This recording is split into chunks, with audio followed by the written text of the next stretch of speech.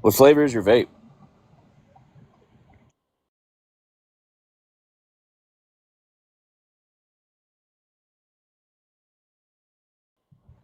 I want to know what I kind of want to let you take the floor first, and I can just talk with you about it. Why do you believe he's the worst president?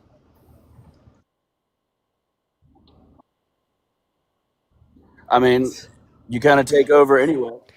1 second. Hey, for everybody on the YouTube stream, I did it again. You have audio now. I'm so sorry. I don't know why I keep on doing that. Anyways, we'll just go ahead and kind of rehash some of the things that I just said over to the YouTube stream.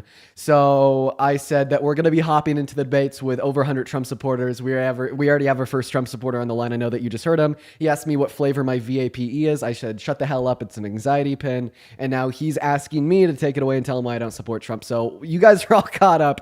Let's go ahead and hop into it. Are you sure that you want me to give you reasons why I don't like Trump?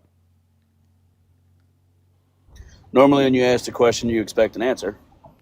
Right. So, I mean, I think that he is the worst president of our lifetimes for a multiplicity of reasons. First and foremost, his economic policy sucks. It redistributes wealth from the poor to the rich. Nobody wants that. Making it harder for the average American is not the American dream that I grew up to come to know.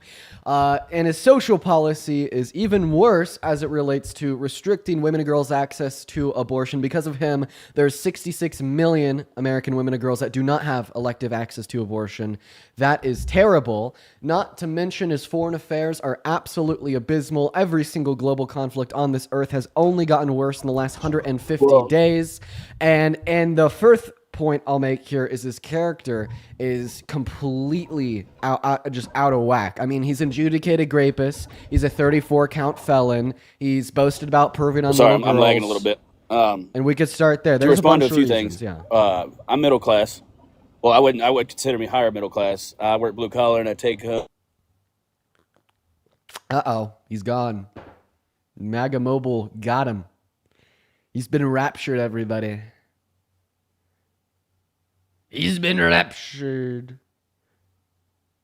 Oh, and he just left. Okay. All right. Goodbye. And moving on to the next guest. It's just like I explained why I don't fuck with Trump for no reason. Yeah, he got raptured. It looks like the Trump gods reached their hands down from the sky and raptured him, everybody. If you're one of the 3.6 thousand people over on TikTok, make sure that we're double tapping, y'all. Hey, welcome in, Christian.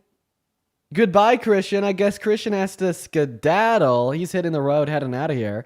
Let's go ahead and move on to the next guest. Everyone, give us a minute. We got Cade loading up into the box. So rules of the live are very simple, everybody. Make sure if you're trying to join that you're at least 18 from America and support Trump. Hello, Cade. Do you support Trump? Well, didn't you admit to saying the N-word hard R? No, I've never said the N-word. You literally admitted to saying the N-word. Okay, so not with a hard R, and that's the question that you asked me. So, okay, but you admitted to saying the N-word, correct? Yeah, of course I did. I talk about that often. How old are you? Okay, it's just a kid. Hello, Owen. Do you support Trump? Yes, sir. We're doing another fetus daycare day, everybody. We're doing another fetus daycare today, everybody. We're going to move on to the next guest. We got Duggan loading up into the box. Here we go, everybody. It looks like we are taking care of some children. What's going on, Doug? Do you support Trump?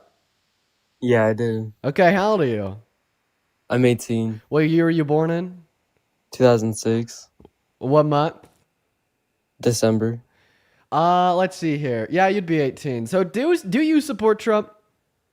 Yeah, I do. Okay, take it away. Tell us why you support the worst president of your life, Donald J. Trump. Because he's going to GPS when he die. Can you repeat that for me?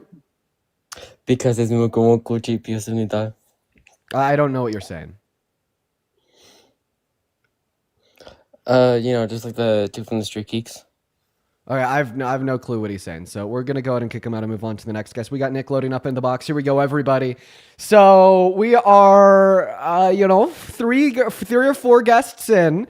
So the very first guest that we had load up of the day, they actually were a Trump supporter, but it looks like they got raptured by MAGA Mobile. And then it looks like the three guests following them have been fetuses coming up here to troll. So it's going to be a very long day in front of us. Let the takeaway from this stream so far be the fact that the MAGA adults don't have a spine and are scared to debate. Archer, thank you so much for the $50 super chat over on YouTube, marking the very first donation of the stream. Archer says, "Hi, Dean. I don't know if you remember me, but I'm a big fan and watch you all the time. You are doing great work. Keep it up and make sure you're taking time for yourself." Archer, that is so incredibly kind of you, my man. Guys, show some love to Archer down below in that box. Let's get 500 Archer W's down below. Welcome in, Braden. Do you support Trump? Absolutely. And how old are you? I'm 18. You're 18. What year were you born in? I just want to say I love to dive in your asshole. Just fucking. Okay, moving on to the next guest, everybody. Here we go. We're going to go ahead and get that very first guest up. It looks like they lagged out, but they're back now. Yeah, guys, over 5,000 people in here. Nobody's here to debate. Welcome back in 804 Kodak. What do you mean? I think you still need to give the live. Okay, he's actually lagging more, so we're just going to go to kick him. Unfortunately, we will not be bringing Kodak back onto the live. So let's see if we can finally see somebody that is here and ready and willing to debate. I am going to go ahead and just make it clear, though. We're going to start banning people that break the rules. We're going to have zero tolerance today. If you come up here and you break the rules, you are going to get banned, just because I don't want to repeat what happened yesterday. What is going on, James? Do you support Trump? Yes, I do. All right, man. It looks like you got like a Bluetooth mic connected to your phone or something. Could you go ahead and just disconnect that? Yeah, I did. Oh, are you driving? Bro, I was getting something to eat. Are you currently driving your car? Oh, no, I'm just sitting in the car. Great. Great. He's not prepared yet. Yeah, that works, man. Real quick before we hop into the debate, let me go ahead and thank Stevani real quick for the $10 over on Venmo, saying, "Hi, Dean, sorry I've been MIA, but my fiance and I love catching up on YouTube. Love your stream." Thank you, Stevani. It's good to have you in here with us again. I remember you. As well as Elsa, thank you for the $20 over on Venmo, saying, "I love you so much. I hope you're well. I watch you a lot." I love you too, Elsa. Thank you so much for the kind message and the $20 donation. Show some love to Elsa down below in that chat. But take it away, James. Why do you support Trump? Because the things he's doing, he said he wasn't going to come into office and create wars, but it was wars already created by the president that just exit. So oh yeah, go okay. Oh, like I love this game. Go ahead and try to convince me and everybody else watching that what happened in Iran was Biden's fault. Let's hear it. I wouldn't say it was entirely his fault, but he set it up to where it was capable of happening. Oh yeah, no, I totally disagree. I think that you're way off, but I want to hear the argument nonetheless. Okay, what's the argument? How did Biden set up the environment that led to what's happening today in Iran? Go ahead and give us the position. Well, I'll hear you out, man. I mean, I totally think you're wrong, but I'll hear you out nonetheless. Take it away. What he did was he sent so much. Well, it boils back down to everything what happened. It started with Ukraine, and then him sending all of the money to Ukraine and not helping the people in Israel and whatnot, and it just led on to other things, and now we're in this whole big mess. Oh no. Okay. Connect the dots for me. Tell me how us giving money to Ukraine led to Israel bombing Iran and then led to the president of America bowing to Israel and fighting their fight for them. I need to hear the justification for this, sir. I need to hear it. Please tell me. Take it away. The justification is it's to be honest with you, Dean, I really don't support Trump. I just hopped on the line just to make you laugh. Oh, you made me laugh with the most outlandish argument I've ever heard.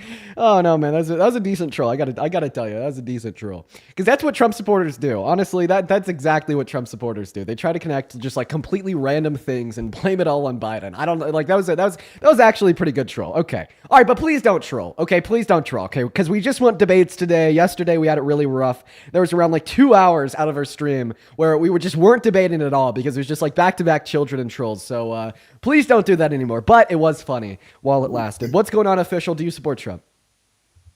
Yeah, I support Trump. Oh, great, man. Well, we'll have a productive, good faith dialogue. I cannot wait. But before we hop into it, let me thank Ashley for the $20 super chat over on YouTube. Thank you so much for the love, Ashley. Can we please get 200 Ashley W's down below? And Tracy with a $10 super chat saying, love watching you every day, Dean. Shout out to you, Tracy. I appreciate you for being in here with us. Now, go ahead and take it away. Tell us why you support the man, the myth, the failure, Donald J. Trump. I mean, I wouldn't say I support everything, Okay. but Okay, overall, yeah. his first term, economy-wise, was great. Okay. All right. Okay. I'm a union tradesman, so, they say he's against unions and all that, but we got a lot of raises. Work was really good. Okay. All right. Right now. So you support him today based upon the economic performance of his first term? I'd say so, and work's really good right now for me, so. Okay, sweet. Well, let's investigate that claim after I thank KAR for the $10 over on PayPal. Thank you so much for the love. Here's a fee for all the fetuses you have to babysit. I appreciate you for the $10. So let's investigate that first claim. So I think here's a good way to go about it. What exactly was performing really well in the economy under Donald Trump's first administration that makes you support him today?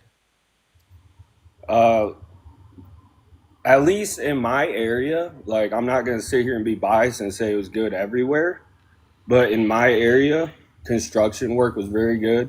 Private investment was very good. Okay. Gas was low. Housing prices were affordable. Okay. Sweet. All right, we're going to start there. I think this is a great start, man.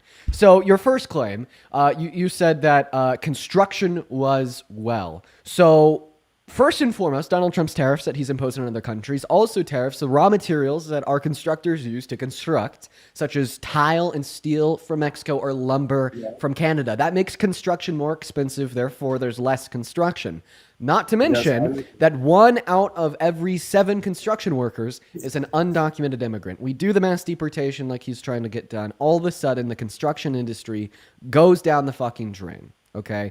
And that's not something you want to bring up with me as a union tradesman, because that's illegal immigration actually takes a lot of our jobs. Okay, and why is that? Or how is that, I should ask? Cheaper wages. Lower wages on average? Yeah. And it props up non-union companies. All right. So listen, the issue that you're identifying is that undocumented immigrants get paid lower wages on average, and this leads to inefficiencies in the industries and like a lack of jobs for like legal immigrants or citizens that would get paid higher wages on average unless you accept the lower wages on average, and that's inefficient. So you're saying that the solution to this is to remove those undocumented workers by deporting them. However, that also comes along with the negative consequences of $1.1 trillion through $1.7 trillion wiped off of our GDP per year. And that's really bad. So maybe we should explore the other possible solutions to fix this issue of the idea that undocumented immigrants get paid lower wages on average. Another possible solution is to simply offer those undocumented immigrants a pathway to residency or citizenship so they could continue to work in the jobs that they do, but they'll have the same amount of bargaining power against their employers as residents or citizens would, meaning that they wouldn't get lower wages on average, and those inefficiencies that you observed in the industry are just vanished out of thin air. They just evaporate like that. I mean, I wouldn't mind organizing them. I wouldn't mind. The problem is that See, there's no problem with mass amnesty. No, dude, you're good. No, have that brain fart, bro. I want you to have that brain fart, because what that brain fart is representative of is like a lack of an ability to point out an issue with mass amnesty. It fixes everything, bro. It keeps the workers in the labor force. We could continue to produce as many goods as we do today. It keeps 12 million consumers on the consumer side of things. It means that they can continue to contribute to the GDP, the tax pool, and their local communities, but they'll have more bargaining power, so they won't get lower wages on average, meaning they'll get paid more, you'll get paid fairly, everyone will have a good time, GDP growth goes up, taxable income goes up, taxes insofar as what is being paid goes up, because now they have more incentive to actually file through W-2. It's a great solution, but man. I want you to understand, but you need to understand is that these undocumented workers, they don't, a lot of them, they go back home with all the money they made because the dollar is worth more where they're from. So they basically come here, get paid less, Take the money out of the economy and go back home. Not all of them want to be U.S. citizens. Okay. So and like I don't assume that immigrants do that. Okay. One moment, sir. Assume that immigrants do that. I don't see why I should care. I mean, like imagine this. Would you be okay with like your construction company that you work for hiring like a 50-year-old that would be really good at their job, even if you know that they're going to retire in 5 years and take all the money they made and go back home? Obviously, that's not a big issue. Yeah, people go out, they exchange their labor for money, and then at a certain point, they take that money and they spend it on goods, or they quit their job / retire or die. Right? So I don't really see much of an issue with that if it were to occur, but maybe if you see an issue with it, if we were to do mass amnesty, wouldn't we just be giving them more incentive to stay in the economy because now they're a resident or a citizen and they have the legal ability to get a driver's license or get a loan to buy a house? And more so, if your issue is them leaving the economy and going back home, quote unquote, isn't that what mass deportation does? It forces them to do exactly that? So here's the thing. I don't think you understand like the extent or how deep this actually goes, because I lived a life as a union construction worker. So I see it.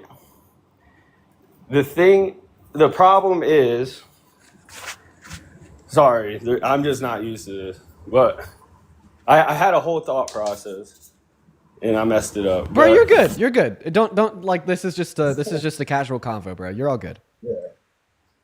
Yeah, I just get anxiety sometimes, but I have no problem. Like, I want them to unionize with us, but it's what they would have to want. I'd want them to unionize and help us negotiate better wages. Okay. All right. Well, that is what they want. You know Think what I about mean? it. Unions benefit the workers. It gives them more bargaining power. They get better. They get better wages. They get. They're paid more for their work. They have more job security. Of course, they want it, man. Like, why do you think they came here in the first place? They came here for higher wages. They came here for higher quality of life. If they were willing to track across the border and enter into this country the use of undocumented means under the threat of persecution, being ripped from their family or deported, right? Of course they'd be willing to unionize, because the unionizing is giving them exactly what they, gave up so much for when they decided to become an undocumented immigrant. But except they wouldn't be giving up anything. If they unionize, they'd only be gaining. So of course they'd unionize.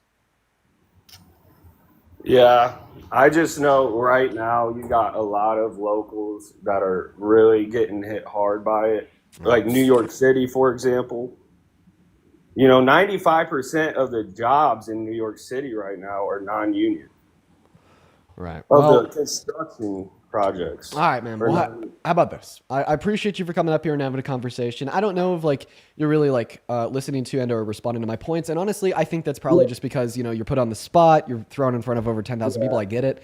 So, I mean, hey, maybe it'd be better for you just to kind of listen into the live and see what I have to say in conversations. I do want people to know that I do know Trump is not pro-union. Like, I understand that. Right. It's just fixing things by right. little details. Well, I hope you have a good rest of your day, man. All right, you too, buddy. All right, we're going to move on to the next guest. Here we go, everybody. Let's go to get that next guest, EG, up in the live. We got them loading in right now. If you're a part of the 10.5 thousand people watching over on TikTok, make sure that we're double tapping everybody. We're going to go to get that next guest up here right now.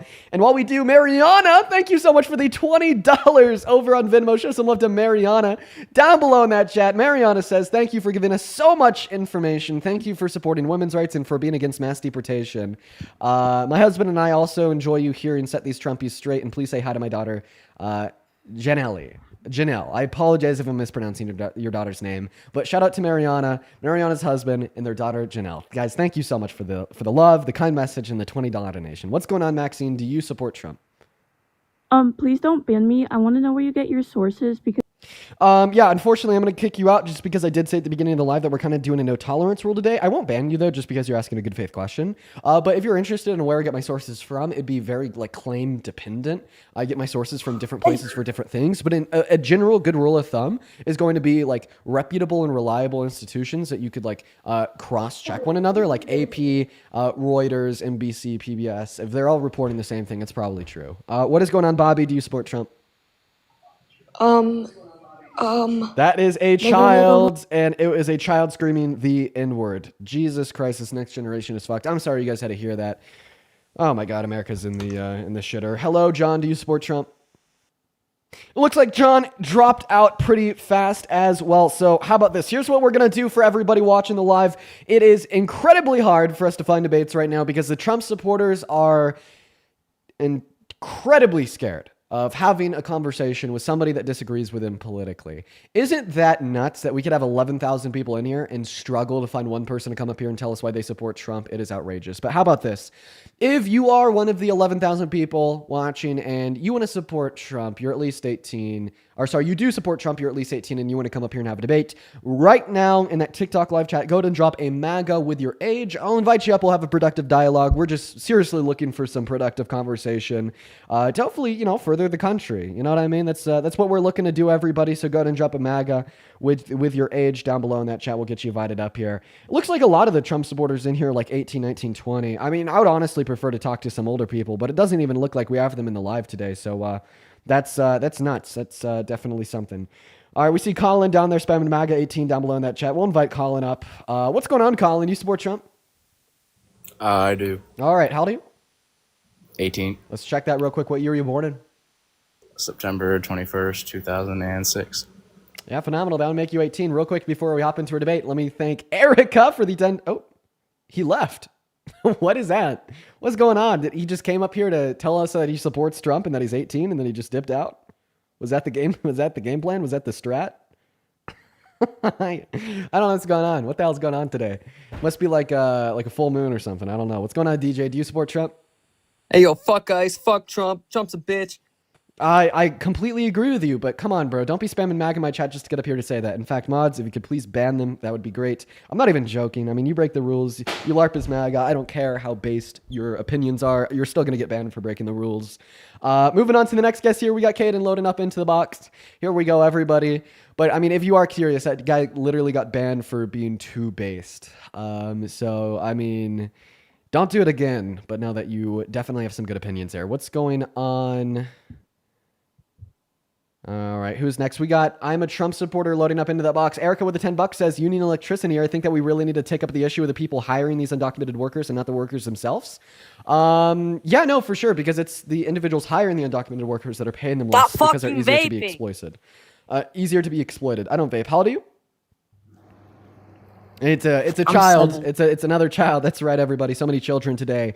Yo, my man Connor coming in hot and heavy with the $50 over on Venmo. Can we get 500? Connor W's down below in that box. Connor says, Dean, thanks for all that you do. My man Connor. Holy shit. One of the only base Connors alive. Thank you for the $50 donation. Show some love to Connor down below in that chat while we're getting the next Trump supporter up here and have a conversation with at least 500 Connor W's. What is going on, Caden? Do you support Trump? I freaking love him. Okay, and how old are you? What's going on with the daycare today? Okay, children, seriously, stay out of my queue. So we've already been live for 30 minutes, not one debate. It's already happening again today. We need to have a very serious, like, person-to-person conversation here real quick. I know that there's Trump supporters watching this live that are over the age of 18. I just want to let you guys know, it makes you look so fucking bad when I'm sitting here in front of 12,500 people and I can't find one of you. Okay, it makes you look so bad, okay? Because imagine a world where around half of our country supports a president, but they're too scared to say it out loud, and they're too scared to tell us why. Okay, what does this tell us about the actions of that president? What does this tell us about the policy of the president? What does it tell us about the character of that president? Okay, I think it makes it abundantly clear that that president is indefensible and has to go. And now if you disagree with me, seriously, speak up. I'm literally asking you to stop being a weasel and to come up here and to have a conversation with me. So, I mean, I think that, my frustration could be taken away of literally just not having any debates for hours and hours and hours on end and just getting trolled for hours by children because the Trump supporting adults are too scared to speak up. If you guys speak up, okay, at least you guys are representing your side of the aisle. You're willing to vocalize why you think you're right. And my frustration is taken away because we're actually having debates in what is supposed to be a debate live. So that's what I'm going to ask of you guys. So if you're an adult, you support Trump, and you're ready and willing to come up here and have a conversation, let me know in that chat by dropping a MAGA with your age or hop in that queue. Both work. But seriously, guys, show some love to Connor as well as Gwen with the $20 donation over on Venmo. Thank you so much for the love, Gwen. Gwen says you are great. And I did not know that, Gwen. Thank you so much for telling me that. Thank you for the $20. Show some love to Gwen down below in that chat for the $20 over on Venmo. What is going on, Ashton? Do you support Trump? Yes, I do. Age, please. 19. 19. Okay, buddy. What year were you born in? I was born in 05. Okay, yeah, what month? November 17th. Do you work a job? Yes, I do. What's a W-2? I work, I'm a beach attendant on the beach. Okay, what's a W-2? So even after I just give the long spiel about how we're just looking for adults to talk to, we're still only getting children. Even after the long spiel, even after I go over it with you guys, I tell you how bad this makes MAGA look. Y'all just don't care. We continue to only have children up here. This is ridiculous. This is absolutely ridiculous. We're going to move on to the next guest. Here we go, everybody. Hopefully the next guest won't be a literal child. Man, this sucks, guys. This sucks. This really does suck. What's going on, Owen? Do you support Trump? Hey, I'm 14. Great, man. Great. Thank you so much for coming up here to tell us that. We're going to move on to the next guest. We got Craig loading into that box. Here we go, everybody. Linda, thank you so much for the $10 over on PayPal, saying I really needed to be recharged listening to you fight the good fight. Well, hopefully we'll get a conversation here going here soon. Thank you for the love, Linda. As well as Cadence, thank you for the $15 over on PayPal, saying critical thinking is important. Couldn't agree more. Shout out to Cadence and Linda. Then SARAI, thank you for the $10. I really do appreciate you so much for the love. As well as Nicholas with the $15. I really do appreciate you for the love, Nicholas. What is going on, Craig? Do you support Trump? Yeah, I do, but I'm actually thinking that I made the wrong choice. Oh, okay. All right. Well, if you think that you made the wrong choice, you're not a Trump supporter. Well, it's hard to say I'm a Trump supporter, but I don't agree with what he's doing. Okay, then why? It's kind of so. Why do you call yourself a Trump supporter? I don't know. I don't know. It's where I'm from. It's hot. It's miserable, and I'm I don't know. Just trying to cool off. Hey, Craig. See, I don't agree with what he did to Iran. Okay, all right. Because we can agree there. We didn't have no business bombing them. We didn't have no reason to put our nose in it. Is there anything that he's doing that you do agree with, Craig? Technically. No, not now. I think I can. Craig, I had to kick you out, bro, because you're not MAGA. Listen, dude, I'm telling you, I get it, right? Like removing yourself from the label, like that's a huge step socially speaking. It's definitely sending you out of like your zone of comfortability, and it could honestly leave you to be a very confused individual as it relates to that. But just know it's okay to not call yourself a Trump supporter, Craig. Okay, the only difference between you and me is the label you associate with yourself. Seemingly, we agree that what Donald Trump is doing is absolutely indefensible. What is going on? It looks like Sammy left. We're going to move on to the next guest. Go ahead and hop in that queue if you support Trump and you want to come up here and have a conversation. Ollie, thank you so much for the $10 over on Venmo. Ollie says, Dean, it's my birthday today, so I wanted to share the love. Thank you for all that you do. Well, happy birthday, Ollie. Can we get some happy birthday Ollies down below in that comment section? What's going on, Evil Dean? Do you support Trump? Hi, my boyfriend does. Can you debate him? Yeah, for sure. Put him on the mic. Sorry, hello. Hey, what's going on, man? Just to clarify, are you over the age of 18? Yes, I am. All right. Well, I'm gonna try my best to convert you You know, this is an important one. Take it away. Tell us why you support Trump, man. Okay, so that's the funny thing is I'm not a Trump supporter, but I'm just not a liberal. So my girlfriend always rubs me in with them, and I find that very frustrating. But you voted Trump, so that's just. Okay, I don't. All right, well, we're gonna move on to the next guest. Dude? I swear to God, we have like a full moon or something. So we have kids and then people that come up here and they're just like, I'm not a Trump supporter. Like, okay, guys, 3 rules. From America, at least 18, and Trump supporter. That's all, everybody. What's up, Sabrina? You support Trump? I do, yeah. Okay, how old are you?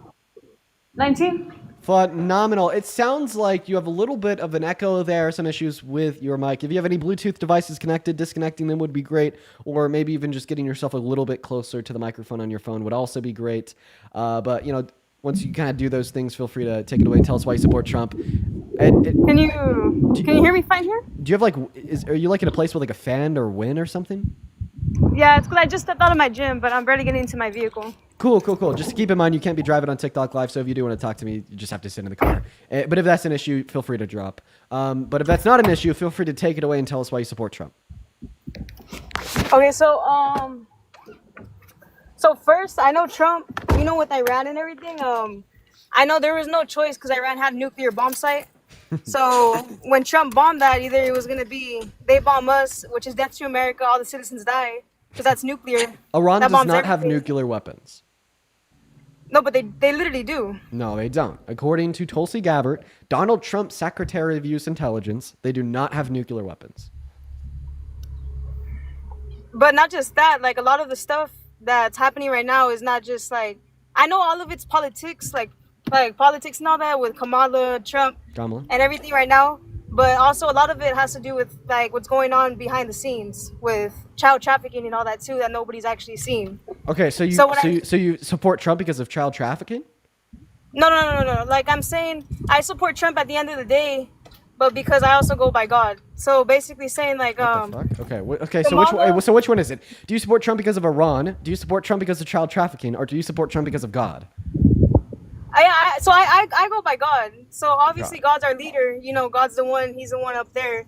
So all the messages that were coming down, the prophets and everything, God was sending those messages and saying like, okay, well if you go ahead and choose Kamala, okay, well then that's it for America. And there's literally so many videos on that. Sabrina, are you driving? No, my brother's driving. Yeah, look, he's right. Let me say hi. Hi. Yeah, oh shit, you're not even joking. Okay, I'm actually really happy that you're not joking because I really want to talk to you. So no, everybody, she's not driving, which is great because I actually really want to talk to you. So I want to make sure I get your argument right. You support Trump because you personally know of a prophet of God that has told you that Kamala Harris would have destroyed this country.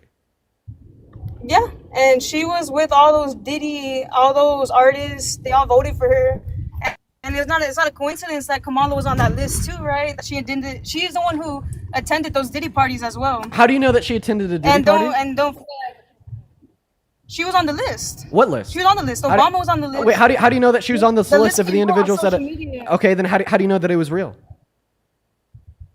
It came out on the news. The list, it came out on the news. I don't remember this. I don't remember this at all. But you know what I do remember is Donald Trump being on the Epstein list. Yeah, I also remember Donald Trump specifically saying that Epstein is a wild man and he likes young girls and like just Donald Trump does. Okay, and then also specifically about Diddy, right?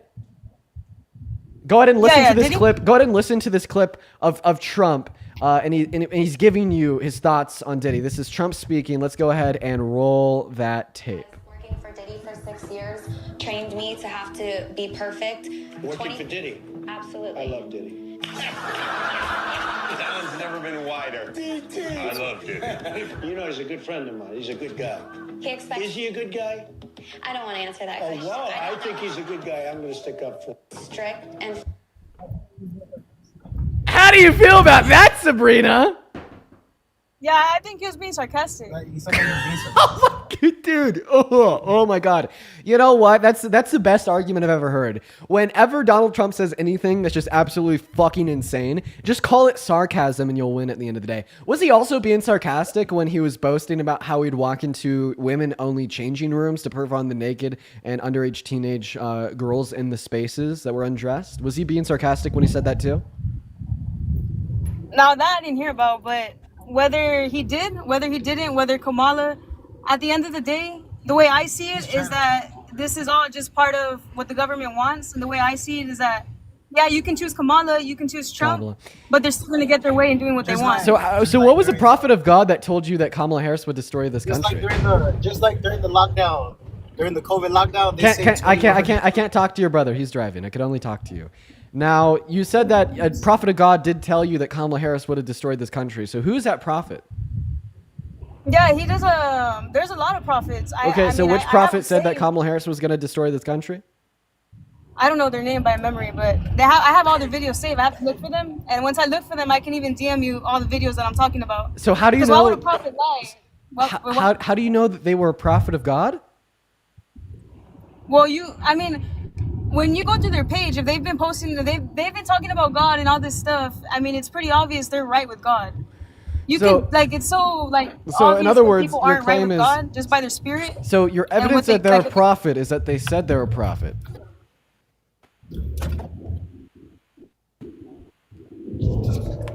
This is insane. Sorry, wait, say it again. So I'm right with God. I'm a prophet of God. Do you accept me as a prophet of God just because I said so?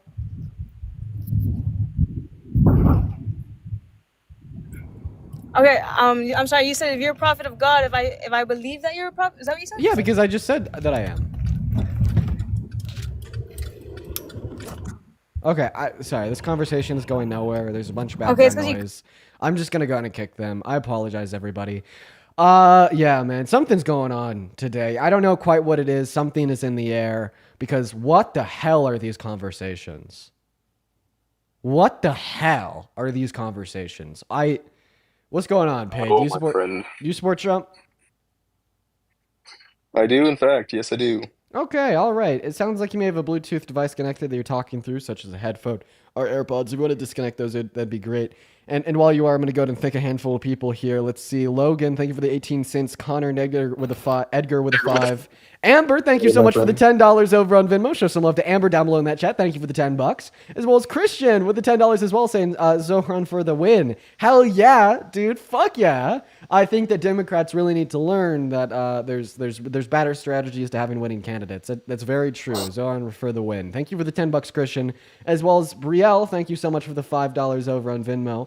I really do appreciate you so much for that love. That is incredibly kind of you, Brielle. I would also like to thank Audrey for the $10 over on Venmo. Thank you for the love, Audrey. Vita, thank you for the $20 over on PayPal. Vita says, love from Canada. You do good work. Fuck that rotten orange. So real, Vita. Show some love to Vita down below in that chat.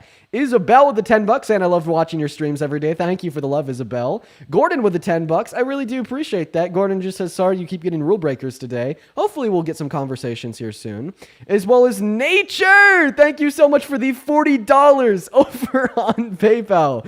Thank you for the love, Nature. That is so incredibly kind of you. I want to see at least 400 Nature W's down below in that comment section for the $40 donation over on PayPal, saying, as a mom, I'm so proud of you and your generation. You never shame folks who don't know something, only those who choose to disregard it once presented with reality. Keep hydrated and get some rest. I appreciate you for the incredibly kind message there, Nature. Show some love to Nature down below. And Paid to Ray, take it away. Why do you support Trump? I support Trump because he puts America first over other citizens in the U.S. He puts America first, in my opinion. I could prove to you that he doesn't. All right, shoot. Let's hear what you got to say, my friend. The only reason why we bombed Iran is because Israel needed us to. In bombing Iran, we risked the activation of sleeper cells in America. We risked them shutting down the Strait of Hormuz, and which would have made gas costs $5 to $7 a gallon and caused global inflation, which would have hurt American citizens. As well as it risked a full-out war in the Middle East, in which could have potentially cost trillions of dollars and thousands of American lives. As well as we risked a risk to the lives of American military troops and our bases in the Middle East. So that was a risk to America and Americans, and the only reason why he did it is in support of Israel, meaning that he places Israel first, America last. All right. That's a good point. I like what you have to say. But I will say I would only agree that I don't like the fact that he might instigate war. Let's just say that. I don't really agree to that point. But I also think it's a lesser of two evils. Like I said, Iran is with the Taliban, same thing with Afghanistan and all these other countries. I think it's like the Taliban say, it's kill or be killed. We kill these people because they don't believe in Muslim or Muhammad or whatever, So I think they are against America, and they'll do anything in their power to destroy America. So you just support doing things to countries that are against America. So would you be okay with dropping a nuke on North No. Korea?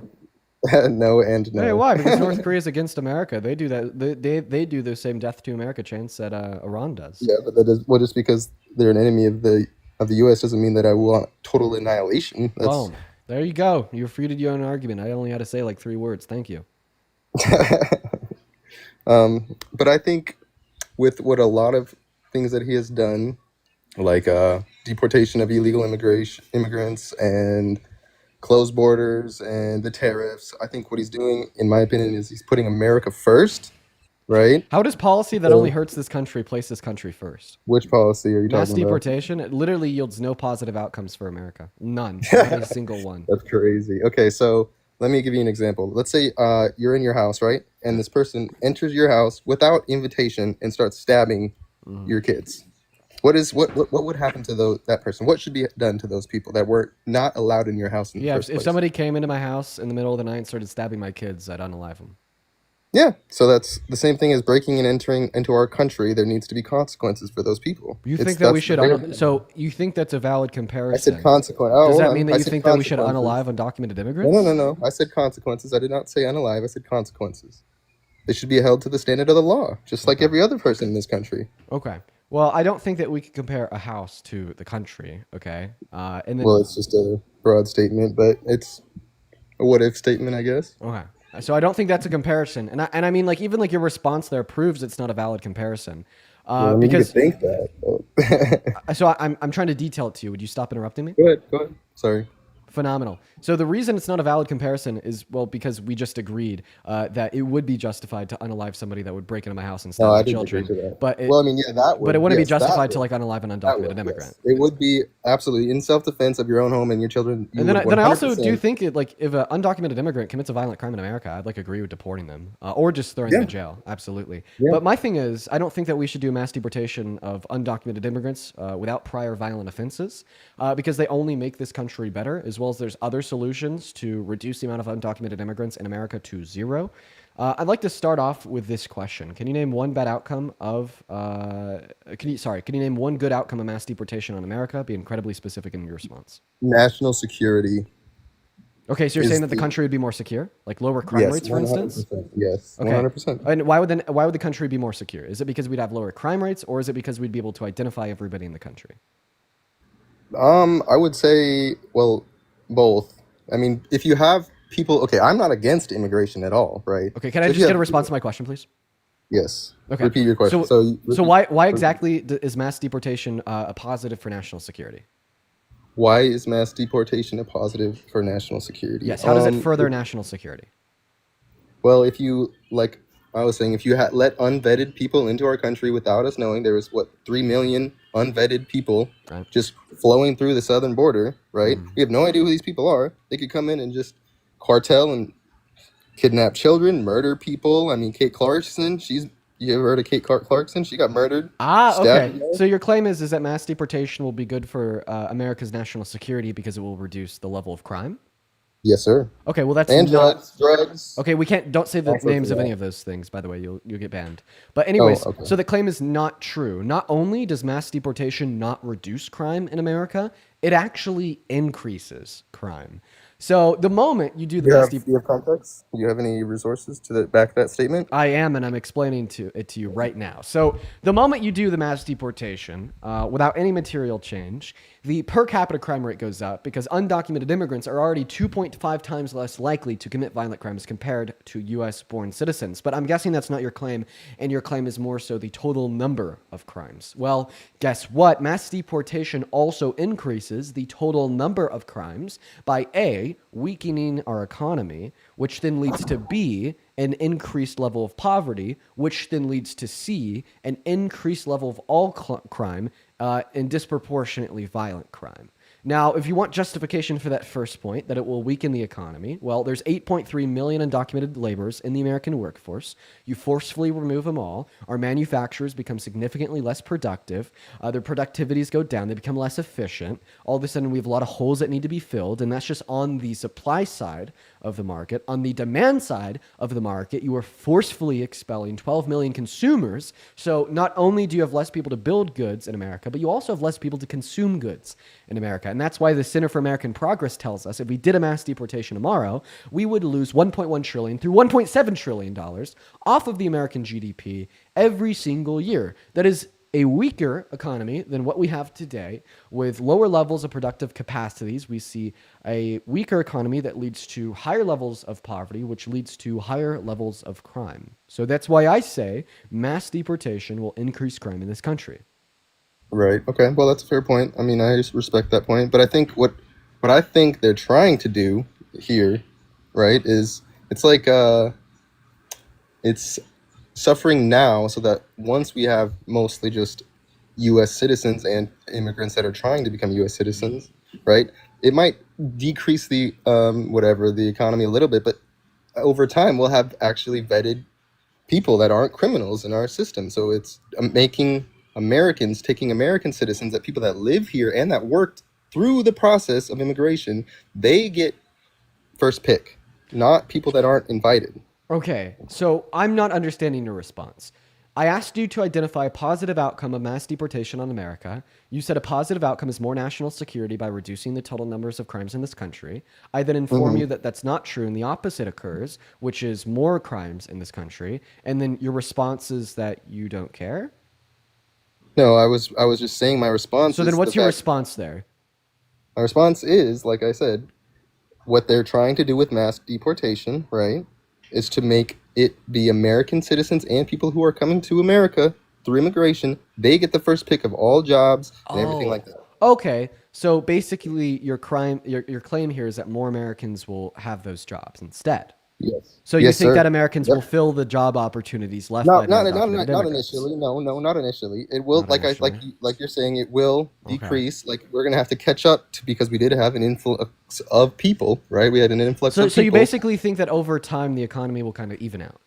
Yep. 100%. Yeah. Absolutely not. So this inefficiency of mass deportation will exist the moment it starts and will persist forever.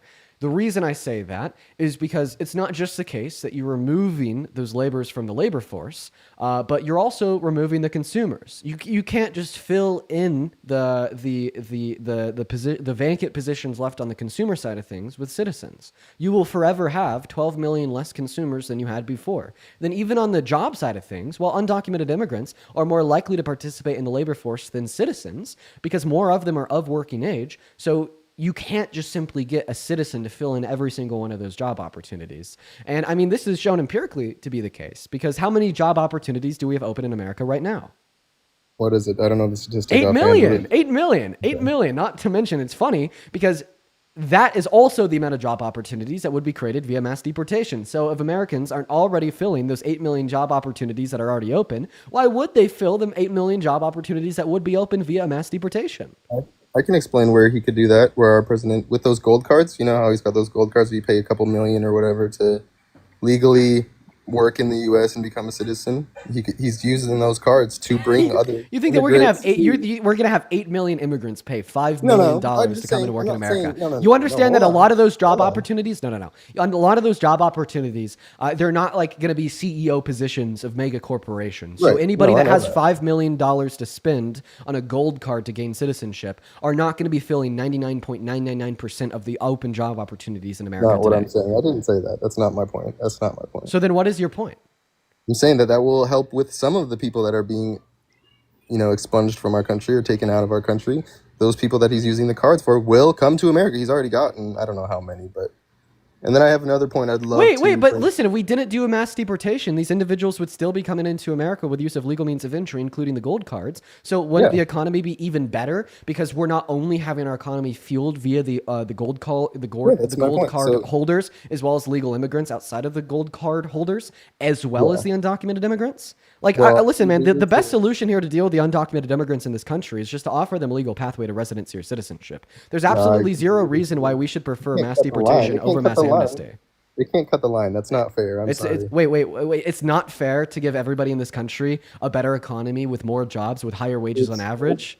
Everybody, it's not fair to cheat, cut in line. Like, there's millions of people that are trying to get visas right now. They're cut, and these people broke the law by entering illegally into our country. Now you're just reducing back to that. It has nothing to do with what is best for Americans. It has nothing to do with what is best for America, and it has all to do with the simple fact that they broke the law coming in. See, this is the American last mindset. I agree that they broke the law when they come into this country with the use of undocumented means, but on one hand, I think most of that blame falls on our government, because the ultimate reason that we've had millions of individuals use undocumented means of entry into this country is because the legal means of entry have been severely neglected and are incredibly slow, expensive, and it could seriously take 20 through 25 years to become a legal immigrant in this country, as long as you don't have family that's already in the country.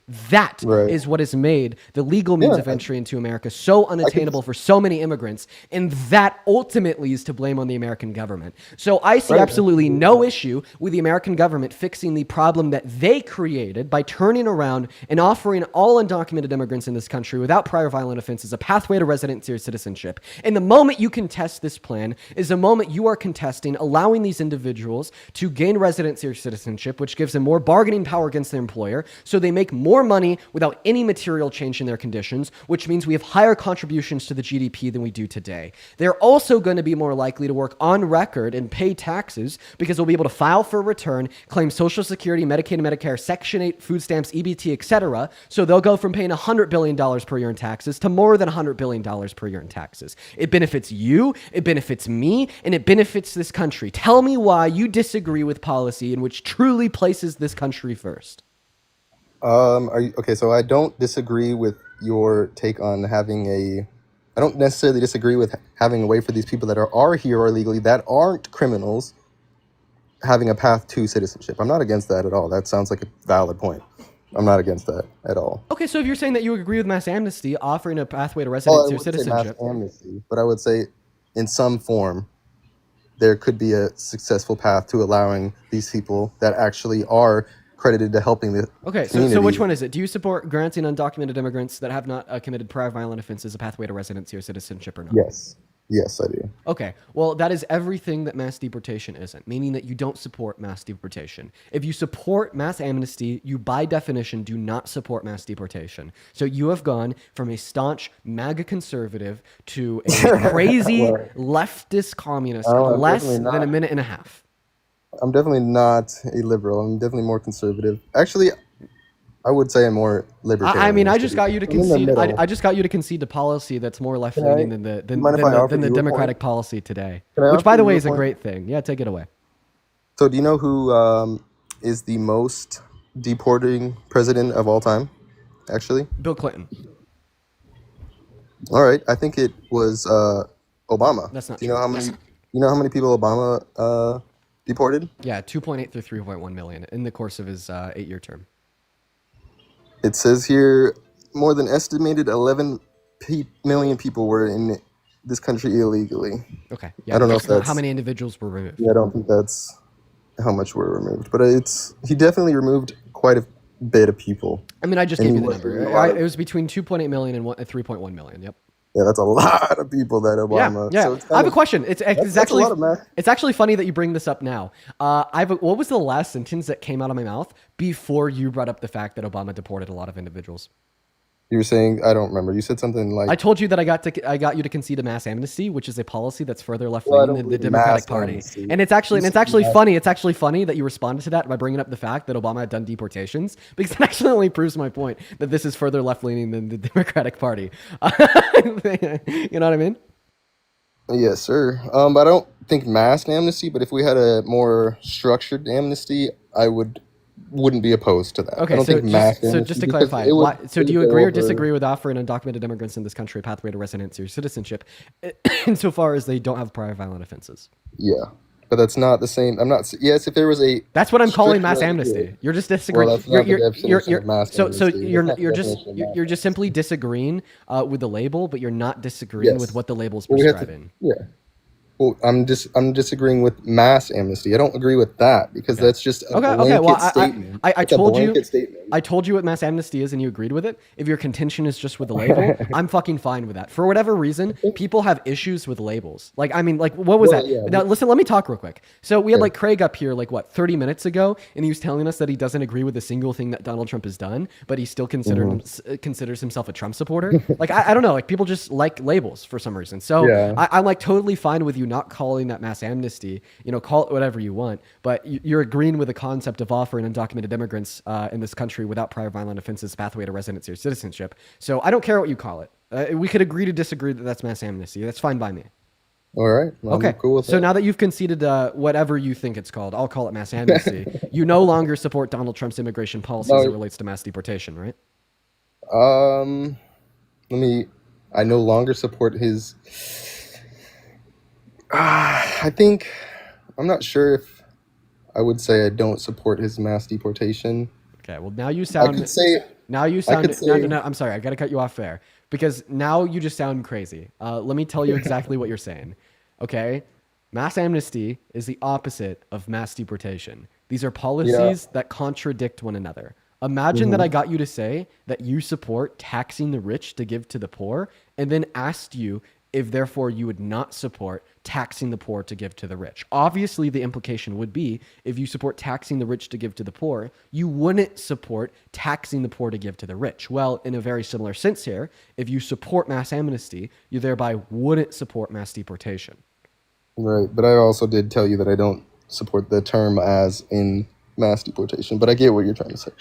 So you no longer support Donald Trump's immigration policies as it relates to deportation. So what about Trump do you support? What I like about Trump is he's a nonsense kind of man. So like he doesn't really put up with the way let me put it like this.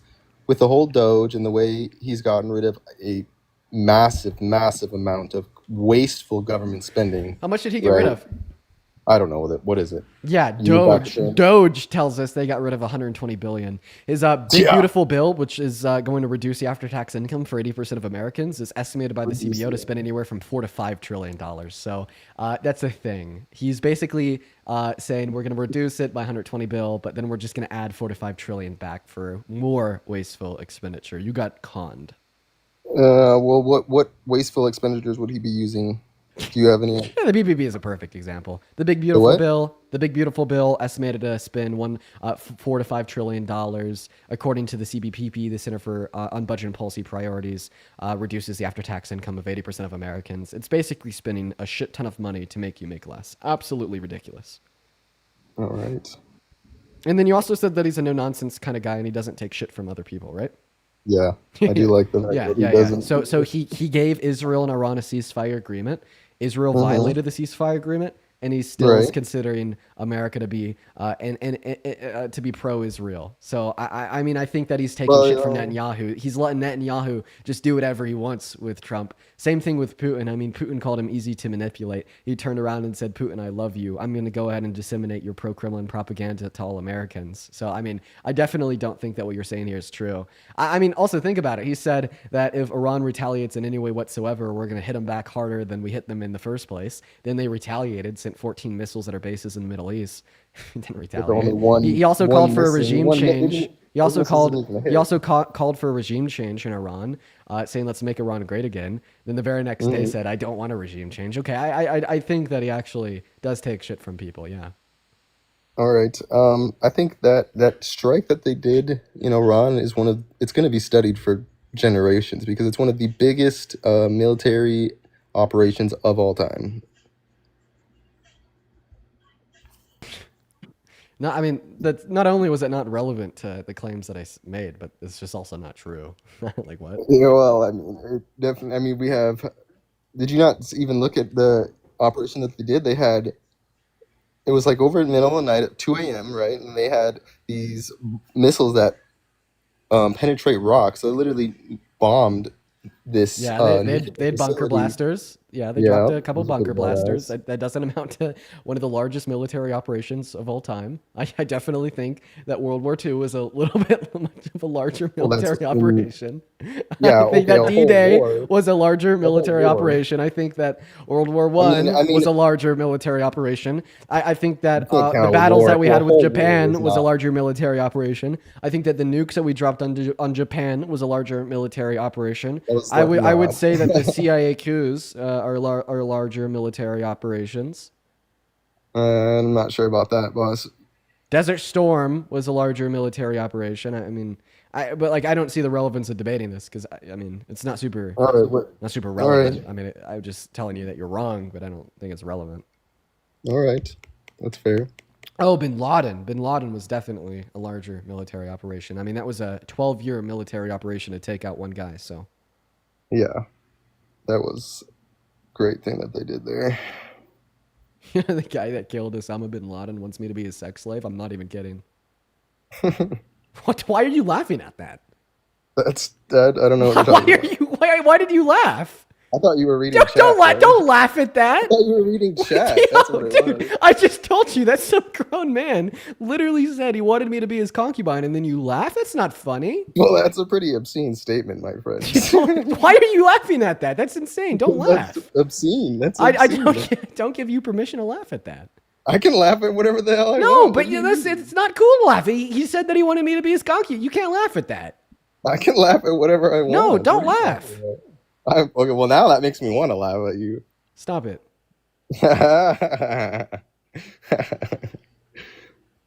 Take it away.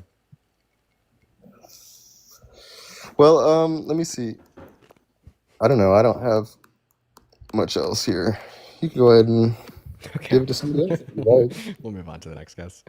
All right, everyone, just give us a minute. We're gonna get that next guest up in here. By the way, so what I'm actually saying there was true. Like the guy that took out Bin Laden actually did say that. I'm not even joking. If you want more, see, I can laugh because it was said to me. If you want more information on that, feel free to go to Twitter. Dude, it's crazy. Like, I'm not gonna lie, it is like the craziest shit ever, you guys. That happened a couple months back before the election. All right, we're gonna move on to the next guest. Here we go, everybody. What's going on? Do you support Trump? Yeah, I support. Okay, how old are you? 22. 22. Okay. Well, we're going to let you take it away. We're going to let you tell us why you support the worst president of your lifetime. Dear Lord, I don't know why you'd ever decide to do such a silly thing. But before you do, real quick, I need to thank Anonymous for the $80 donation over on Venmo. Oh my God. Can we please get 1,000 Anon W's down below in that comment section? That is so incredibly kind of you. Let's get 1,000 Anon W's down below right now. Thank you so much for the love, as well as Brendan with the $50 donation. Holy shit, let's get 500 Brendan W's. Brendan says, I've been listening to you for a long time, Dean. Thank you for the work that you do and being the intelligent, diplomatic fellow you are. FDT, keep up the good work, sir. Dumpy is supposed to come to Iowa on the 3rd, and I can't wait to shame him from the blue dot in this red state. Go you, Brendan. That is awesome. Thank you so much for the kind words and the $50 donation. And then Anonymous with the 80 says, you are my favorite prophet. Keep up the Lord's work. Hell yeah. That's what I like to hear. Thank you so much. And then, of course, Jasmine, thank you for the 5. There's a couple other people, but I'll go ahead and let this guest start their argument, and we'll probably thank them through the conversation. But take it away, man. So, yeah, I support everything that he's pretty much doing right now. As is taking away all the illegals, bombing Iran. Oh, yeah. I'm fine with everything. Oh, yeah. Fine with it all. Okay. What did we get from bombing Iran? What do we get? Yeah, why was that a good thing to do? Why was it a good thing? I honestly don't really know why it was a good thing, but the fact that they started with us, I would say. How? What do you mean how? I mean, Israel did ask for our help. That's a very clear question I asked. I don't think that Israel I need did to ask further for our clarify the help. question. That's why How did Iran start it with us? Well, they started with Israel, and then Israel asked for us. How did they start it with Israel? The war between them two started, and then they asked us for help. It's not like we just like went over there Okay, and bombed them just out of nowhere. so your claim there that Iran started it with America is therefore false, right? No, I'm saying. So then how did they start it with us? Because if the claim is true, you should be able to tell Israel us how it's asked true. us for help. Oh, okay. So if Israel Bomb. asked us for help, then Iran didn't start it with us. Okay. Yeah, right. Now, who started it, Israel or Iran? Israel. So Israel started it, and then the aggressor asked us for help. So not only is it the case that they didn't start it with us, but in a sense, we actually started it with them because we only dropped those bombs at the request of Israel, who was the aggressor in the conflict. Yeah. Okay. So why do you support starting conflict in the Middle East?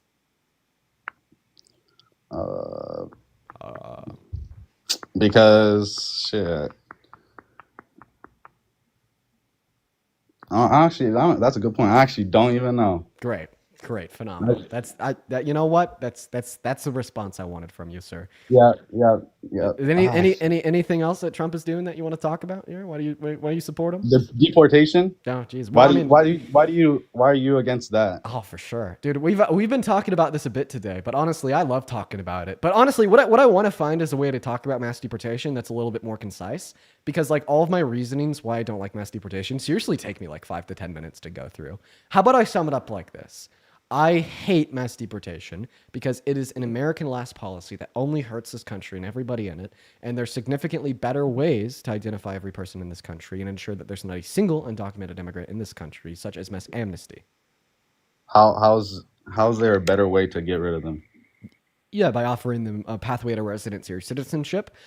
This is a better way to get rid of undocumented immigrants in this country. Why would we just give illegals free documents? Why would we just give that for free? Yeah, because it's great for our economy. It's great for qualities of life. It's great for crime rates. It's great for practical concerns. Can we go into Mexico and do the exact same shit that they're doing here? I don't think that Mexico has mass amnesty. I don't think so.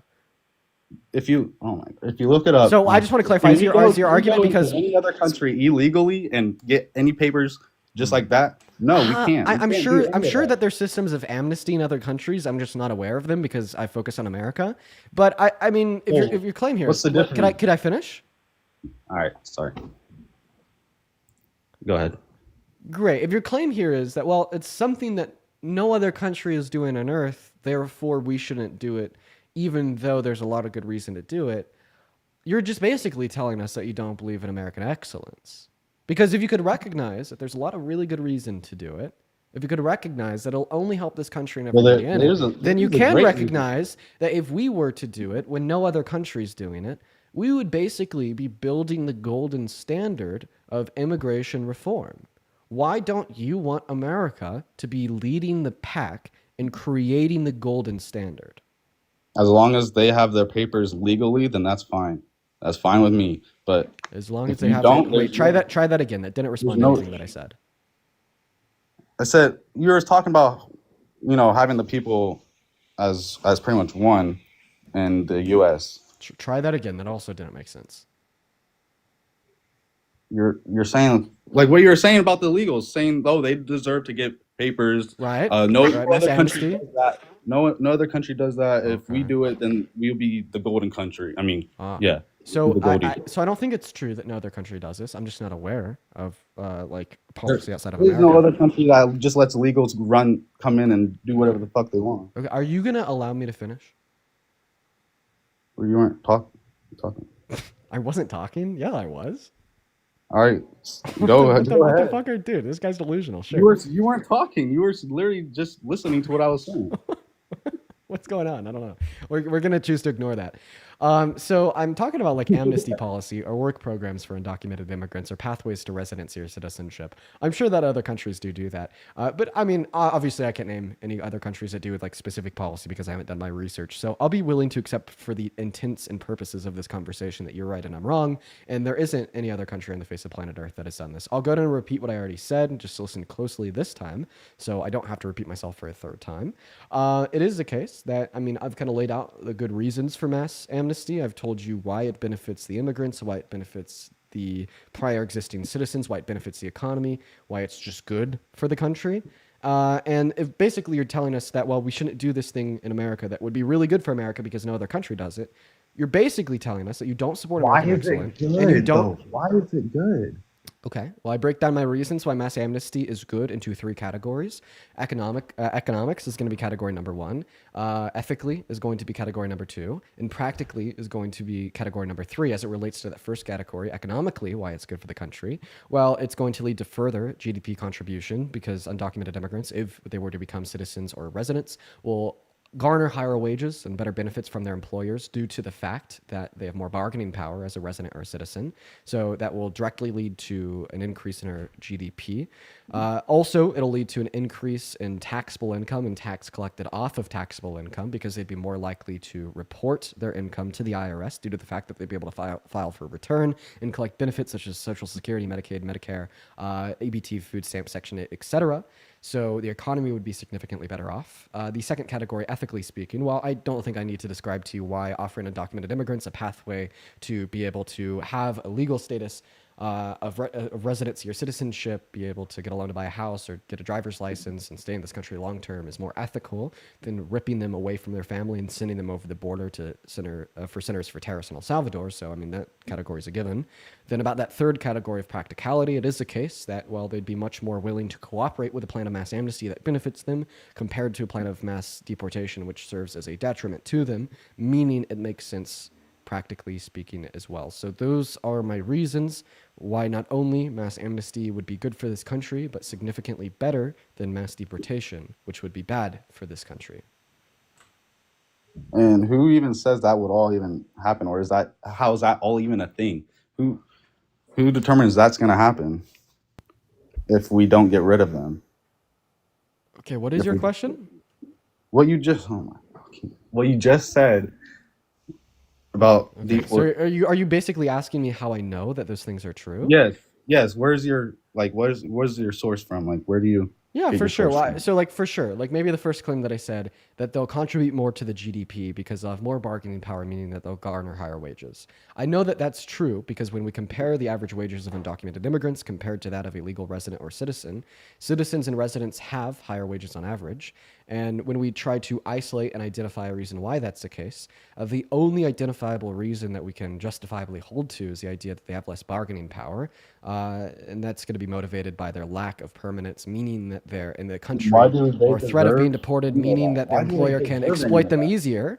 So obviously, thereby, if we were to wipe out that incentive that makes it easier for employers to exploit them for their labor, they would no longer be able to be exploited for their labor to that same extent, meaning they would have just as much bargaining power against their employers as citizens, and that would lead to the material consequence of higher wages on average. So that's how I know that claim is true, because thereby, if they're collecting higher wages on average, obviously there's going to be more GDP contributions. And he left.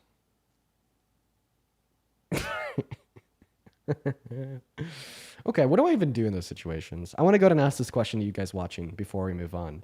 Like the people that come up here and argue for mass deportation are just like brain dead propagandists. Okay, that's a given. How am I supposed to talk to them about like the nuances of these things without overwhelming them and causing them to leave because they're fucking burned? Like they just get gagged so easily. Like everybody that supports mass deportation gets like gagged.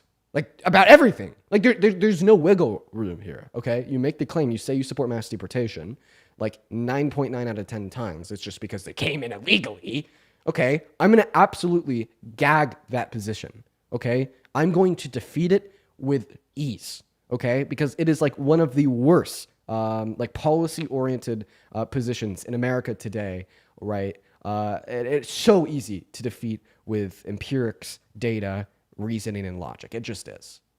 And what that leads to in these conversations is that last guess. They have no way to wiggle around what I'm saying, so they just leave. But obviously, they just leave like that.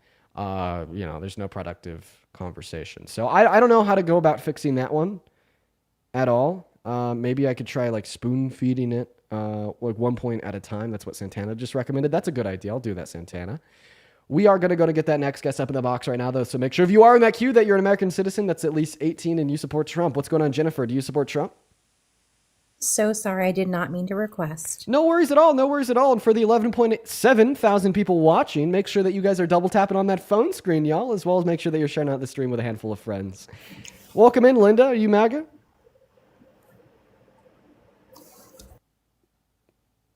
Okay, goodbye, Linda. Moving on to the next guest. Here we go, everybody. Go ahead and let me know down below in that chat if you want to come up here and debate. We have been absolutely gagging conservatives all day long, and we will continue to do so for another 2 hours and 46 minutes. We have a very long day in front of us just trying to find one Trump supporter to come up here and have a conversation. But I'm not going to lie, these Trump supporters have been losing. Welcome in, Hayden. Do you support Trump? Yeah, I do. How old are you? 22. Cool. Before we hop into our conversation, I need to thank Hannah for the $15 over on PayPal, saying I'm trying to get my friend Adam to come up and debate you. I'd love to talk to Adam. That'd be awesome. Feel free. Thank you for the $15, Hannah. As well as Jay. Oh my God. Jay with $100 over on PayPal. Jesus, Jay. Can we please get 1,000 WJs down below in the chat for the $100 donation? That is so kind. I do not deserve that at all. Jay says, I sincerely hope that your personal time off last night was fully worth it for you, my friend. For the sake of your brain, I hope that your cells have been renewed. For the sake of your heart, I hope that you've refreshed your relationships. For the sake of your fans, well, they will always be here for you, Jay. Man, that is so kind of you. It was nice to take a little time off, but I'm going to take some more time off later in the week. But, I'll tell you guys more about that later. Thank you for the $100 donation, Jay. Everybody right now, show some crazy love to Jay down below in that chat. As well as Lynn, thank you for the $5 over on PayPal. Scarlett with the 10. Kristen with the 10. You three guys, thank you all so very, very much. You guys are incredible. And then real quick before we hop into this next debate, I would also quickly like to thank Dylan for the $10 over on Venmo. Dylan says, you're trying to make this world a better place. I appreciate you for the love, Dylan. That is incredibly kind of you. If you're watching and you would like to support me because you enjoy my content, or you just want to support my work, you could find my Venmo and my PayPal in the link tree in my bio. I get 100% of all the proceeds over on those platforms. They go straight to me, as well as you could attach your name and a message that I could read out on live. But take it away, Hayden. Why do you support Trump? Well, first off, I would say that I support Trump because he's the president of the United States. I am a Trump supporter, but I also, even if he would have lost, I would still supported the president because of the president. Okay, just the basis. I'm not interested in engaging with that argument. Well, yeah, I'm not surprised, but because all y'all want to do is fight and argue about everything instead of just agreeing on stuff. Okay, so do you want me to describe the reason I support Trump is okay. because No, 1 second. You're giving 1 second. You're giving me sass, so I'm gonna go ahead and tell you why that's a bad argument. I just said that I'm not interested in engaging with it because it's such a bad argument that I didn't think it needs to be responded to, but I will do that nonetheless. I just support the president. It is more important. It is so important for us to be critical of the president. It is so important for us to be critical of the president. And as it relates to anybody in any position of power, anytime, at any point ever, okay, especially the presidency of America, respect is not automatic. Support is not given for free. It should be earned by the accomplishments of their administrations, and it should be revoked giving a bad administration. We should never just basically support whoever's in power just because they are in power, or else they will use that power to the disinterests of who is supporting them. Okay, that is basically saying that you'll just keep the boot in your mouth no matter what that boot does, and that empowers the boot to do whatever they want, even if it's not in your best interests. So that is why that is a bad argument. I thought this would be obvious. That's not what I was saying. I get that, but that's not. I just meant I'm not just gonna hate somebody, the president. I'm not gonna not agree with every single thing, no matter who it is. I try to find common ground with anybody. I wasn't trying to give you sass. I'll find common ground with you too. Okay. I just think America should come together for one. I hate the two sides and the labeling and all that. However, I do say I'm a Trump supporter because I'm in the trucking industry and he has helped the trucking industry out a lot. How? As far as regulations and stuff like that, because the regulations that were, I'm not saying it was Biden, but the regulations that we got put under during his presidency destroyed us as far as emissions. And I don't know if you know much about all that because it's behind the scenes stuff, but the motors that we have to run have to have all these computer things done to them. And it has just ruined trucking. And it's for the economy, they say, but there's no way that it makes the economy any better. So what specific regulations has Trump appealed in the last 150 days that has made you support him? Well, I was actually supposed to go to D.C. this week and meet with the ATA, and we were going over the things that they have sent to him. He's getting rid of, well, first he's going to try to make more truck parking, because one of the biggest issues in trucking is we run off of a 14-hour clock, a 14-hour workday, and the second your clock runs out, if you move any, you can get pulled over and get tickets, right? So the second you run out of time, you have to pull over and park on the side of the road, and that's one of the... So you support Trump because of more truck parking. Anything else? No, dude, why do you do that? That's just trying to make your people look dumb. I'm just trying to identify reasons why you support Trump. The only identifiable reason that you've given so far is because he's pushing You told me to truck list parking. stuff that they're trying to pass. I'm listing the first thing, and I was just explaining what it is. So and why one it's a reason that problem. you support Donald Trump is because he wants to pass policy to build more truck parking. Is there any other reasons why you to support help trucks get off the side of the road to stop wrecks from happening. Okay. Yeah. Is there any other reasons why you support Trump, or is that it? Yes, because also in this country right now, it is way easier for people to come in, and in the trucking industry especially, the thing they passed where you have to speak English and write. Do you agree with that or not? No, I don't agree with what was passed. So you don't agree that a truck driver should have to be able to read the road sign? Oh, no, you equivocating little piece of shit. The bill that was passed, as you just said, see, I'm getting angry because you just equivocated just to be bigoted. I hate it when people do this. You just said that the bill that was passed was specifically compelling drivers to be able to speak English.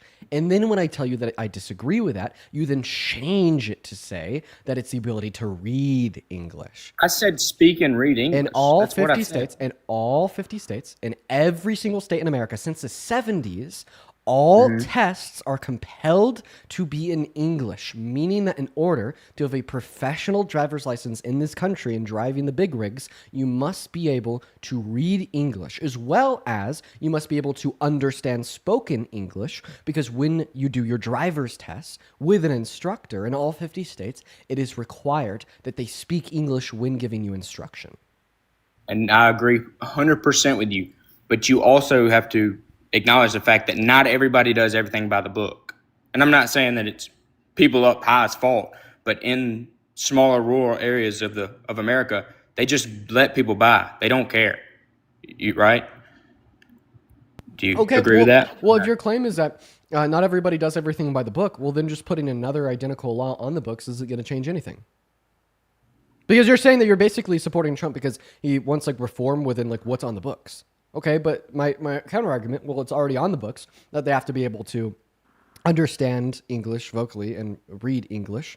And then you're responding to that claim by saying, well, not everybody follows anything on the books. So then anything new that Donald Trump would put on the books also wouldn't be followed. So it makes no difference.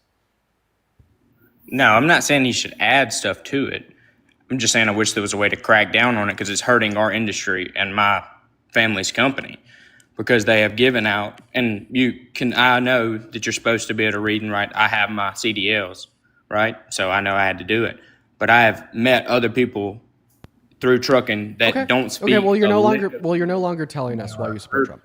You're no longer telling us why you support Trump. Now you're just talking about what you wish for. You're telling us that you wish for further cracking down on these individuals. You get people on a rant. So far, the only thing that you've been able to tell us insofar as why you support Trump is, I guess, building more truck parking. Okay, is there anything else that he's doing that makes you support him? Yeah. Okay. Well, most of my points are in the trucking industry because that's what I'm in. But if you want to talk about stuff that you like to talk about, I'll talk about. No, I want you to tell us any reason why you support Trump. So far, we have that one reason: more truck parking. Anything? Okay. else? So also, you have to have a medical card. You have to do you have to get a medical card every 1 year to 2 years, depending on if you have hypertension or not.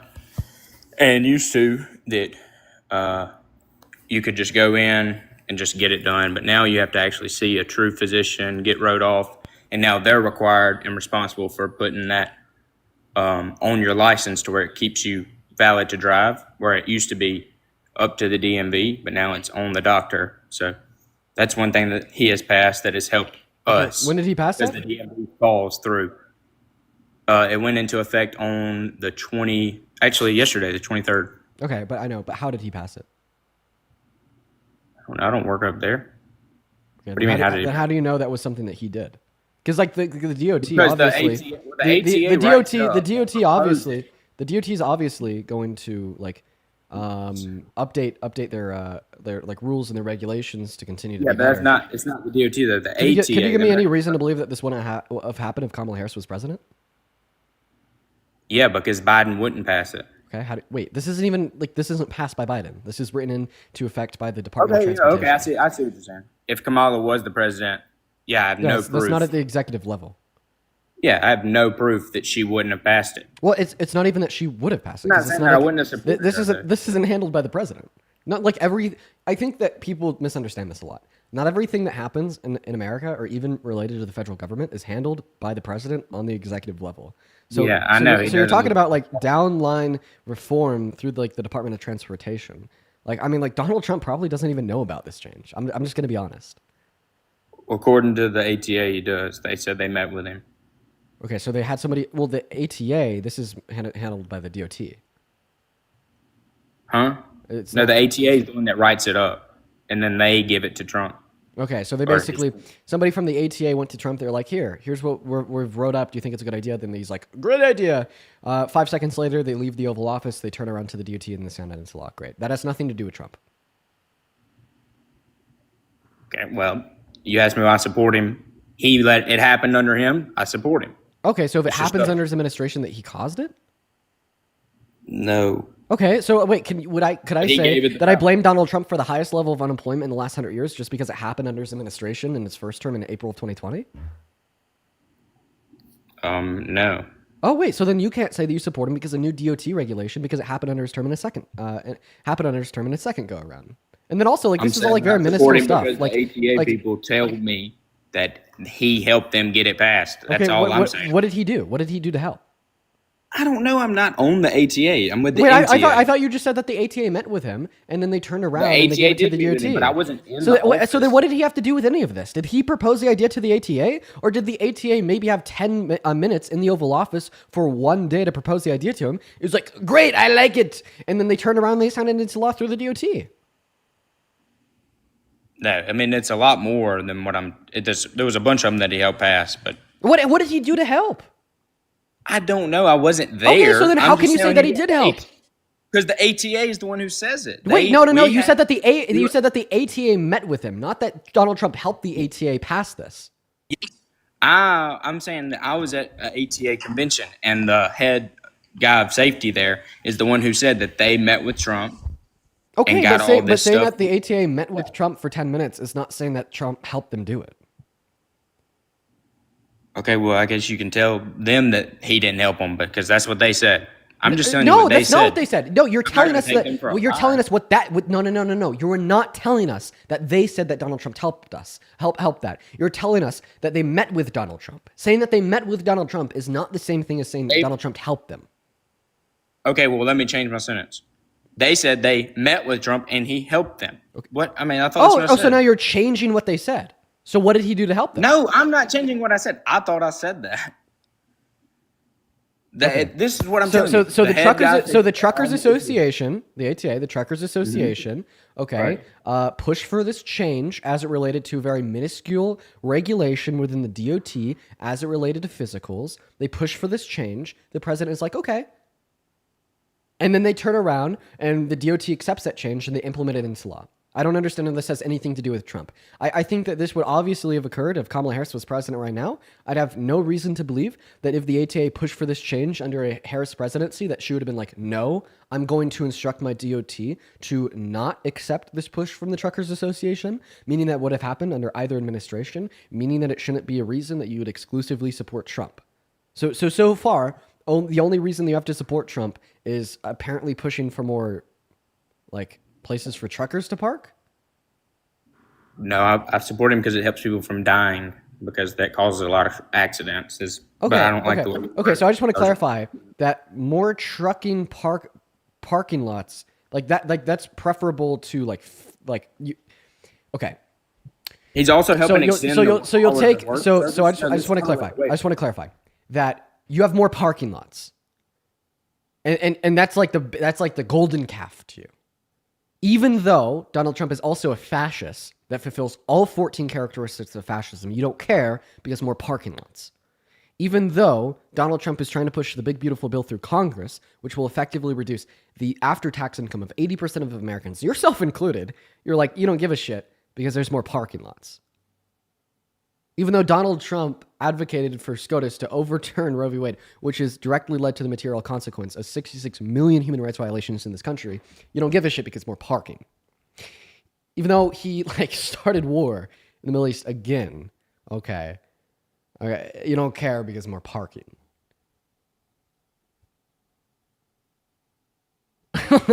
This is insanity. Do you see where I'm coming from and just calling this absolutely insane? Fuck, bro. I think I'd totally be okay with tax reform that actually benefits the average American. I don't know, not having a rapist in the Oval Office, right? Not emboldening fascism, and better diplomacy for foreign affairs to reduce global conflict, as well as resolving the 66 million human rights violations on behest of American women and girls by codifying federal protections for access to abortion over parking lots. Now, if you want to unmute yourself, you just have to click on your profile picture, then click the icon on the mic. Do you see where I'm coming from there? Can you hear me? Yeah. Do you see where I'm coming from there? Okay. I care about these other things a lot more than more parking lots. No. And did I ever say any of that?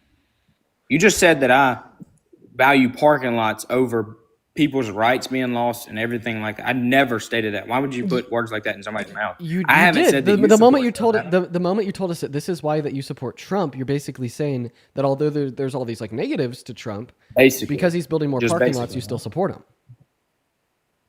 And first of all, you're wording it like it's something stupid. It's not him building more parking lots. It's him getting trucks off the side of the road to help prevent accidents. Okay, what's the name of the bill that he wants to pass to do this, by the way? I'm just curious. I don't know the name of the bill. I can look.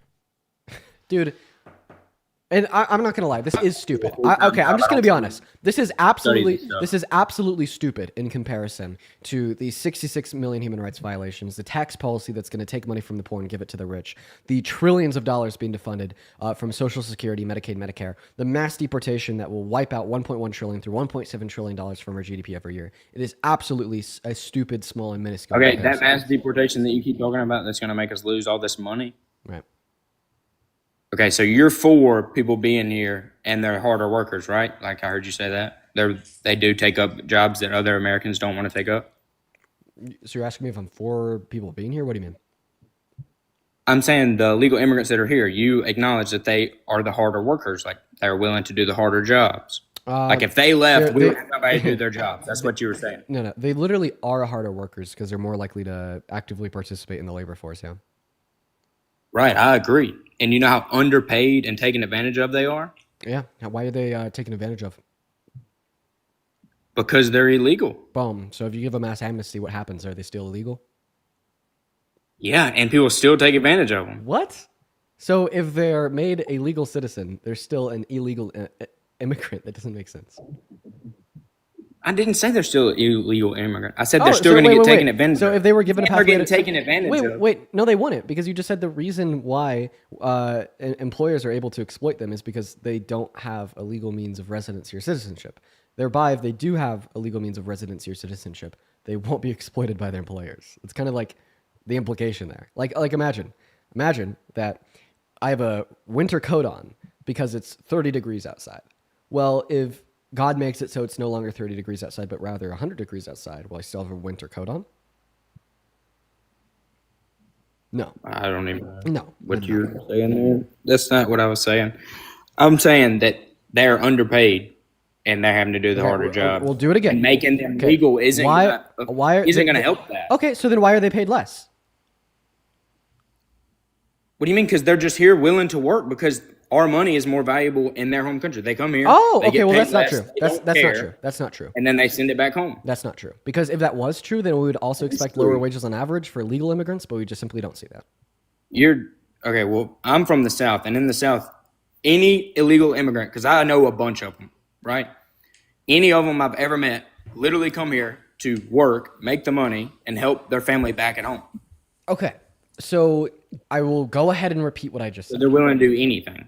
Okay, I will go and repeat what I just said for a second time. If you're saying the reason why they collect lower wages on average is because they came here to work and send money back home, then we would also expect lower wages on average for legal immigrants under your hypothesis, since they also came here to work and send money back home. Okay, however, right, because legal immigrants do not have lower wages on average compared to citizens, natural U.S. born citizens, thereby your hypothesis is false because there's data that contradicts it. Okay, right? The more reliable hypothesis, insofar as why undocumented immigrants get paid lower wages on average, is because it's easier for their employers to exploit them since they have less bargaining power against their employers. Okay, obviously, we know that the less bargaining power you have, the easier exploitation is. The more bargaining power you have, the better, the least likely you are to be exploited. Okay, this is proven via unions. Okay, unions aim to get better benefits for those in which are unionizing by giving those in which are unionizing more bargaining power against their employer. So we already know that the first half of my explanation is true. Now, the second half of my explanation would be that they have less bargaining power due to the fact that they're under threat of being deported, and or the fact that they're not a legal resident or citizen. Yeah, I'm not against them being able to become legal. I just don't stop. think you should. No. I want you to either accept or I I want you either to accept or reject my hypothesis here insofar as why they collect and garner lower wages on average, stemming from the fact that it's because they have less bargaining power due to the fact that they're under the threat of being deported as they're not legal residents or citizens. Respond to that hypothesis that explains why they get lower wages on average. I wouldn't say. Let's see. Yeah, they have. I'm sure they're all scared of being deported. I mean, are you going to affirm? Are you going to affirm or reject that hypothesis? I reject it. Okay, because why? Okay, because even if they were legal, they're still going to you get paid that. It's not going to give them a raise. Okay, why? What do you mean why? Because people can't afford it. People can't afford to pay them more? Right. They're not going to pay them more for the job they're doing. Okay, so then that's why Americans aren't doing the job. So then why is it the case that legal immigrants or citizens don't get paid less? For the jobs that they're doing, that's why you said nobody would fill that job, is because of the pay. That's my point. I don't even know. Does anybody know what this guy's saying? I literally have no clue what this guy is saying. So for what reason? For what reason do you reject? For what reason do you reject my hypothesis that the reason? Buddy, shut the fuck up. Like literally, I mean, you're a fucking tool. You're coming on here with like a 45 IQ, and now you're trying to talk down on me. Come on, bro, get real. But anyways, with what reason are you rejecting my hypothesis that undocumented immigrants collect lower wages on average due to the fact that they have less bargaining power due to the fact that they're not legal residents or citizens? How about we start off with this? Can we agree that with more bargaining power, you could get paid better wages and collect better incentives from your employer? Can we agree there? Well, I agree that you could get insurance, possibly. I'm just saying, with more bargaining power comes higher wages. With less bargaining power comes lower wages. Could we agree there?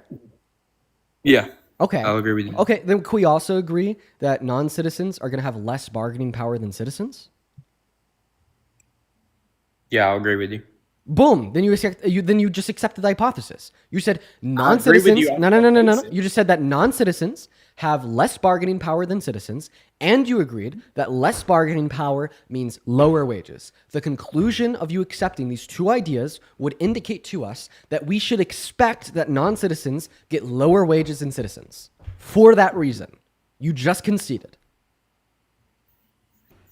No, I was just agreeing with the basis of it.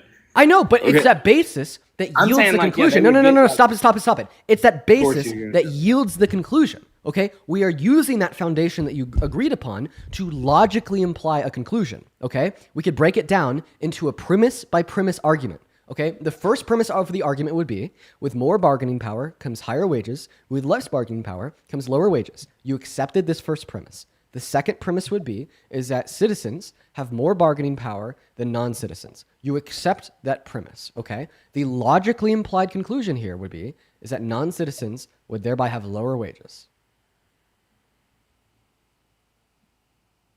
So what are you saying here? Are you saying that is not the logically implied conclusion from the premises, or are you rejecting a premise? I need you to be very clear.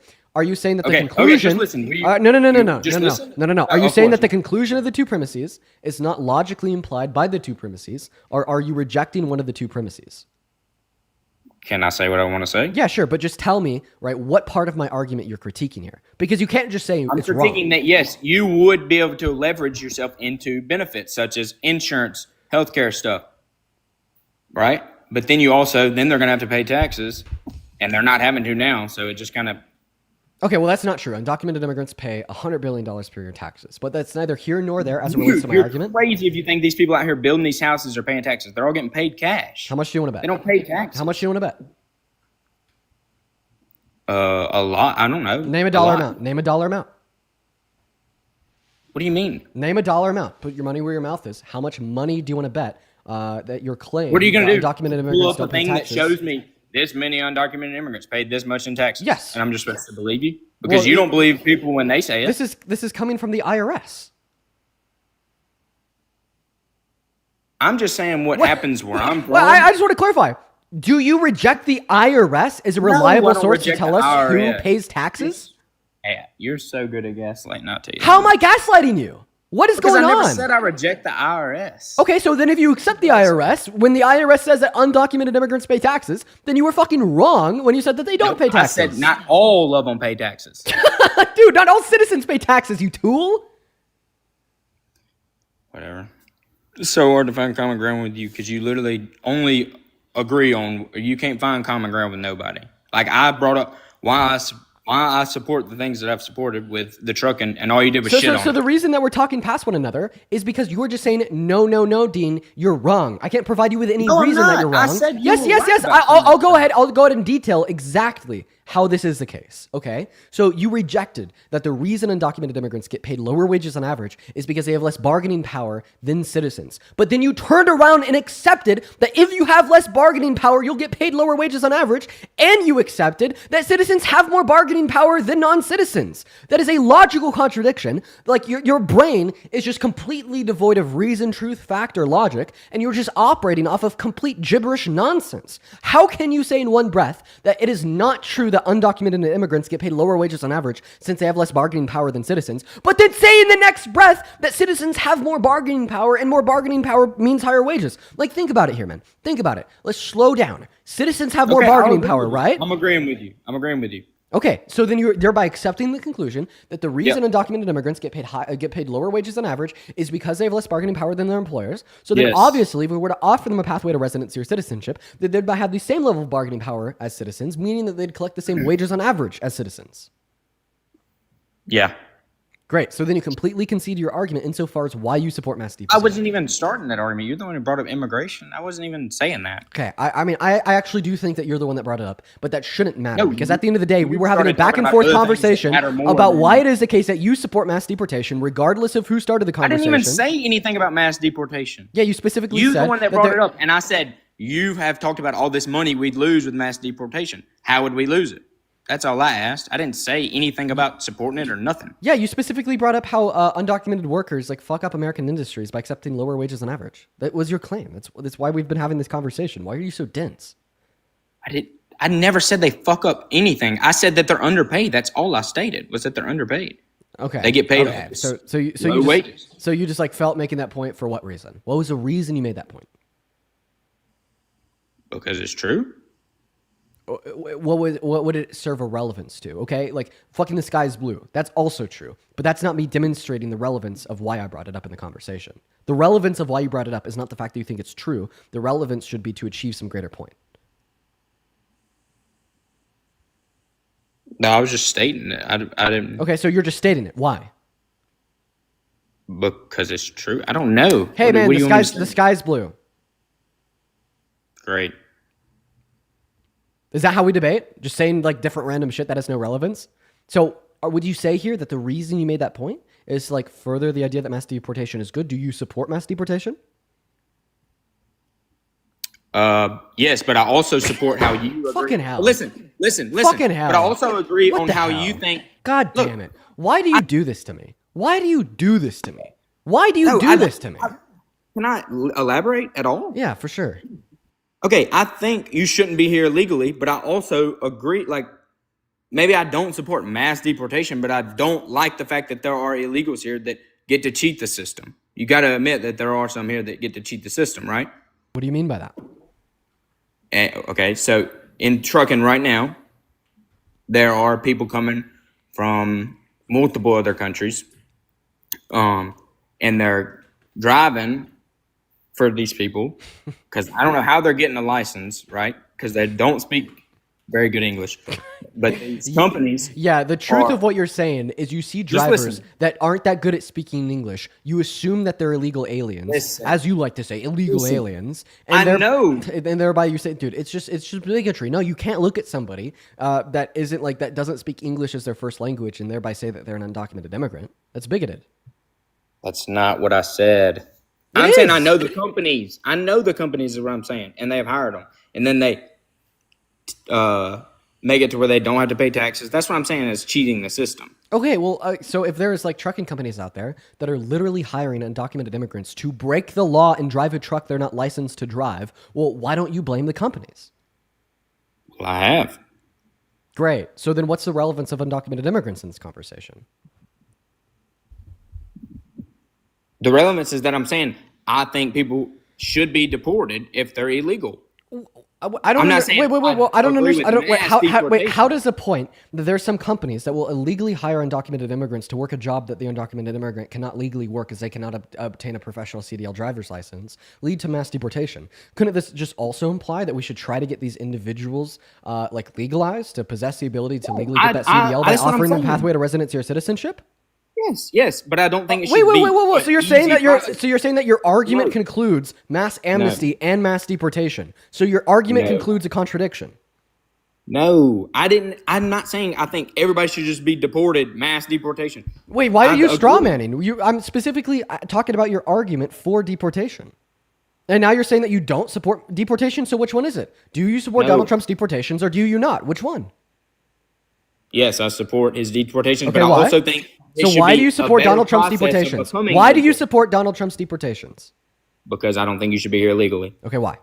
Wait, whoa. If you're just saying that you disagree with the idea that there should be individuals, there shouldn't be individuals without a legal status of residency or citizenship in America, this doesn't imply mass deportation. This could also imply mass amnesty. Mass amnesty would also ensure that we don't have any undocumented immigrants in this country. So why do you support mass deportation over mass amnesty as it relates to your bigger goal of ensuring that there's not an undocumented immigrant in this country? No, I'll tell you this, and I'll give you this common ground. I've never heard of mass embassy before. Never. Think about it. Nobody's ever proposed that to me. You're saying that you support mass deportation because you don't think people should be here illegally, okay? Right. Okay, mass deportation isn't the only way to ensure that there's not people here illegally. Another option would be to make the individuals in America illegally legal. Boom. Yeah, but you should just get to stay here while it's happening. Okay, what why? I'm saying. Okay, why shouldn't they stay here? Because they came here illegally. Okay, what about that tells us that they shouldn't be able to be offered a pathway to residency or citizenship? I didn't say they shouldn't be offered a pathway. I just think they should have to go out before they come back in. Okay, why? Because they broke the law. Okay, so you're basically saying that because they broke the law coming in, we should absolutely just destroy this country's economy's productivity. We should just basically send them out of the country, spend $2 trillion over the course of the next 10 years to get it done, wiping out trillions of dollars from our GDP every single year, instead of just offering them the ability to stay in the country and go through the pathway to residency or citizenship. Why are we losing? Why would we be losing all that money? Because we'd be sending 8.3 million laborers and 12 million consumers out of the market. Think about it. Imagine that you ran a business and you had an employee that generated you $500 billion worth of revenue per year. Okay? If you fire that employee for a year and then rehire them a year later, will you still be generating that $500 billion worth of revenue per year that they gave you?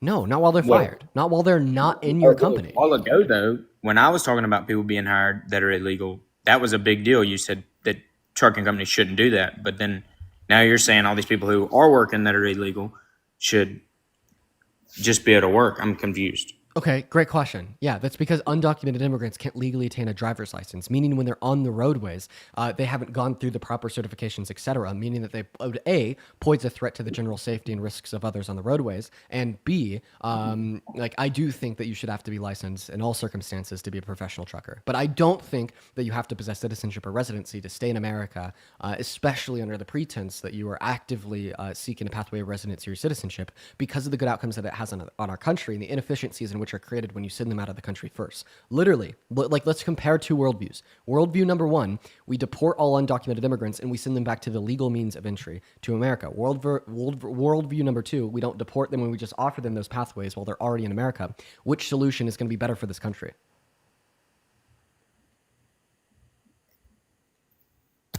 I guess it really just depends. It depends on what? Stop being vague. Why don't you like agree with? have a spine? Have a You ask spine. people Wait, what whoa. people agree Have a with. spine and answer the question. Which one is better for this country? Deporting them and bringing them back, so you know. Right. So what you got. the option that cuts trillions of dollars from the GDP per year and costs $2 trillion over the course of the next 10 years is better than the option that adds Okay, to the GDP what are those numbers? and doesn't Like, cost what us is a damn penny over the course of the next Those 10 are years. what if numbers, right? Those are not what if numbers. No, it is the So case it's happening. that undocumented. Yes, it is the case that happening undocumented immigrants pay 100. Yes, yes, undocumented immigrants are already paying We've $100 lost billion that per money year in already. taxes. What? No, they're already contributing this to the market. And it's just logically implied that if you remove them from the market, you're also removing their contributions. Like, this is like saying that if I took my shoes off, I would be barefoot. Like, the logical implication that therefore I'd be barefoot is just a what if. No, it's a logical implication. It would be true necessarily. Like, you're calling it a what if to say that if we were to remove the people contributing $100 billion per year in taxes, that our government would lose $100 billion per year in taxable revenue. No, that's not a what if. That's a very obvious logical logical entailment. Do you know what a logical entailment is? So, no, answer my question. Do you know what it means for something to be logically entailed? logically entailed? Yeah, do you know what that there's- means? What does that mean? Okay, so it's entailed that has a premises to back it. Right, like if X, then Y. That's going to be a logical entailment. Right. Yeah, okay? I What a know. logical I know you're entailment trying to make me here look is that stupid there, if undocumented but immigrants good try. pay $100 billion per year and you pay $100 billion per year in taxes and you remove Who them is from the Andrew? country, thereby removing their ability to pay taxes in the market, the logical implication would be that our government would lose $100 billion per year in taxable revenue, correct? Sorry. I'll go ahead and You're repeat that chatting. for you. I'll go ahead and repeat Andrea. that. I'll go ahead and repeat that for you. So Who if is X, Andrea? it just if X then Y. Okay, so X is Yeah. if undocumented immigrants pay $100 billion per year in taxes and you remove them from the country, you're removing their ability to pay those taxes. Then Y, our government will lose $100 billion per year in taxable revenue. Correct? Correct. Okay. So when you told me that it's a what if, or when I say that if we did a mass deportation, we'd lose $100 billion per year in taxable revenue, that wasn't a what if. That'd be logically entailed given the operation, because obviously the undocumented immigrants wouldn't be able to pay taxes anymore. Right. So now that we understand that what I said was true, Yeah, go I ahead didn't and know you respond to were me. referring Why to do you the think that the taxes. solution of mass deportation is preferable to the solution of mass amnesty and better for this country when it only reduces the productivity of our economy? It cuts $1.1 trillion through $1.7 trillion per year. It removes $100 billion per year in taxable revenue from our government and costs $88 billion per year for the operation up front. Why is that view preferable when it only weakens our economy and costs our government more money?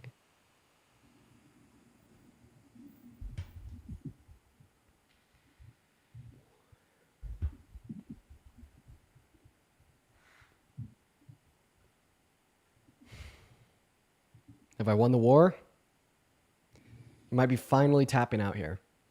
After costing me a 4x increase in my cortisol levels and 3 years off of my lifespan, I might have finally hear me? Can you hear me? won Can you hear the me? war. I have. Do you want Can to you hear respond me? to my question? Wait, hold on. I lost everything right there. I don't think you did, but okay. I'll go to repeat the question. So you said that... What do I have to lie about? It just TikTok tells me when guests are experiencing connection issues, and it didn't pop up for you, but whatever, it's fine. So, anyways, You told us that the solution of mass deportation, sending them out of the country to come back in legally, is preferable to the solution of just simply offering the pathway to residency or citizenship while they're already in the country. So my question was, well, why is that preferable when it is worse for America by weakening our economy, cutting trillions of dollars per year out of our GDP, and costing $2 trillion over the course of the next 10 years? Why is that preferable? No, I'm not saying it's preferable. I'm saying that that's what I agree with. You ask, why do we support him? I'm telling you why I support him. Bro, if you agree with it, then you're saying it's preferable. Unless you're telling us that you agree with the least preferable solution. Like, so it's either that you think it's preferable, or it's that you agree with things that you think are worse. So wait, which, you definitely do. You know way more than me. Which one is it? Do you agree with it because you think it's preferable, or do you agree with it and acknowledge that it's worse? Which one? I agree with it because I think that's what should happen. Okay, so when you say that's what should happen, you're saying that it's preferable, right? Yeah, I guess. Okay, then answer my question. I just did. No, you didn't. I think you should have to go out and then come back in legally. That's all I'm saying. I'm not looking past that part. I know, but I'm asking you why you think that, even though it leads to worse outcomes for America. Because it'll make it better in the future. How's it going to make it better in the future? Because then they're going to be documented. Well, wouldn't they also be documented through mass amnesty? And in fact, they'd be documented quicker. So it would make it better in the closer future? Yeah, but then more people that probably shouldn't be able to get documented would. Okay, like who? The criminals? Oh, and you're saying that if we sent them out first, we'd be able to deny them at the border? Yeah. Okay, wouldn't we just also be able to deny them a mass amnesty? Like what? If mass amnesty could do that, where you could only pick out the bad ones, then sure, I'd be great. It'd be great. Like I think our government does have the ability to only give mass amnesty to the individuals that they want to, the same way that we'd only give legal residency or citizenship to the legal means of entry to the individuals that we want to. Well, wait, it would be hard to... Okay, now you're saying that you think it's preferable to deport them all compared to mass amnesty because it'd be hard to identify every undocumented immigrant to give mass amnesty to? Yeah. Wouldn't it all be even harder to identify every undocumented immigrant to deport? You're saying like to single-handedly pick which ones to deport? You're telling us that mass amnesty would be a bad solution because how the hell would we be able to identify the undocumented immigrants in this country to give amnesty to? It would be even harder to identify them to deport because they don't want to be deported. They'd want amnesty. So your critique here basically means that the solution you proposed is worse. No, all I keep saying is the same thing. Deport them and then let them come back. But I'm asking you to explain why you. I'm asking. Hey, spineless tool. I'm asking you why you support that, even though it leads to worse outcomes. Dude, you're the fucking joke. You're the one that supports the policy that leads to worse outcomes for the country. So you agreed that it's significantly worse for the American economy. You agreed that it's significantly worse for the productivity of our labor force and our manufacturers. But then you still said that you support it because mass amnesty would be harder to pull off because it apparently would be harder to identify the undocumented immigrants to give amnesty to, but then I explained to you. But then I explained. No, shut up. But then I explained to you how it is the case that it'd be even harder to identify the undocumented immigrants to deport, and then you ignore that, and then you circle back to the original claim. You are a tool without a single logical thought in your head. You have no faculties of reasoning. You're an absolute and utter fucking JOKE. You are the issue with this country because the moment I identify, you name called me constantly, and I haven't called you one name. I have not disrespected you once. Yeah, but you've only disrespected the 12 million undocumented immigrants in this country by advocating for them to be deported with no other reason than your bigotry and racism. Fuck it, I'm gonna say it, bro. Dude, the only reason why you support this shit is because you're racist. Absolutely, 100. Yes, racist. You heard me. Do I need to spell it out for you? Because I like Americans? Oh, wait, if you liked Americans, then you'd support mass amnesty because it would lead to better material conditions for Americans by making the economy better. You can't say that you support mass deportation because you like Americans, even though you're acknowledging in the same breath that you'd be making the conditions of Americans worse by weakening our economy, reducing average qualities of life, increasing poverty, thereby increasing crime, also reducing the efficacy of the economy by reducing the productivity of our manufacturers, and excommunicating 12 million consumers, meaning that American companies would grow at a slower rate. See, yeah, even that reason of saying that you support it because you like Americans, right, is false because it hurts Americans.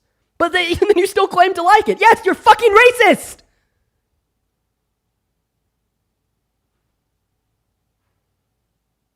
And he's leaving. Oh my God. Okay, yeah. With that guest, all roads led back to racism. All roads led back to racism. And I'm so comfortable and confident in saying that. I'm so incredibly, yeah, he ran away like the little kid he is. I'm so comfortable and confident in saying that. Okay, listen. We're going to go through his arguments. Watch this. Okay, everybody, watch this. He says, I support mass deportation because it's better for the economy. That was his first implication when he said that undocumented immigrants get paid lower wages on average. I then turn around and I demonstrate with very specific information on how it's worse for the economy. Obviously, a non-racist, rational person that just truly cares about the economy would be like, well, I no longer support mass deportation because I was wrong and it's actually worse for the economy. So next argument he made, I support mass deportation because I like Americans.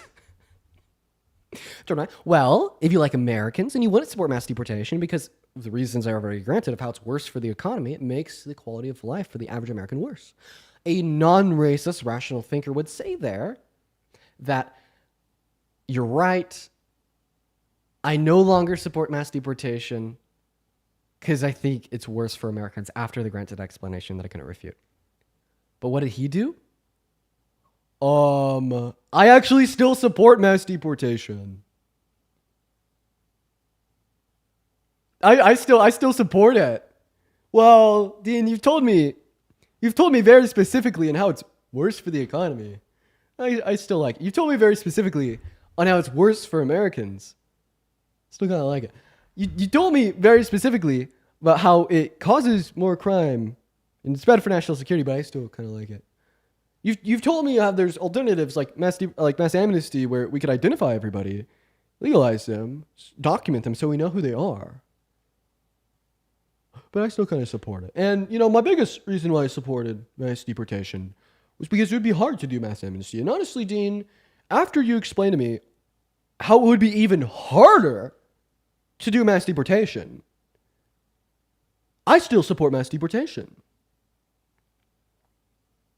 So in the last 30 minutes, we ruled out the possibility of him yielding that conclusion with any faculties of reason, with any faculties of logic, with any faculties of anything intellectual. Somebody in the chat just said, this is why I drink. Yeah, this is why I'm going to be bald by 25. I can't do it today. Holy fuck. Holy shit. That one was rough, you guys. That one was bad. That one was that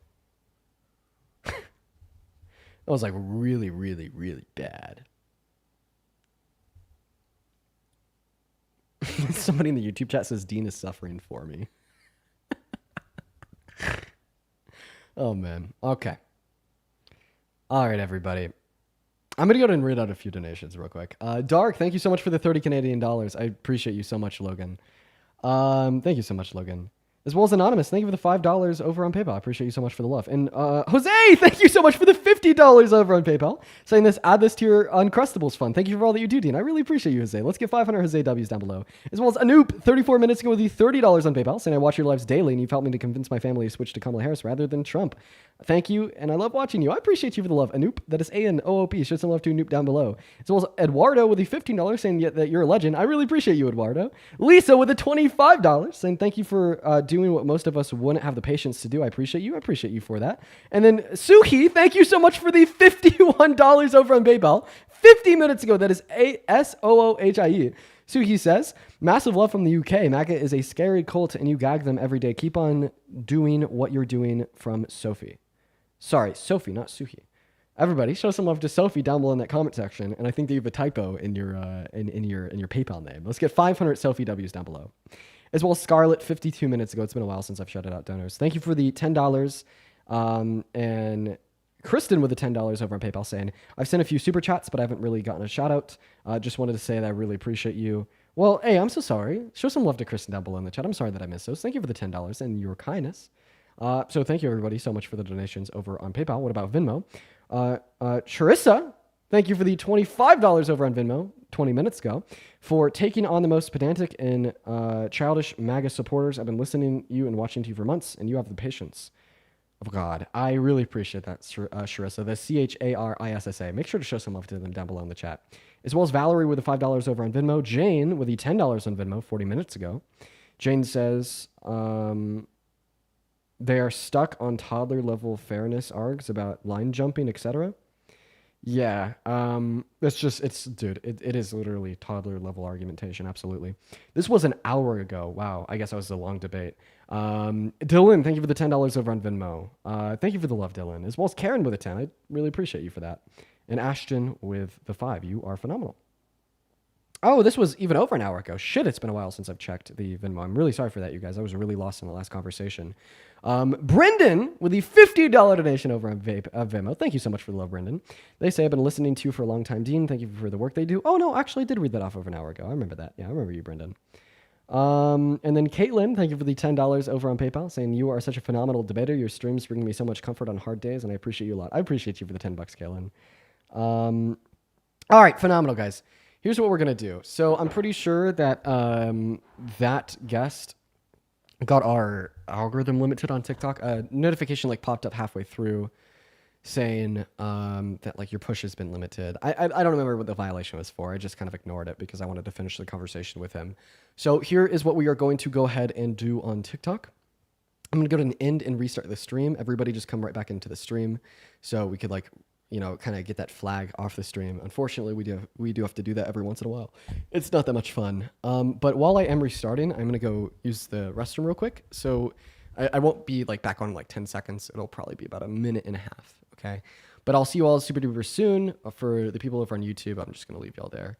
Now, I will say that when we get back in here, make sure that we're double tapping on that phone screen, sharing out that live. Y'all already know the drill. I'll be back in around a minute.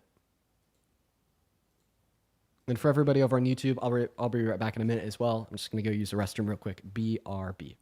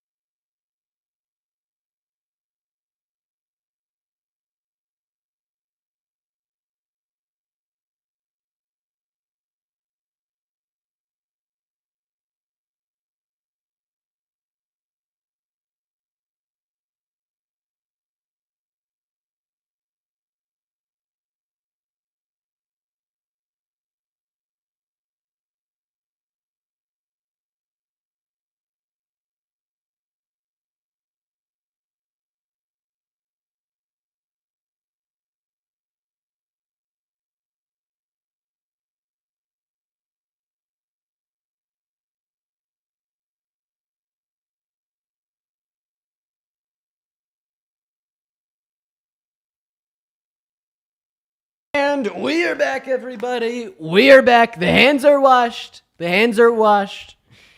And the bladder's empty. Okay. Oh, fuck. There goes my phone. Jeez. We are a mess today. Okay. All right. Let's go ahead and restart that stream over on TikTok. Here we go. Also, I'm going to try to reel it in a little bit. I'm going to try to be a bit nicer. The last couple days, I've been pretty abrasive to these guys. And honestly, guys, I'm holding back. And scary to say that out loud because I know that there's a lot of y'all that still think I'm too abrasive. And honestly, at some points, I agree with you. But dude, in my heart, I feel rage. Sometimes, y'all, I don't know if I'm the right man for this job. You know what I mean? I feel like a better person for this position would be somebody that can keep it cool, stay cordial. And I don't know if that's me sometimes. But I try to make it me by withholding my rage in my heart. Oh, dear God. Okay. Let's go to restart that live, everybody. We're already live. Again, over on TikTok. Phenomenal. Here we go. Oh, jeez. Jeez. Welcome back into the live, everybody. For everybody tuning in back on TikTok, y'all make sure that we are double tapping away on that phone screen, everybody. Let's get to double tapping. Double tapping, indeed. It will really help this live shoot out and across that For You page so we could draw the crazy Trump supporters in here to debate. Also, make sure that you're sharing out this live with a handful of friends. We are going to go ahead and not skip a single beat and hop right back into the debate. So let's go and get the very first guest of the day, Mr. Jaden, loaded into the live. Welcome in, Jaden. Do you support the man, the myth, the failure, Donald Trump? Can you hear me? I sure can. Do you support Trump? Yeah, your screen went black for some reason. I can hear you. Yes, I do. Okay. Thanks for 25. 25. You got a little bit of an echo there. Do you want to drop me and re-invite me real quick? Yeah, for sure, man. That works perfectly with me, Jaden. That works perfectly with me. Just go ahead and hop back in that queue. Jessica, thank you so much for the $11.11 over on Venmo. Jessica says, thank you for what you're doing, Jessica. That is incredibly kind. Let's get 100 Jessica W's down below in the chat for the very, very kind $10 donation. While we're hopping into the debate with Jaden, Kylie, thank you so much for the Galaxy. I really appreciate you. For whatever reason, that actually fixed it. Wow, I'm surprised. Take it away, Jaden. Tell us why you support the man, the myth, the failure, Trump. After I thank Will, W-I-L, for the $15 over on Venmo. Will, thank you so much. Show some love to Jessica and Will down below. Take it away. Sure. Hey, thanks for having me up, by the way. So I have several different reasons. I'm not the most, I won't say I'm not educated, but I don't have like every policy, word for word recited. I own a business. I spend a lot of my time there. But with the information that I have done research on, I think Trump, based on body language and the way that he operates, I get a sense of feeling that he genuinely cares about America more than a lot of other contestants or past presidents. I do feel like he has America's best interest in heart and mind first. I agree that we need to help, the world out, other people out, but we got to have America. We got to fix our own problems first. And then in terms of like policy, there's a lot of different things. If we look at tariffs, we brought in $96 billion this year, according to bipartisanpolicy.org. We've got inflation down to 2.4% from 3% at the start of January. So that's, really good. We've also got border crossings significantly down. Within the last year, it was up to 250K. Now we're down to 8,000. And so, there's several different reasons. I think what he did in Iran was also really good, the strategic bombing, and I can get into why I believe that. Okay, can we stop there? Yes, that's fine. Okay, phenomenal. So I think I'm going to try to respond to as much of that as I possibly can. So the first point that you made, based upon his body language, it's evidently clear that he cares about America and Americans. There's two different ways I could respond to this. The first way that I could respond to this is by pointing out that, well, because of the outcomes of his presidency being incredibly bad for America, and examples such as in 2020 when he tried to silence the voice and the vote of every American when they voted for Biden, when he attempted to steal the election and install himself for a second term, he doesn't seem to care about Americans. So that would be the first response to that argument. The second response to that argument would be to say, even if he's well-intentioned, the outcome of his presidency has still yet been bad for Americans, so his intentions shouldn't matter. Only the result of his intentions, which would be the material consequences of his presidency, should matter. There's the two responses to your first argument. Now, the response to your second argument, that he puts America first and puts our interests first. This is not true. A good example of this would be bombing Iran because Israel asked us to. And it's funny because you brought this up later in your explanation of why you support Donald Trump as a pro of Trump, when in all reality, this was an example of Trump not putting this country first. We had no reason to bomb Iran, rather than the fact that Israel had their hands tied. They took off a bite more than they could chew, and they needed our help. And in doing so, we risked the activation of terrorist attacks on American soil. We risked another long, endless war in the Middle East, costing thousands of lives. We risked them shutting down the Strait of Hormuz, which would have caused global inflation and caused things to cost more for Americans. And this is a very clear example of him not putting this country first. Putting this country first in that circumstance would have been not being at the beckoning call of Israel to do whatever they wanted us to do. As well as you brought up another claim as it related to inflation. You said inflation is down since January. That is right. But what is something else that is down since January? The GDP. The first financial quarter of this year, the GDP recessed by 0.3%. In a recession, okay, we should expect a reduction in the level of inflation. That is typical unless you're in stagflation, since we were in the 70s. Now, I'm not saying that we're in a recession. I'm just saying that's why inflation went down. And that's not necessarily good. Okay. To address the one claim about us being unsafe here in the homeland with terrorist attack, why would that be? why would we have terrorist attack here? Well, I said like the potential of it. Yeah, the potential of that was introduced because Iran told Trump at the G7 summit meeting that if he attacked Iran, they would have activated sleeper cells on American soil, which could have potentially led to terrorist attacks. Now, obviously, they didn't end up doing this. I don't think they will. But the potentiality like existed nonetheless, and he still decided to go ahead with attacking their nuclear facilities just because Israel asked us to. And this just was trying to serve as a means to the end of yielding the conclusion that this seems to be an example of him not putting America first, but rather Israel first. Okay. What is a sleeper cell? It's basically like somebody that like answers to like a foreign government that is just like in another country doing their thing, living, working, doing life, but they can be quote unquote activated by that government to do what that government wants them to do at their request. And that's what Iran said that they have in America. And they said that they would activate them to do bad things if we attacked. How would those people get here, though? I don't understand. Same way anybody else would. Visas, tourists, citizens, residents. Well, didn't we have over the last 3 years like the biggest influx in border crossings in the history, not just from Mexico, but all over the world? Is that because if I look here online, it shows, one second. If I look at csmonitor.com, it shows 2021, 2022, and 2023. And I'm looking at it back from 2015. I don't know if it's, bigger jumps before that, but it's showing in just 2021, 2022, and 2023, under, the previous administration, border crossings were up 3.5 million crossings. Right. So yeah, we could talk about that if you want, but this is let me finish. Can I finish my point? So wouldn't it just be, common sense that if we have all these unchecked people or people that are falsely claiming amnesty, wouldn't potentially some of those slip through being some of the sleeper cell people? Isn't that why we should have, a strong border and, cutting it down?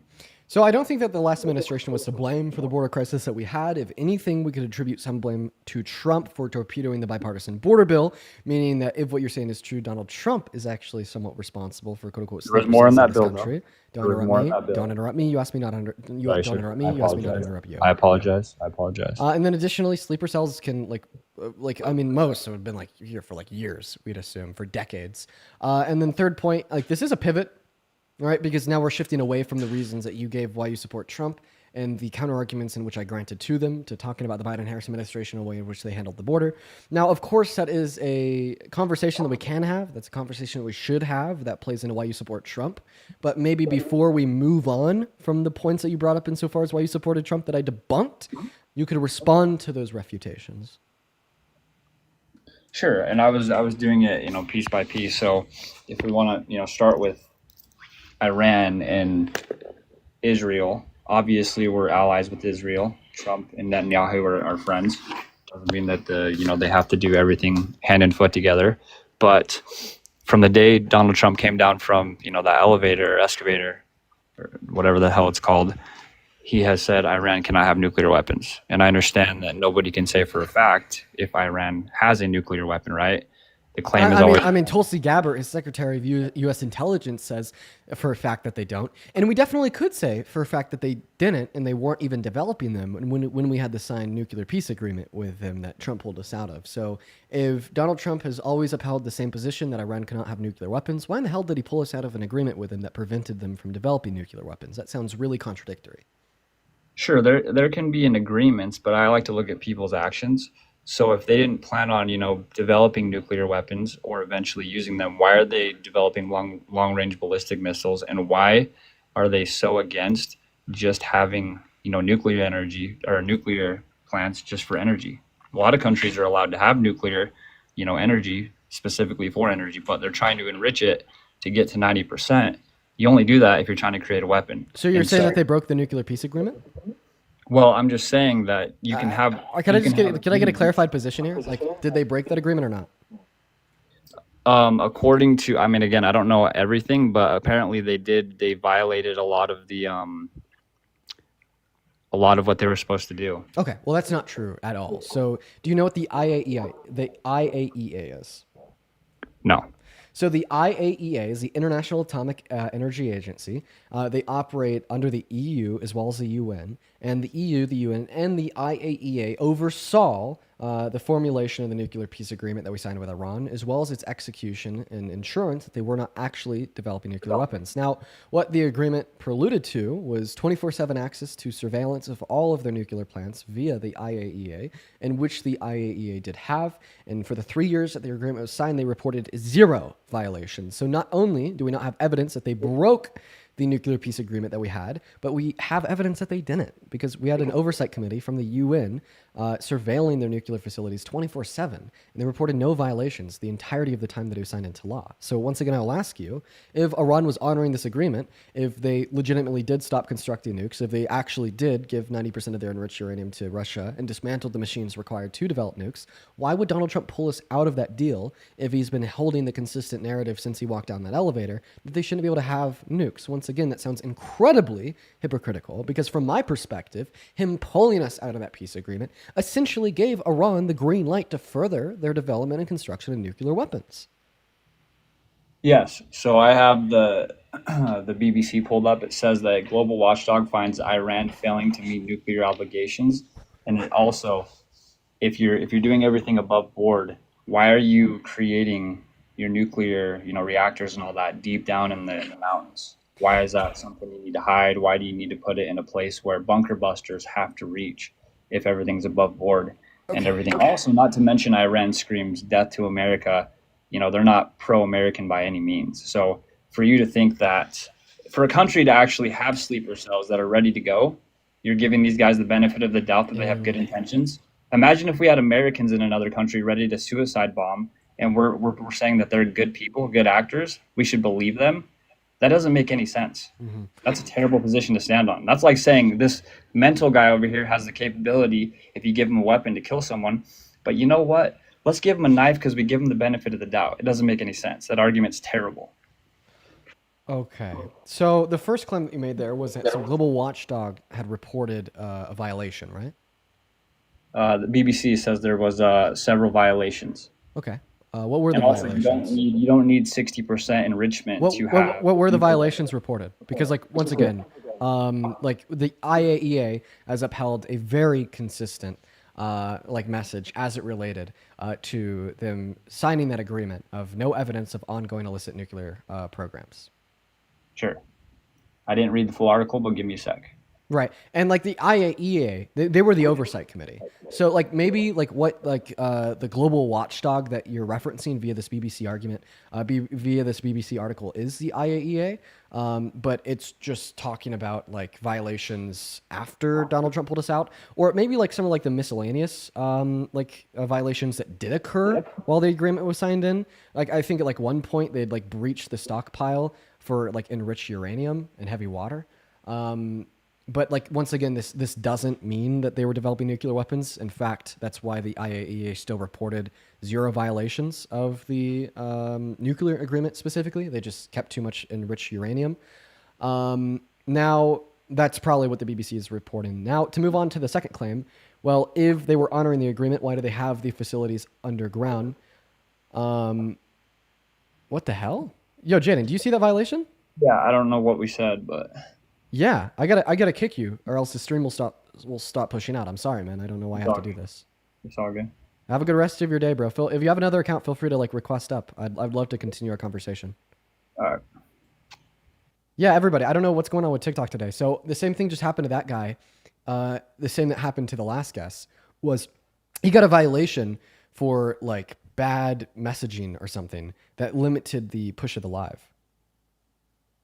Oh, he said SUICIDE. I didn't even catch him say that. When did he say that? We're going to move on to the next guest. We got Duff loading up, everybody. Everyone go ahead and give Duff a moment to load up. What is going on, Duff? Do you support Trump? Hi, Dean. It's very good to meet you. Can you hear me okay? No, I can hear you fine, man.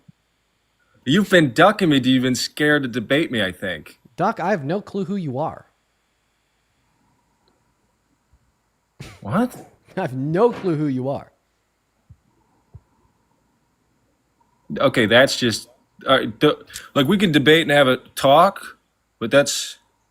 You do know me. How do I know you? Okay, you're just joking. We'll just talk about. Stop doing, dude. You're doing this weird little thing, and we've been trying to have a talk for a while. Okay. I feel like this is very one-sided beef. It's not beef, dude. This is just we need to. Can I say the S word? SAHIT? No, you can't. Okay. You can't say shit. So why can you say it? That's not free speech? Okay, you could say shit.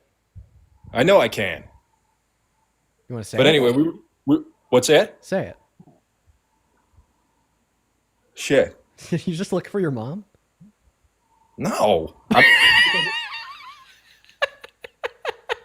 Okay. All right. Okay. Okay, enough. Okay, let's have a conversation. Let's have a debate. But before we have a debate, there's actually a couple people that I gotta thank. So super duper quickly, Caitlin, thank you for the $10 over on PayPal, saying that you're such a phenomenal debater. I really appreciate that, Caitlin. Show some love to Caitlin down below. As well as Sarah, dude. Sarah with $100 on PayPal and Wayne with $100 on Venmo. Can we please get some love for Sarah and Wayne in the live comment sections literally right now? I want to see 1,000 W's for Sarah and 1,000 W's for Wayne. Guys, thank you so much for the love. Can you stop screaming, please? Listen, that's very loud. I get you're getting a lot of money from all these people. You stop screaming, okay? Let me show you something. Do you see those buttons right there on the side of your phone? Yes. Yeah. Do you see the one on the bottom? What kind of phone do you have? It's an iPhone. But do you see, like, you said that you see the two buttons? Just click the button on the bottom 3 times. Okay, maybe not everybody can afford that. Okay. Okay. Well, every phone has volume buttons. I have volume. I'm not saying, but I don't have a iPhone. Okay. Well, whatever type of phone that you have, go to the side and click the volume down button 3 times. Thanks for your input. I'll consider that. But okay, we were talking about. Are you ready to speak, Dean? I'm just gonna finish off reading Sarah's donation, then I'll let you have the mic. But Sarah says, "Here's $100 for your extreme patience. I don't know how you go for as long as you do every day. Thank you so much for all that you do. Much love from Canada. P.S. This is 100 USD. Cost me 144 Canadian. Sarah, that is so incredibly kind of you guys. Please show some love to Sarah down below. And then I'm really sorry. Wayne, I will not announce what you said, but thank you so much for the $100. Guys, show some love to Wayne. Wayne asked me not to read off the message, but I do really appreciate you for the love. As well as Caitlin, thank you so much for the $15 over on Venmo, and then Norma with the $15 over on Venmo as well. Shout out to Caitlin and Norma. Now, take it away. Tell us why you support Trump. I just wanted to address, some people in the comments are saying that I look out of my mind and crazy. Okay. And I just want to know first, before we start talking about Donald, do you think that I also look crazy and unhinged, or what do you think what's your opinion, Dean? Please tell me. I don't know. Let's see. Give us a second. A little loud. My face got bigger. I know. Just wait. Yep, you definitely do look a little crazy and unhinged. That is true. What? Yeah, absolutely. Put me back to small. Well, the issue here is my TikTok studio is still loading. I can't. Okay, there it goes. Okay, it's gonna it's gonna take him. We're stuck. He's hijacked the live. My TikTok studio is moving so slowly. For everybody that's joining in, I'm really sorry. We're just gonna we're just gonna be stuck with this for a little bit. Oh Stop no! laughing at me. Oh no! The stream is broken. L's in the chat for TikTok studio. Okay, there it goes. Okay, we're not gonna press that button again. Okay, yes, you do look a little crazy and unhinged. But go ahead and take it away. Tell us why you support Trump. I think my main thing about Trump is that he's putting America first clearly, especially with this whole thing going on in Iran. I think he's putting us first. He's putting us first by doing whatever another country wants us to do. Why do you keep laughing? This is what really makes me mad about you, Dean. Okay? You always laugh and you joke and you kid and you do all these things. You're going to start playing guitar in the middle of our debate? Go ahead and play it, Dean. Go ahead and play it. Let's hear you play Mary Had a Little Lamb. Well, I don't think I can do Mary Had a Little Lamb. I'll give you a little taste. Play some Beatles songs. You look like a Beatle. Oh, it's really out of tune. Never mind. Yeah, I need to tune it. That's supposed to be a C. There's supposed to be a C if anybody's curious. I think I need to tune in a little bit. Never mind. I actually cannot play you guitar. That's okay. Oh, wait, actually, it may. Let me see. It's a little tune. I'll have to tune in to play it later. Now, tell us why the fuck you support Trump. Why are we getting soft bass? Somebody in the chat also, by the way, sorry, Dean, to interrupt again. Somebody said that I might, or she said he might have a crush on Dean. I don't have a crush on him. So people keep saying, okay. Stop looking at the chat. You tell us that you support. Can't stop. Can you tell? All right, tell him to take. Please tell him to take just a pause while I try to focus. No, you take the pause and you focus on me and you stop focusing on the chat. Imagine that it's just you and me in a room alone. The lights are dark. The mood is set. And we're about to debate why you support Trump. So you told us that you support Donald J. Trump because you think that he puts America first. And then you gave the example of him putting America first by literally being at the beckoning call of whatever another country wants us to do. There's all these distractions. Listen, Dean, I have attention deficit disorder. And all of a sudden you had a cowboy hat. So would it be easier just to kind of like stop looking at the phone? Don't tell me what to do with this shit. I know what I'm doing with this, with debating. I can debate all day. I have unlimited energy when it comes to this, okay? But the problem here is we keep talking about the same thing and we're going around and around. And it's like, Dean, you don't know what you're talking about. You told us that you support Trump because he puts America first, and like the bombing of Iran, I respond. You haven't even like responded to my response. Like I will admit, I definitely do go in those circles with a lot of Trump supporters, but I haven't even gone in that circle with you yet. Like, no, you haven't responded to what I've said. I think I've repeated myself once. Okay, that's not a big deal. We haven't been going around and around. You made a claim, I refuted the claim, and like that's where we're at. So I think Donald Trump is our America First man. I think that he's been putting, now there's a nuke on my screen. Now Donald Trump has been putting America first for a while. And I think that you're just kind of mad at that. And, you know, it's kind of give us an example of him putting America first. By saying it. By saying it? Yes. So okay, he's fuck. Okay. Yeah. If I say that I'm a billionaire, that I put $1 billion in my bank account? Oh, you could never be a billionaire. Billionaires are way too. They're very different from you, Dean. See, I think billionaires, you know, they work hard, and liberals, you know, they just don't have it in them, really. I don't have it in me to be a billionaire. Yeah. No, you're right. I probably don't. Being a billionaire, like, I think would require the exploitation of a whole lot of people. I don't know if you could ethically be a billionaire. Okay, but you're really still not responding to what I said here, okay? Because you said that he puts America first by saying that he puts America first. I responded to that shitty argument by saying, well, if I say I have $1 billion in my bank account, then did I put $1 billion in my bank account? The very obvious response would have been noting whatever you say doesn't necessitate that it's true, just like I would say that just because Donald Trump says that he puts America first, that doesn't actually mean he's putting America first. Okay, before this starts, I'm going to be honest with you. I don't know what's going on my screen. It feels like there's a bunch of advertisements or some shit popping into my face. I feel like I'm being brainwashed with all this shit. There's butterflies and cowboy hats. Okay, we got a cowboy hat and a cat and a cat. What is this? Now there's a cat. Listen, anyways. Just put the phone down. Put the phone down, Duff. You'd like that. You would like that, because then I couldn't come up here and because you've been ducking me for years. I haven't even been doing this for years. What the fuck are you saying? Yeah, you have. No, I haven't. Yeah. And you've been ducking me, and I'm telling you, Donald Trump, the main thing that he does that puts America first is his support of the American people. Did he support the American people when he tried to nullify every single one of their votes, when he tried to install fake votes for himself in Congress after he lost the 2020 election? You think he lost the 2020 election? Yeah, and if you say anything else, you'll get your account banned. So if you disagree with that, we should probably just keep that to ourselves. But just know that I think you're insane. Jesse, thank you so much for the $20 donation over at Venmo. Jesse says, "Are you also thinking that the gold card is stupid? It literally invites the DRUG." Yeah, I do agree with that. And then Megan, thank you for the rhythmic bear. But guys, show some love to Jesse and Megan down below in that comment section. Guys, thank you so much for the love. What is this? What's going on? The dancing bears. Okay, it's a little confusing. Like I told you, stop looking at your phone screen. How am I supposed to not look? Yeah, for sure. So here's you with your phone. Make that you with your phone. So I would turn it around. Right. Okay.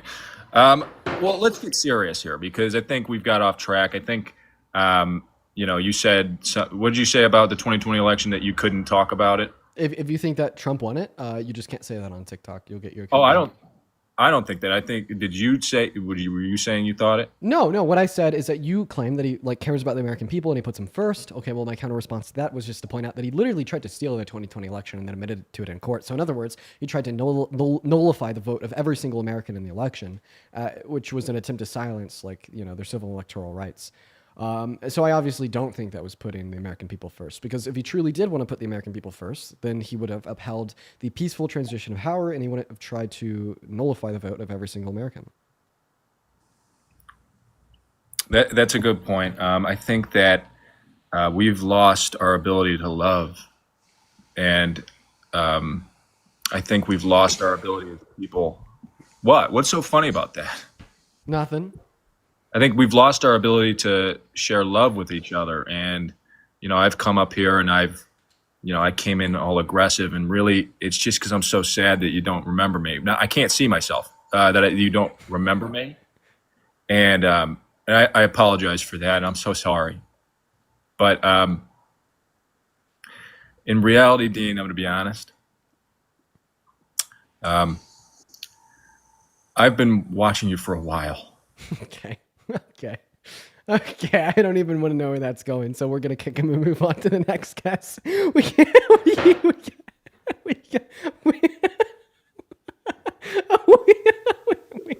Hello, Violet. Do you support Trump? Yeah. How old are you? Cookie King Mogsy. Get a job! Whippy! Yo! Yeah, fill out that job application. Hell yeah. Moving on to the next guest. Here we go, everybody. Whoa! We gotta say hi to our friend, everybody. We gotta say hi to our friend. Yo, Karen! Hello there. How are you doing, honey? I'm doing all right. Karen, can you drop a sick beat for us real quick? A beat? Do you want me to sing another song? I do. Let me think here. I was born by the river in a little tent. Oh, and just like the river, I've been running ever since. It's been a long time coming, but I know a change is going to come. Oh, yes, it will. Sing with me, Dean. I don't know the song. It's been too hard living. So what songs do you know that we can sing together? I don't know. A lot of songs, just not that one, Karen. Give me a song and let me see if I know it so we can sing together. Oh, sure. How about Creep by Radiohead? So I know part of that. Yeah, can you hit it? So I'm a creep. And that's all I know, honey. I don't know anything else with that. Oh, come on. You don't know Radiohead? Come on. What other song do you know, honey? Just like a name. You can't hit that? Your skin makes me cry. You can't hit that? You float like a feather. You can't hit that shit, Are you Karen? saying that my skin makes you cry, honey? Is that what you just said? Yeah. So do you know, let me think here, just a moment. No, get out of here. We gotta get back to the debates. I'm distracting myself. Okay, moving on. Everyone, give us a minute. We got Emily loading up. We're gonna go get that next guest up in the box. Sorry, y'all, for the 12.4. Excuse me, for the 12.4 thousand people in here, guys. Make sure that we're double tapping away in that phone screen, sharing out that live. We're getting distracted here. We'll get back to the debates. What's going on, Emily? Do you support Trump? No. Get the fuck out of here. Guys, go and drop a MAGA attached to your age down below in that comment section. We'll pull you up here. Sorry, guys, we're getting distracted. We are definitely getting distracted. I promise we're going to try to get a debate going on. Somebody in the YouTube chat says, what the hell is happening today? Dude, I don't know. You're asking the wrong guy. What is going on, Stephanie? Do you support Trump? Stephanie Jacobson, are you here? Okay, Stephanie Jacobson is not here, so we're actually going to kick her and move on to the next guest. Here we go, everybody. Hopefully, we can find a single person to talk to. CD, thank you so much for the $15 on Venmo, saying, please read comment. Duff looks like he sniffs people as he walks by.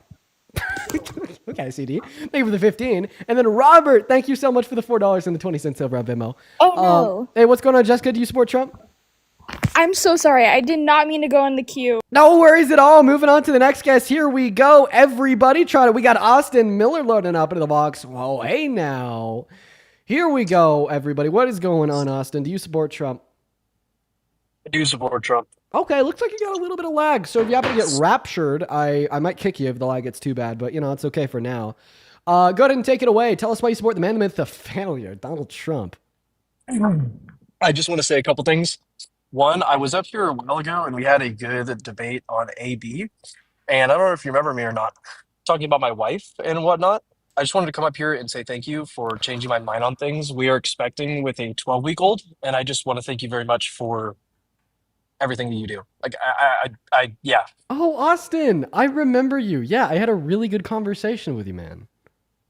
I do. Yeah, I remember it very much so. And yeah, no, I'm definitely not MAGA and I don't support, but I just wanted to come up here and say thank you. Dude. And that we're expecting a 12-week. So hey, congratulations to you and your wife. That is awesome. I appreciate it. Yeah, I remember right, well, having that debate with you. I will. Well, I'll go ahead and get out of your queue so you can keep going with the debates. I love everything you do, man. Thank you. Hey, man, thank you, Austin. I hope you have a great rest of your day. And seriously, congratulations on the child.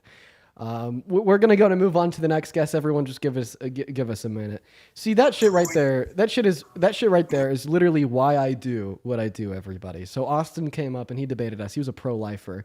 We had a really good conversation, and by the end of it, he was like, "Shit, man, I think I may be wrong. I'm gonna go like further investigate it." Comes back, changed his mind, pro-choice. I love that shit. I love it so much. You know, I love it so much. What is going on, Aaron? Do you support Trump? ERIN, hello? No, I just wanted to say I support you. Yeah. Oh, sorry. There was a little bit of a delay there. I didn't mean to overspeak you, but I appreciate you for the love, Aaron. That is incredibly kind of you. Let's try to get that next Trump supporter up here. So everyone just give us a minute. Everyone just give us a minute, y'all. As well as Kaylee. Thank you for the $15 over on Venmo. My favorite Radiohead song. Oh God. I forget its name. It's not creep. I forget its name. I'll have to look at my playlist. I don't think I've listened to Radiohead for a while. But oh dear God, was I banging them like 6 months ago? I think I listened to them so much I just kind of started not to listen to them. All right, we're gonna go and move on to the next guest right now. We got Lucas loading up in the box right now, y'all. Welcome in, Lucas. Do you support Trump? Yes. What? Yes. Yes. My name is Lucas. I promise I'm not 14 years old. Head ass. Moving on to the next guest. Here we go. Looking for debate. We got Julia loading up. If you are watching the live stream, make sure that you're double tapping away on that phone screen, sharing out that live with a handful of friends. Yo, Austin, bro, thank you for the private jet, man. It means more than you know. If I could send it back to you right now, I would. I appreciate you for the love. Welcome in. What is going on? Do you support Trump? Hello? Wait, sorry, I didn't mean to be in your queue. Oh, no worries at all, Julia. Moving on. Here we go, everybody. Wow, would you look at that? Would you look at that? Would you look at that, everybody? 12.3 thousand people. Nobody to debate. Would you look at that? Here we go. Yo, Alana, I know that this was a while ago, but thank you so much for the $50 over on YouTube Super Chat. Can we get 500 Alania W's down below in that box? Thank you so much for the love, Alania. It's good. I hope that you're still in here because I know that wasn't a while ago. Jess, welcome in. Do you support Trump? Hi, Dean. I just have to say, me and my political science class watches your debates, and you really help us out with our class. Thank you. You guys are awesome. I love you and your entire class. You guys are awesome. Keep killing it in there. That's so cool. That's so cool. I love hearing that. Every single one of y'all. Y'all are great. Much love to every single one of y'all. Hell yeah. You know, I've actually heard about that a lot. I've actually heard from people that go to a local university that they have like some debates in like the curriculum in their philosophy courses. That's insane, right? What's going on, Beverly? Do you support Trump? Beverly, I can hear you. didn't request up either. I don't know what I did. Oh, Beverly, don't Good worry old about it. lady. I just love listening to you. Hey, Beverly, I appreciate you for listening to us. I'll take you off this stream. Have a good rest of your day. Thank you. Oh, that's so. Oh, that's cute. That's cute. That's cute. That's really sweet. Oh, Beverly, no worries at all. It's really easy to accidentally request. Don't feel like embarrassed or anything. It's really easy to accidentally do. Let's go ahead and move on to the next guest. Here we go, everyone. Just give us a minute while we're getting that next guest loaded up in here. What's going on, Espe? You support Trump? Oh my gosh, I am so sorry. I don't know how I. No worries. Looks like there's a lot of people in the queue that are there unintentionally today. Maybe I'll stop pulling from the queue and I'll start pulling from the chat. Yo, SJ! Thank you so much for the $25 over on Venmo. And Sarah with the $20 over on Venmo. Sarah says, keep spreading that truth. Shout out to you. Show some love to SARA. Sarah down below in that chat. SJC's just seen in California, dad arrested horribly and punched over and over and over again. He had 3 sons in the military. Thoughts? I watch you daily. Love and respect. I'll check it out, SJ. God, freaking good. I'll take a look. I'll take a look, SJ. How about that? Because I don't know specifically what you're referring to. What's going on, HVAC? Do you support Trump? Yeah. Oh, ew. Well, I mean, yeah. Okay, why? Well, I mean, I did. Oh, I did. I do, and I don't. Okay, so that's actually a garbled mess of contradictions. I will get into it. I promise. My brain is just a little fried from Duff. Okay, all right. Well, how about this? Let's isolate for the reasons why you support Trump. I supported Trump because I figured I would get like a house. Hate to break it to you, man. It was Kamala Harris who had the policy that would make houses less expensive. You know, the whole $25,000 subsidy and all. Donald Trump, on the other hand, his policy makes houses more expensive. You know, like the tariffs really impact that. Like the tile and the steel from Mexico, the lumber from Canada. Houses are more expensive. What are you going to do? They are. We were lied to. He lied to us. That's right. So why do you support somebody that lies to you? Or are you telling me that you no longer support him because he lied to you?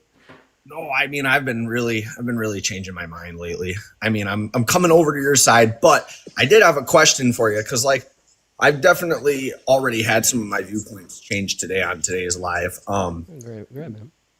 But what I will say is, do you think that your debates are still serving their purpose, or do you think it would be better talked about, like, what the Democratic Party should shift to, what they could be doing better, and that would be a better direction for your followers to move? I think that like both things are important. So this is why, like, on one hand, I'll do these debates on live with Trump supporters, but then on the other hand, you'll see videos from me on like TikTok and Instagram saying that we should stop the mass deportation and a better solution is mass amnesty, hinting at policy that the Dems should pick up.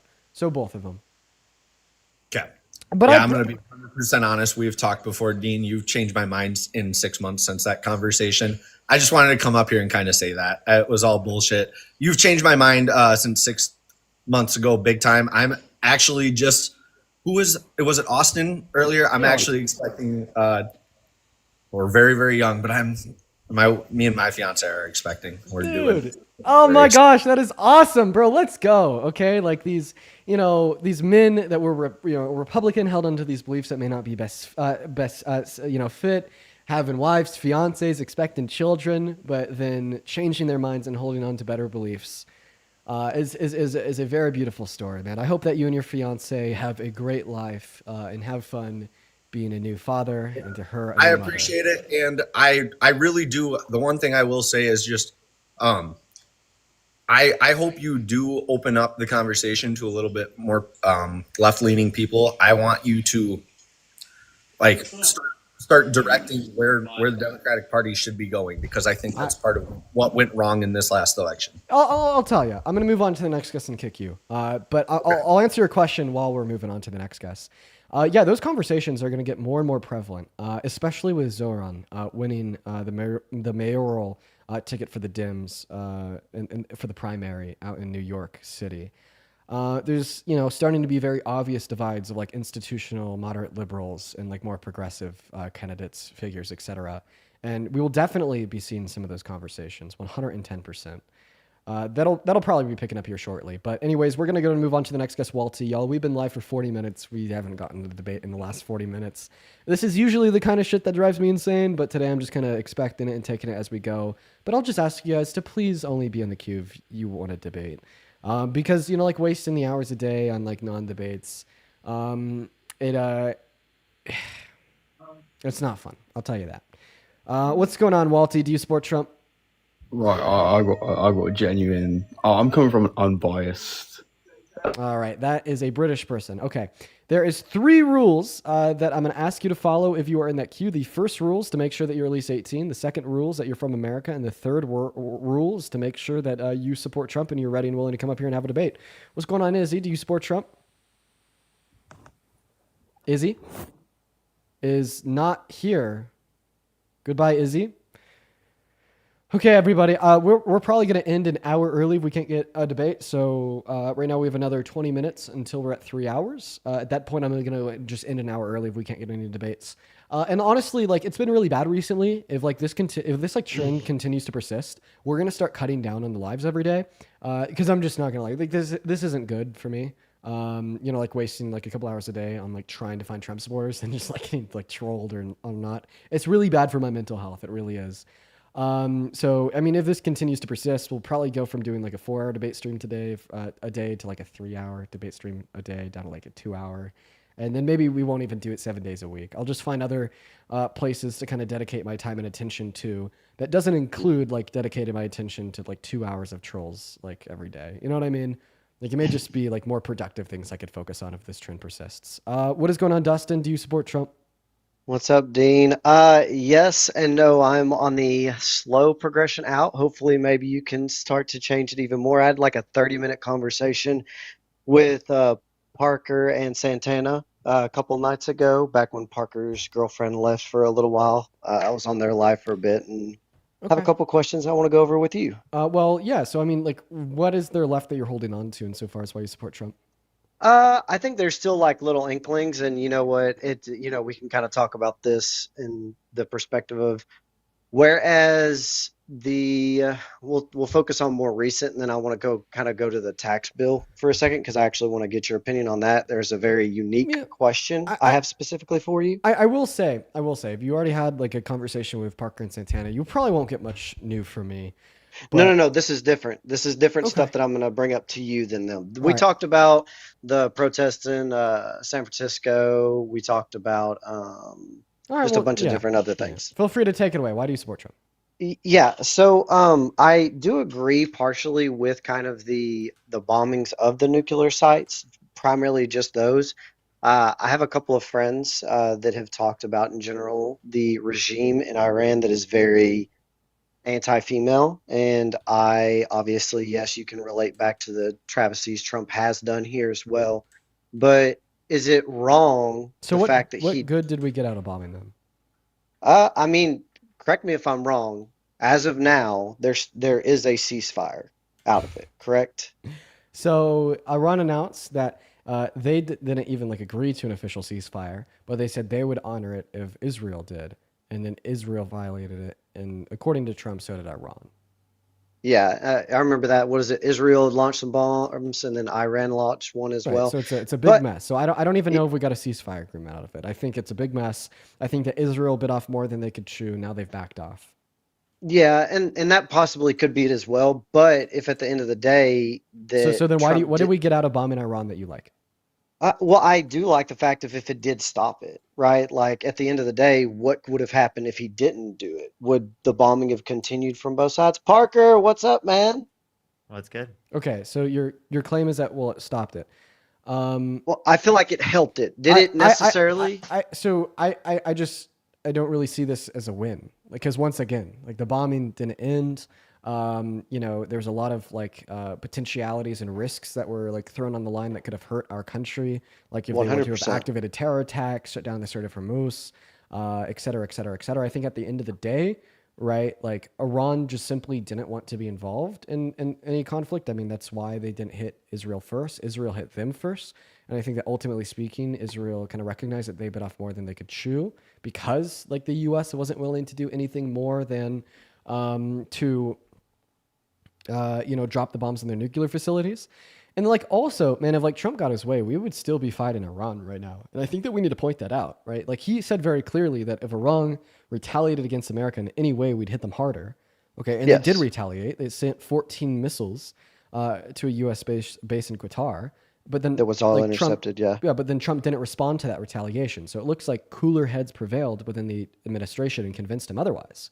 But we shouldn't say that this is a win for Trump, right? Because Trump wanted to do something else. We should probably say it's a win for whoever convinced Trump that he shouldn't do what he wanted to do.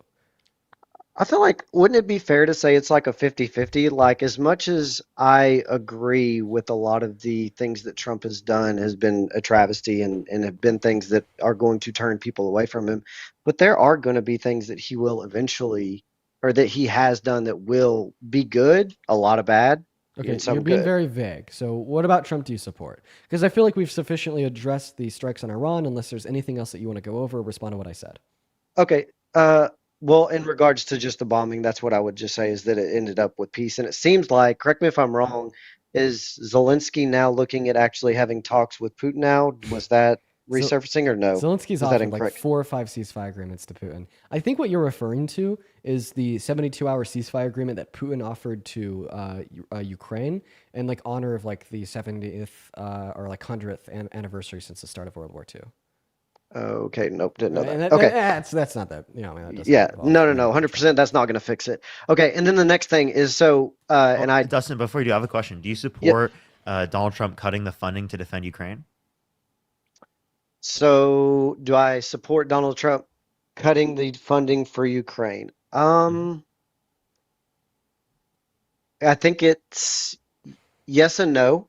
I don't like the fact that Putin is pushing and we're not like stepping our foot down a little bit more and actually having a backbone like we should realistically against Putin. But also at the same time, should we, while our economy is struggling and obviously adding trillions of dollars to the debt, keep supplying as much as we were? Now, we do spend an absolute asinine amount of money on our military for sure to ensure our safety as well. It is a little excessive, but I it's think kind of a that mix. Go ahead.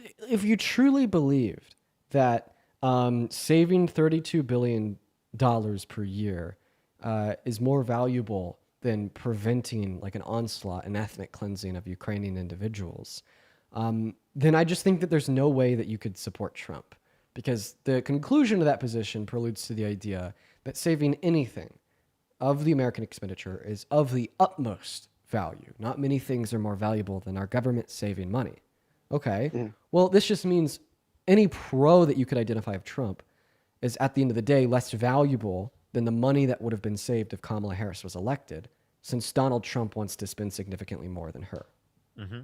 Yes. So- And so I can see that. right? I thought it was in the See what I mean? trillions. See I what thought I it mean? was No. more. It's 32. Okay, It was so $32 billion per year. But the difference between the expenditure of Kamala Harris and Trump was in the trillions. So if you'd say that saving trillions of dollars is more valuable than preventing an ethnic cleansing in Ukraine, well, what is Donald Trump doing more that is more valuable than the trillions of dollars in which would have been saved if Kamala Harris was president right now?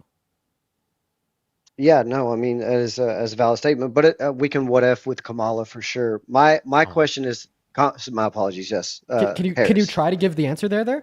The answer What? to that though? Sorry, Because- sorry. Ask it again. Yes, I will. Yeah, What was because the you're question saying again? that the good of saving trillions of dollars in expenditure is better or gooder, quote unquote, than the bad of like further onslaught and ethnic cleansing of Ukrainians. So this would imply here that there is some like really bad outcome that would have resulted from the Harris presidency that is worse than like further onslaught and ethnic cleansing of humans, simply for the fact that she would have saved trillions of dollars compared to Trump, and you are now still deciding to support Trump. Do you see where I'm coming from? Yeah, I guess and so if it is like, has Trump, I'm going to answer the question. The question is this: has Trump already in office caused trillions of dollars? Also, in bro, y'all damage? didn't see me put the word gooder there in the quotations. Y'all I didn't, saw it. yeah. I saw. Dean, we're blaming you for that. No, that's crazy. That's crazy. You know what, Dean? You deserve to be blamed blamed directly for that one? Yeah, You so did that? so now you're asking about Donald Trump's expenditure related to trillions of dollars. Yeah, the BBB passes through the House like he wants it to so bad. There's $4 to $5 trillion in debt right there. But I mean, like the estimated expenditure of all of his policies in the $10 to $15 trillion range by the CBO. So I mean, yeah, we definitely would have saved trillions if Kamala Harris was elected. At the end of it. Okay. Yeah, and if that ends up being the case, then yeah, definitely it's going to be one of those deals where it's like we made a very poor choices, those that did support Trump for sure. Okay. Um, Honestly, then, man, I think that I'll just leave it there then. I want you to go look up the big beautiful bill, well, look at the that's CBO's what my next estimate on question the is. expenditure, and then also look at the CBO's estimate on all of her policy and all of his policy. And I mean, if you're doing so in good faith, you will yield the conclusion, like less than 30 minutes of research, that if Kamala Harris was elected, our government would be spending significantly less money. So like, go do that, man. I think that's a good next step. I don't even know if like further debate with you is even required at this point. Well, it's more of just like I also like being able to hear things that from you guys, you and Parker, that you're intelligent to bring it to light that other of us, like for example, Parker, I don't know if you remember on our live, it was me, you, and Santana, and we got to the military part, and I can't remember his name. He came in, we were talking about how Trump signed the bill that basically kicked all the trans people, and you remember that Eli. night? Okay. Yeah. Yes, Eli, exactly. Yes, we had a great conversation with that, and I was very appalled by that. So I did a lot of research on that, and that is something that I definitely don't agree with personally. So then how about this? If there's like one other thing that you want to run us through, feel free to do it real quick. But Yes. I think like the debate ended with that last point. Got you. So big beautiful bill, tax cuts, spending for the upper. Where is the tax cut for the 1% that we're seeing, like where it's so horrid for the new tax bill and the big beautiful bill like you're talking about? Like, is Yeah, it for people sure. above 500K or a million? So or people making above $120,000 per year will save an additional $500 per year on average as a result of the BBB. Now individuals making above $450,000 per year on average will save an additional $25,000 per year because of the BBB. Now, how do you feel like personally with that the people that make that, should we take advantage of that or not? Because like you're very fortunate that you more than likely, you and Parker have had massive success. You will be above that category. You will be in that. I don't think so. I wish. I know so.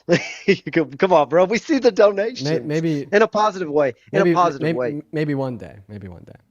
But like, what about the people that are in that bracket? Like, what should we do in that perspective? You know, to alleviate it. I'm Do you confused not on take what you're advantage of asking. it?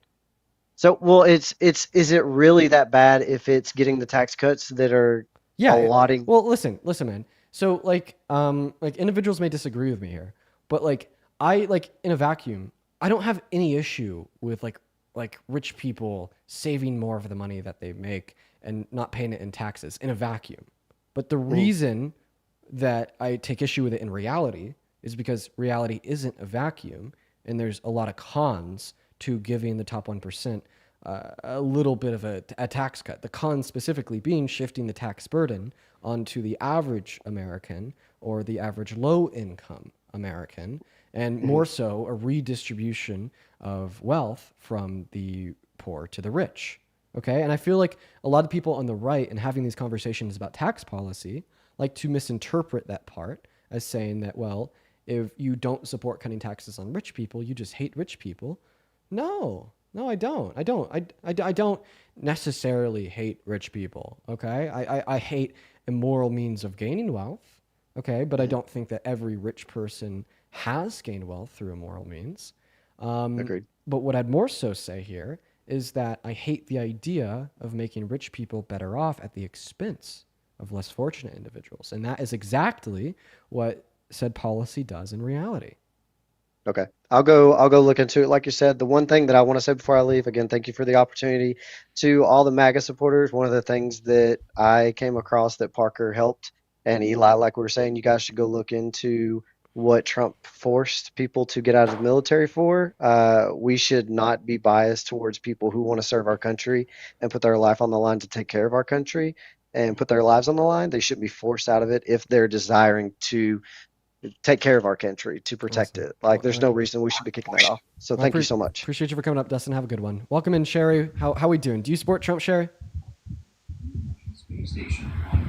Okay, Sherry's not here, so we're going to move on to the next guest. Here we go. We got Timothy loading up into that box. Also, if you're a woman and you support Trump, I would love to give you preference in the queue. We've not talked to a woman all day long. It's been men. So if you're a woman and you support Trump, go ahead and drop a MAGA woman down below in that comment section. I'll invite you up. I'd love to have a conversation. I'll let you skip the line. If you're a woman that is MAGA. Dude, Brian, shut the fuck up. Pete's mom, thank you for the $20. Thank you so much. Hope you're having a gooder night, Parker. I'm having a gooder night. Don't worry. Brian, Timmy, shut the hell up, you guys. Joseph, you motherfuckers. Oh, Parker, D. I don't know how you keep doing it. We got Maya loading up, y'all. Here we go, everybody. And yo, Robert! Thank you so much for the $51.50 over on Venmo 15 minutes ago. Everybody, please show some love to Robert down below. Robert says, I miss competing in forensic in the forensics you do. Great job, man. Keep it up and keep the truth going. Robert, I really appreciate you so much, man. That is very, very, very kind of you guys. Show some love to Robert down below in the chat for the $51.50, as well as Destiny with the $10 on Venmo, saying, hey, Dean, can you please tell us if it's safe to travel in and out of the States starting July? I didn't know who else to ask, so I just asked you because you're smart. I'd say it depends on where you want to travel. Feel free to respond to that by telling me where you might want to travel, and I could give you my thoughts. And then Caitlin with a $15 over on Venmo, saying, Dean, I've tried to get the message to you somehow, but I really think that you could benefit your mental health to consider a way of screening guests. I have experience in helping nonprofits and for-profits with call screening for YouTube call-in shows, and I'm happy to discuss sometime. It's funny because before I started my stream, Parker was telling me the same exact thing. Caitlin, you should actually respond to that with some way to contact you. I'd love to chat. Maya, welcome in. How are we doing? Hi, it's Mia actually, but hi, good to be here. I've never done this before, so it's been fun. Sorry, Mia. I don't think that you're driving, but I do think that like maybe you're in the car and your mic is attached to your car. Is there any way to turn your Bluetooth off? Oh. Maya, have you turned your Can you hear me? I can. Are you driving? Okay. I'm actually parked right now, waiting to pick up my kid. Perfect. Well, take it away. Tell us why you support Trump. Well, kind of a couple of reasons. I've liked him since 2016. I used to be a liberal, but I don't know. I'm not on mass deportation, but I think some deportation needs to happen. I think a lot of the stuff in school related to sex education needs to be fixed. All the health, the Maha movement, all that stuff. Do you base health on science? Yes, actually. Okay, so if RFK and Donald Trump have both undermined the understanding of science, would you say that that would mean that they're not basing it on science, like health? I would, but I would like to know how and when. Okay, for sure. So Donald Trump specifically said the climate's going to start cooling and that science just doesn't know it yet, undermining the scientific consensus specifically about climate change, which is widely understood. There are climate models projecting this given by the international climate agencies, specifically of literally scientists that come together, right, that formed a consensus specifically about what's going on. So that's one thing. Two, RFK specifically has said that vaccines cause autism, which is something that's been debunked for decades, right? And there are actually resources in my bio if you'd like to look at that specifically that debunk that very point. Yeah, hopefully we don't have to convince you that vaccines don't cause autism, right, Mia? Sorry. Yeah. Okay, so I've recently been looking into this. I'm not going to pretend I know anything science. That's not my thing. But I've just been looking into it recently, and from what I've been looking at and studies show is when they were bringing vaccines into the younger generation, they were bringing it in and basically fast pacing how many vaccines we give our children. And at that same time, we saw an increase in autism rates in young children, right? Yes, exactly. Oh, wow, are you ready? Are you ready for it? I could tell you. I could tell you exactly why we see that correlation. Okay. What is the larger motivation that led to the idea that we need to focus more on the health, or that we need to start vaccinating our young children? I can tell you specifically with one of the, I think the HPV vaccine specifically, they were targeting gay people, and then they were not coming and getting these vaccines, so they brought it into the pediatric area, and that's when they started pushing it. They're saying it's going to, what's the word I'm looking for? It's going to prevent cancer, it's going to prevent this, it's going to prevent that. But in reality, they weren't even testing for that in that age gap. This is definitely this is definitely not the response I was expecting. Hey man, I was going to say that our doctors started focusing more on vaccinations for our children because we were just more health conscious of our youth and how health ailments when young can infect the quality of one's life in the future.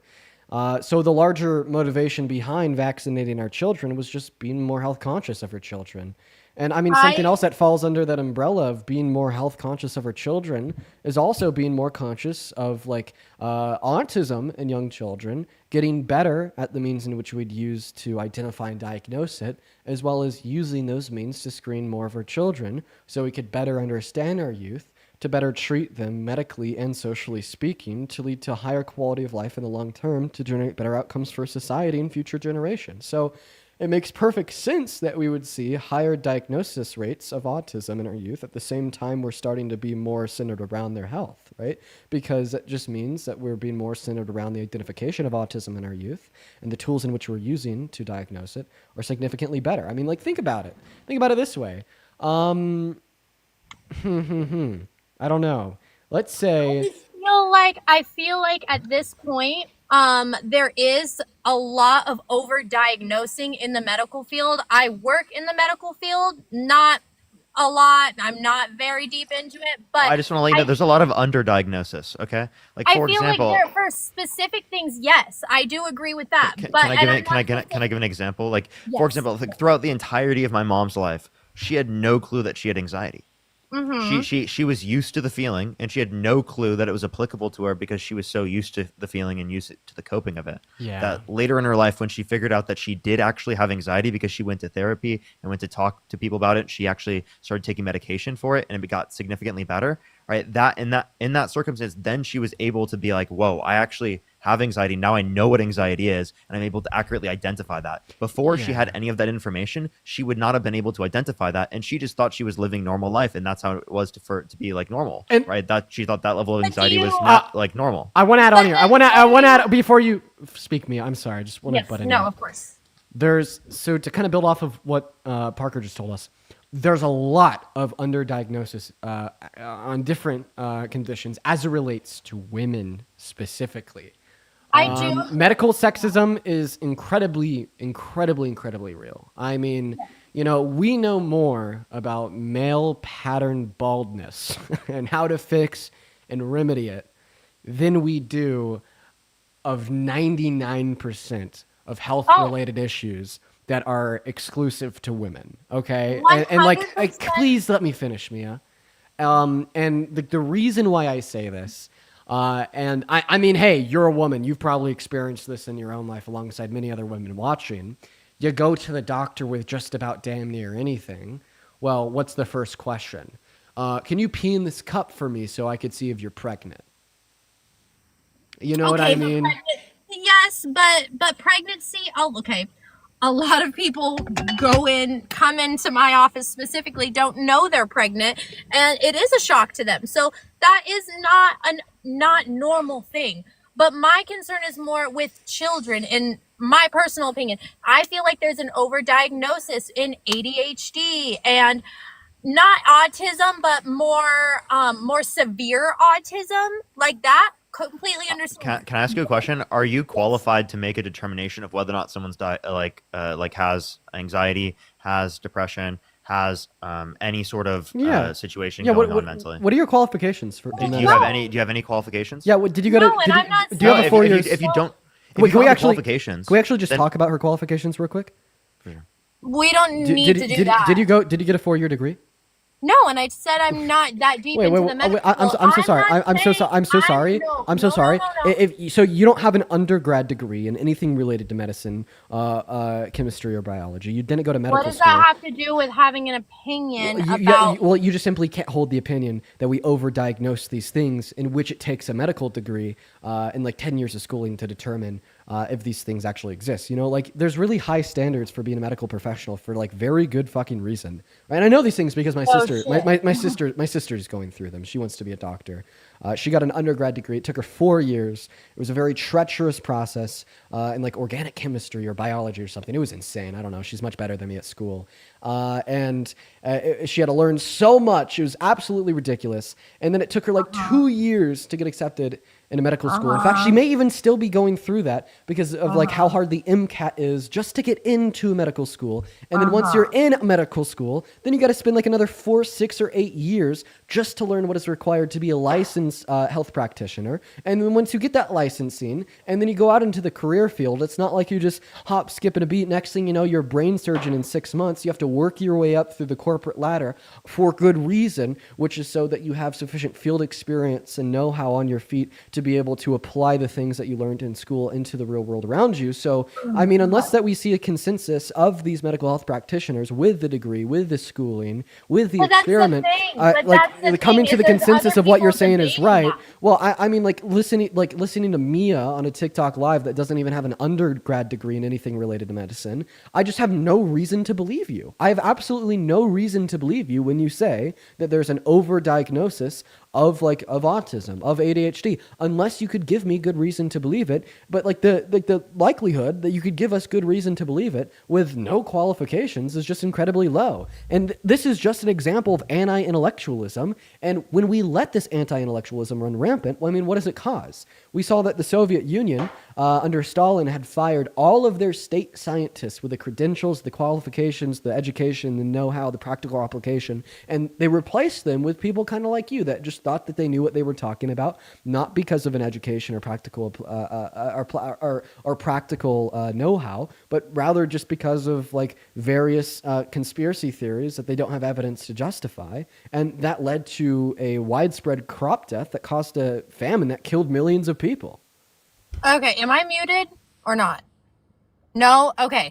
I'm not pretending that I have any say. I can't make any decisions. What I am saying is I feel like we are moving in the right direction by not just following one idea. We need to be able to have balance. We need to be able to ask questions. And that's what I am saying. I'm not saying that we are completely over-diagnosing these people or anything like that. I'm just saying it just seems like, just from what I have seen personally, it just watching children in the classrooms, and I'm seeing all these kids get sent home with these notes saying that, hey, we think that yes, what's up?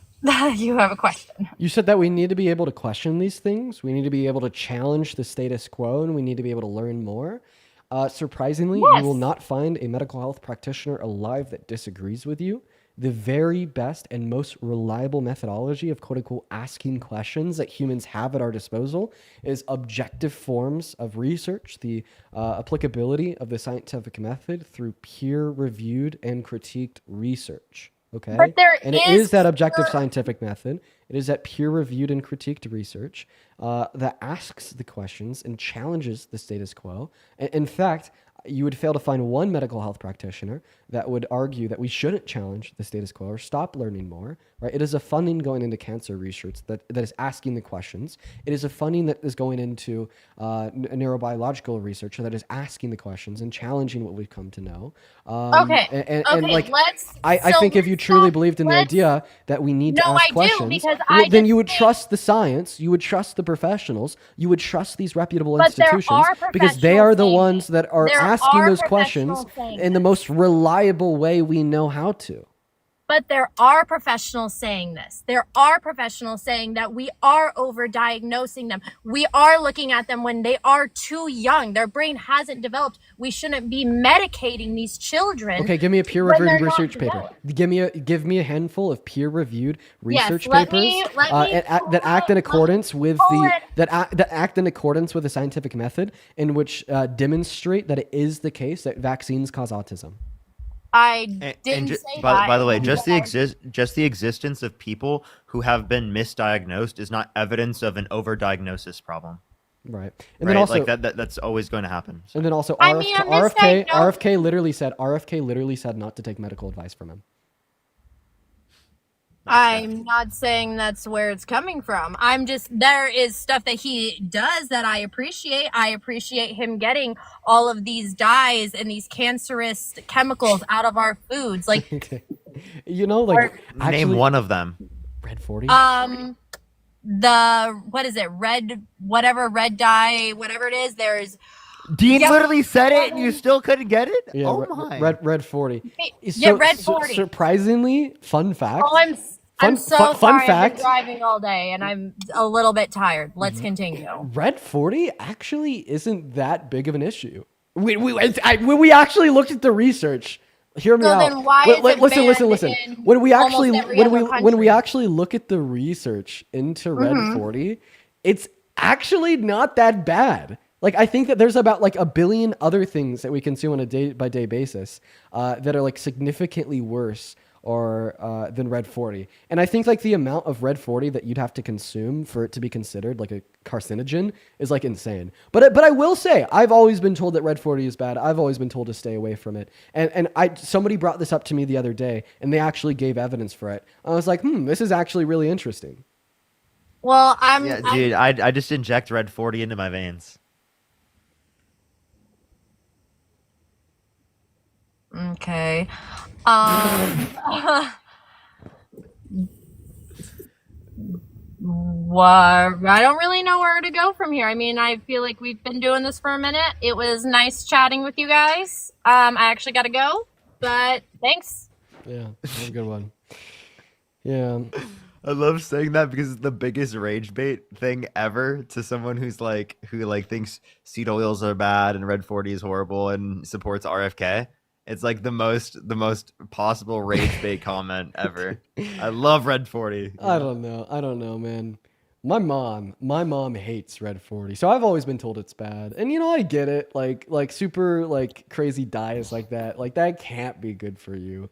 But like apparently the research disagrees. I don't know. It's something. What's up, Christy? Do you support Trump? I don't, but can you add my nephew to your chat? He's trying to debate you. How old is he? He supports Trump. He's 18. Sure, what's his name? His name is Darth Zader. Darth Zader. I'll take a look for Darth Zader. While we're trying to get that next guest up in here, everybody make sure that we are double tapping away in that phone screen, everybody. I'll look for Darth Zader. I don't know. I don't see him. Yeah, they don't exist. I'm looking through. Okay. I don't think they exist in the chat. What's going on, Spoon? Do you support Trump, Spoon? Okay, bye, Spoon. Let's go to get that next guest up here, Parker. If you want to help me out, that'd be great. In the meantime, let's see here. Destiny, thank you for the $10 over on Venmo, saying, my family and I want to travel to Mexico. I also wanted to take this time and tell you that we love you and support you from Maryland. I appreciate you for that love, Destiny. Yeah, I mean, I think that you should be good. You know, just be vigilant. But I appreciate you for the $10, Destiny. Like especially of like Border Patrol on your way back in. Ellie, thank you for the $30 over on Venmo. This was 13 minutes ago, but I'm just getting around to it now. Thank you for the $30 donation over on Venmo.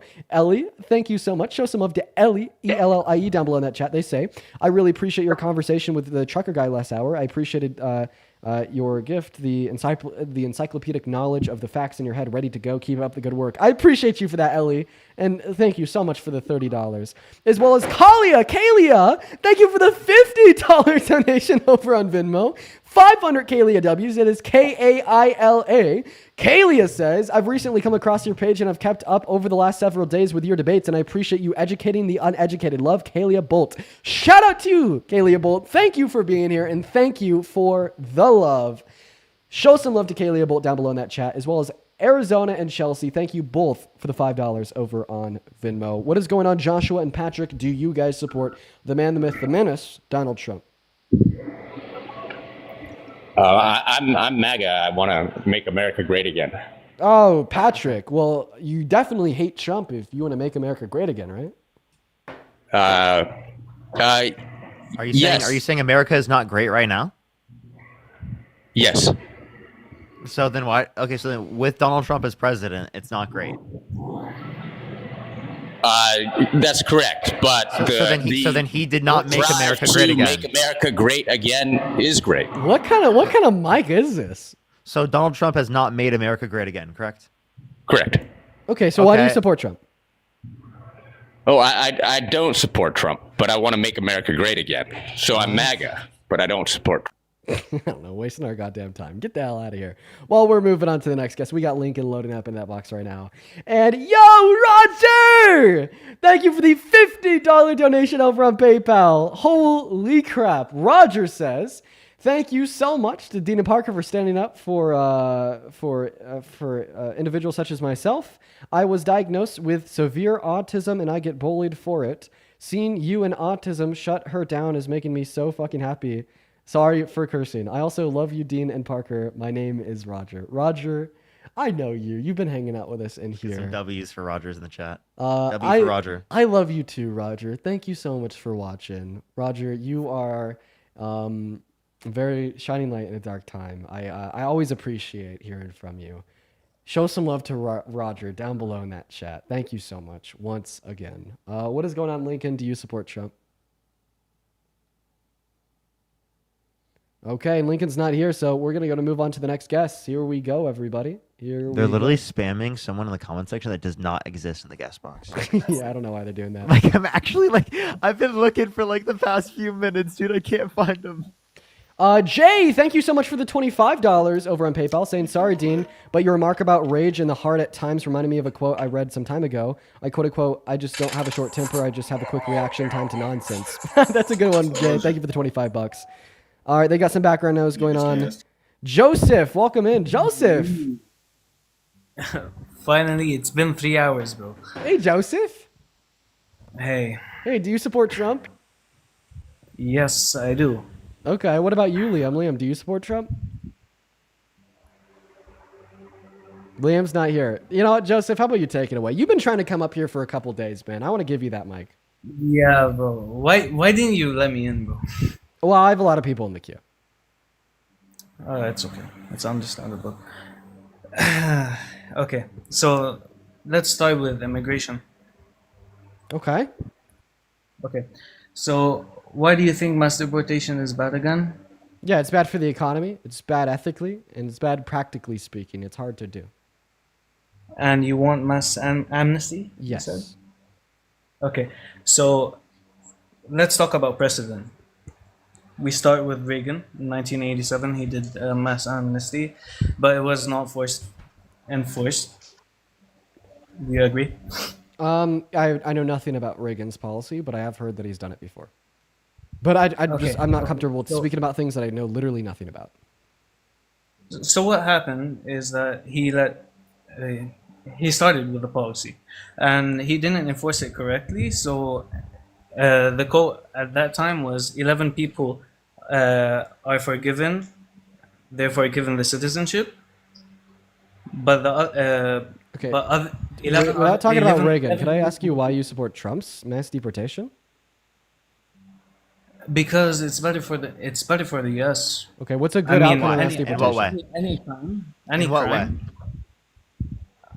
First, when we talk about national security. Okay, what are the pros of mass deportation as it relates to national security? The pros are that once you have mass illegal immigrants coming into the country, illegal aliens as Trump calls them, you don't know who's coming in. Okay, so you're saying that a pro of mass deportation is identifying everybody that's in our country, correct? Yes. Okay. One of its many perks. We could also do that with mass amnesty.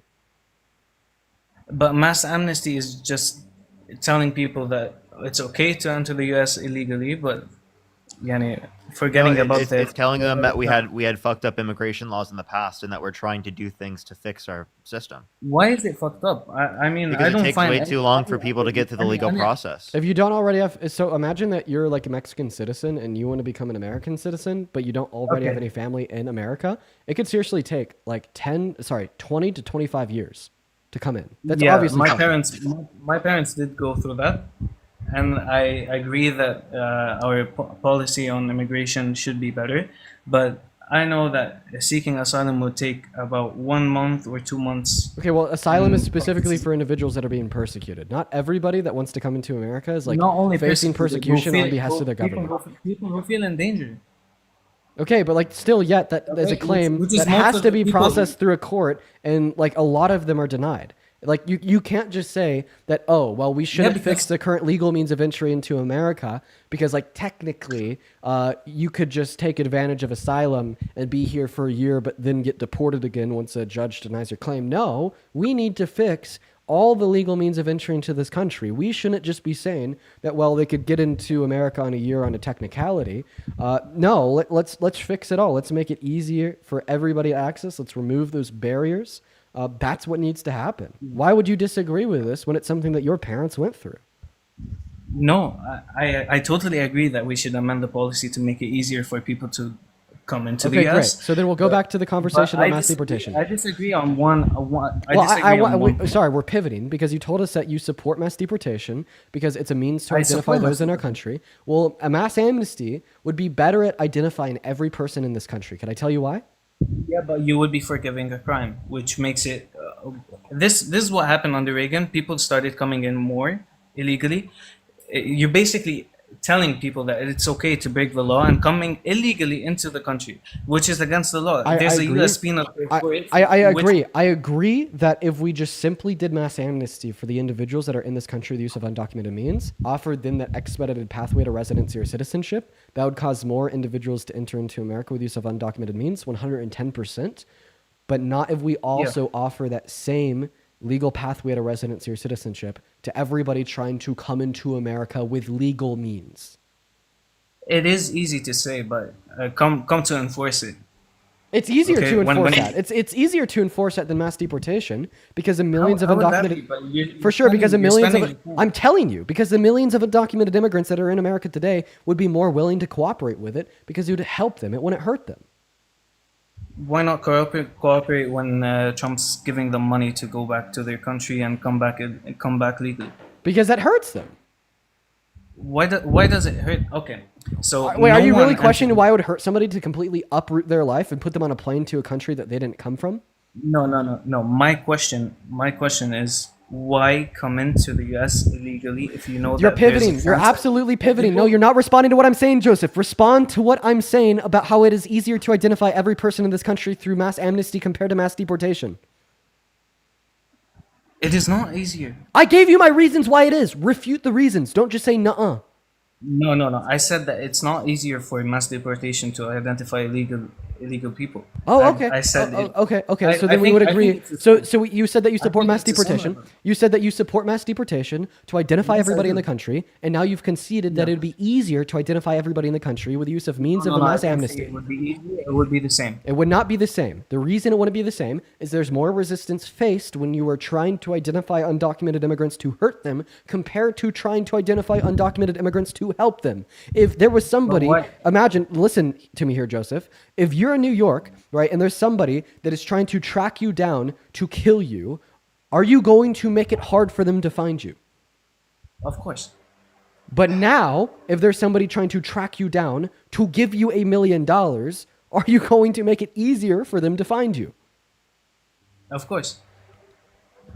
Think about the tracking you down to kill you as analogous to deport you, and the tracking you down to give you $1 million as analogous to giving you residency or citizenship so you could legally drive a car, so you could legally get a loan to buy a house, so you could legally file for a tax return at the end of the year and get the benefits from paying those taxes like Section 8, EBT, food stamps, Medicaid, Medicare, and Social Security. Bada boom, bada bang. We will see more resistance from undocumented immigrants given a mass deportation because it's something that makes their life worse Okay, meaning it'd be harder to identify them all because they don't want to be identified. But we'd face less resistance if we were to do mass amnesty because it'd make their lives better. And because we'd make their lives better, it'd be easier to identify them. They'd want to be identified. They'd be shouting, "Here I am! I'm an undocumented immigrant." They'd be lining up at the government facilities to process their claims of an expedited trackway to residency or citizenship. You will not see undocumented migrants lining up at the doorsteps of ICE to be put in handcuffs and thrown on a bus or a plane to get sent to a country they didn't come from. It is obviously going to be significantly easier to identify every single undocumented immigrant in this country through a mass amnesty compared to mass deportation. Okay, but we're back to the point where we're forgiving illegals. Okay. So I asked you to identify a pro of mass amnesty. Sorry, I asked you to identify a pro of mass deportation, and then now listen to what I'm saying. I asked you to identify a pro of mass deportation. Then I demonstrated to you how it's actually a con of mass deportation because when contrasted to mass amnesty, it's more difficult for national security reasons to identify everybody in this country. And now you're saying, well, the reasons why you don't want to use the means that makes it easier for us to identify every undocumented immigrant in this country is because we'd be forgiving them. Honestly, I look at it as the idea that they'd be forgiving us. I think that we have a responsibility to do that. Why? Because what is the ultimate incentive for undocumented entry into this country? As Parker pointed out earlier, unattainable legal means of entry. We should absolutely, quote unquote, forgive the crime of all undocumented immigrants in this country without prior violent offenses, A, because they help this country, and B, because our government is ultimately to blame for the root cause of it. Okay, I'm gonna propose a hypothetical again. Why would a person that's committing crimes in the US, for example, go to ICE or whatever the mass amnesty procedure would be, and submit his legal documents, request legal documents? Are you talking about like individuals that wouldn't be granted mass amnesty? No. I'm literally talking about people who commit crimes. Okay, so like Or the individuals with illegal prior violent traffic, offenses. Individuals with prior violent offenses. Okay, well, they wouldn't. Yeah. We'd still have to Yeah, find exactly. them and deport them or put them in jail. Okay, what Trump is doing right now, he's starting with the illegals, right? With the illegals that committed crimes. That's not true. That's not true. 50% of the undocumented immigrants that have been deported have not had any, don't have a criminal record. Not true. Do you think it's okay to deport people in the situation that they have not committed a violent crime or bad crime? Well, real quick before you respond to what Parker just said, acknowledge that you just lied. You said that Trump has started with deporting individuals with criminal histories. That's not true. 50% of the undocumented immigrants deported so far in his term in the last 150 days have not had a criminal history. Yeah, but I think we have different sources on this. What? Because we have different sources on this because my source. I don't even. What's your source? To be honest, you don't I have read one. this like 3 months ago. Great, yeah, you don't have a source. So A, either respond to the question that Obviously, Parker. Either respond to the question that Parker just asked you, or B, go back to the debate that you absolutely pivoted from with this nonsense of the fact that mass amnesty is good, right, for the concern that you pointed out of national security because it makes it easier for us to identify everybody in the country, and B, your response, well, we shouldn't do that because we'd be basically forgiving them for their crime, also is invalid because we should forgive them for the undocumented entry because our government is ultimately somewhat responsible for the incentivization of said undocumented entry. Maybe if we haven't been neglecting the legal means of entry into this country since the goddamn 1990s, we wouldn't be where we're at today. But listen, let's face the facts, bro. The reason why our Congress has not made the legal means of entry into America more attainable is so we intentionally don't have a long-term solution for undocumented entry, so individuals can continue to run every 2 and 4 years on a platform to crack down on that undocumented entry, to be the savior of all the prejudiced white Americans, so they could get the vote in support of prejudice, white Americans. I mean, think about it. Donald Trump has been running on immigration for the last 10 years. We've never even heard him stand in front of a mic and said that he wants to make the legal means of entry into this country better, even though that is the only long-term fix for undocumented entry. We only hear him talking about Band-Aids on bullet hole wounds, of building the wall or deploying the National Guard. So these issues can continue to persist unless we have him continually reapplying that Band-Aid. Okay, he's creating a necessity for him and his policy, even though there is a long-term solution that he doesn't opt for. And because he doesn't opt for that, undocumented entry persists. And then you're telling me that we should turn around and blame it on those undocumented immigrants, give them no leeway, even if said leeway of mass amnesty makes their life better and our country better by adding trillions of dollars to the GDP, billions of dollars in taxable revenue for our government, increasing quality of life,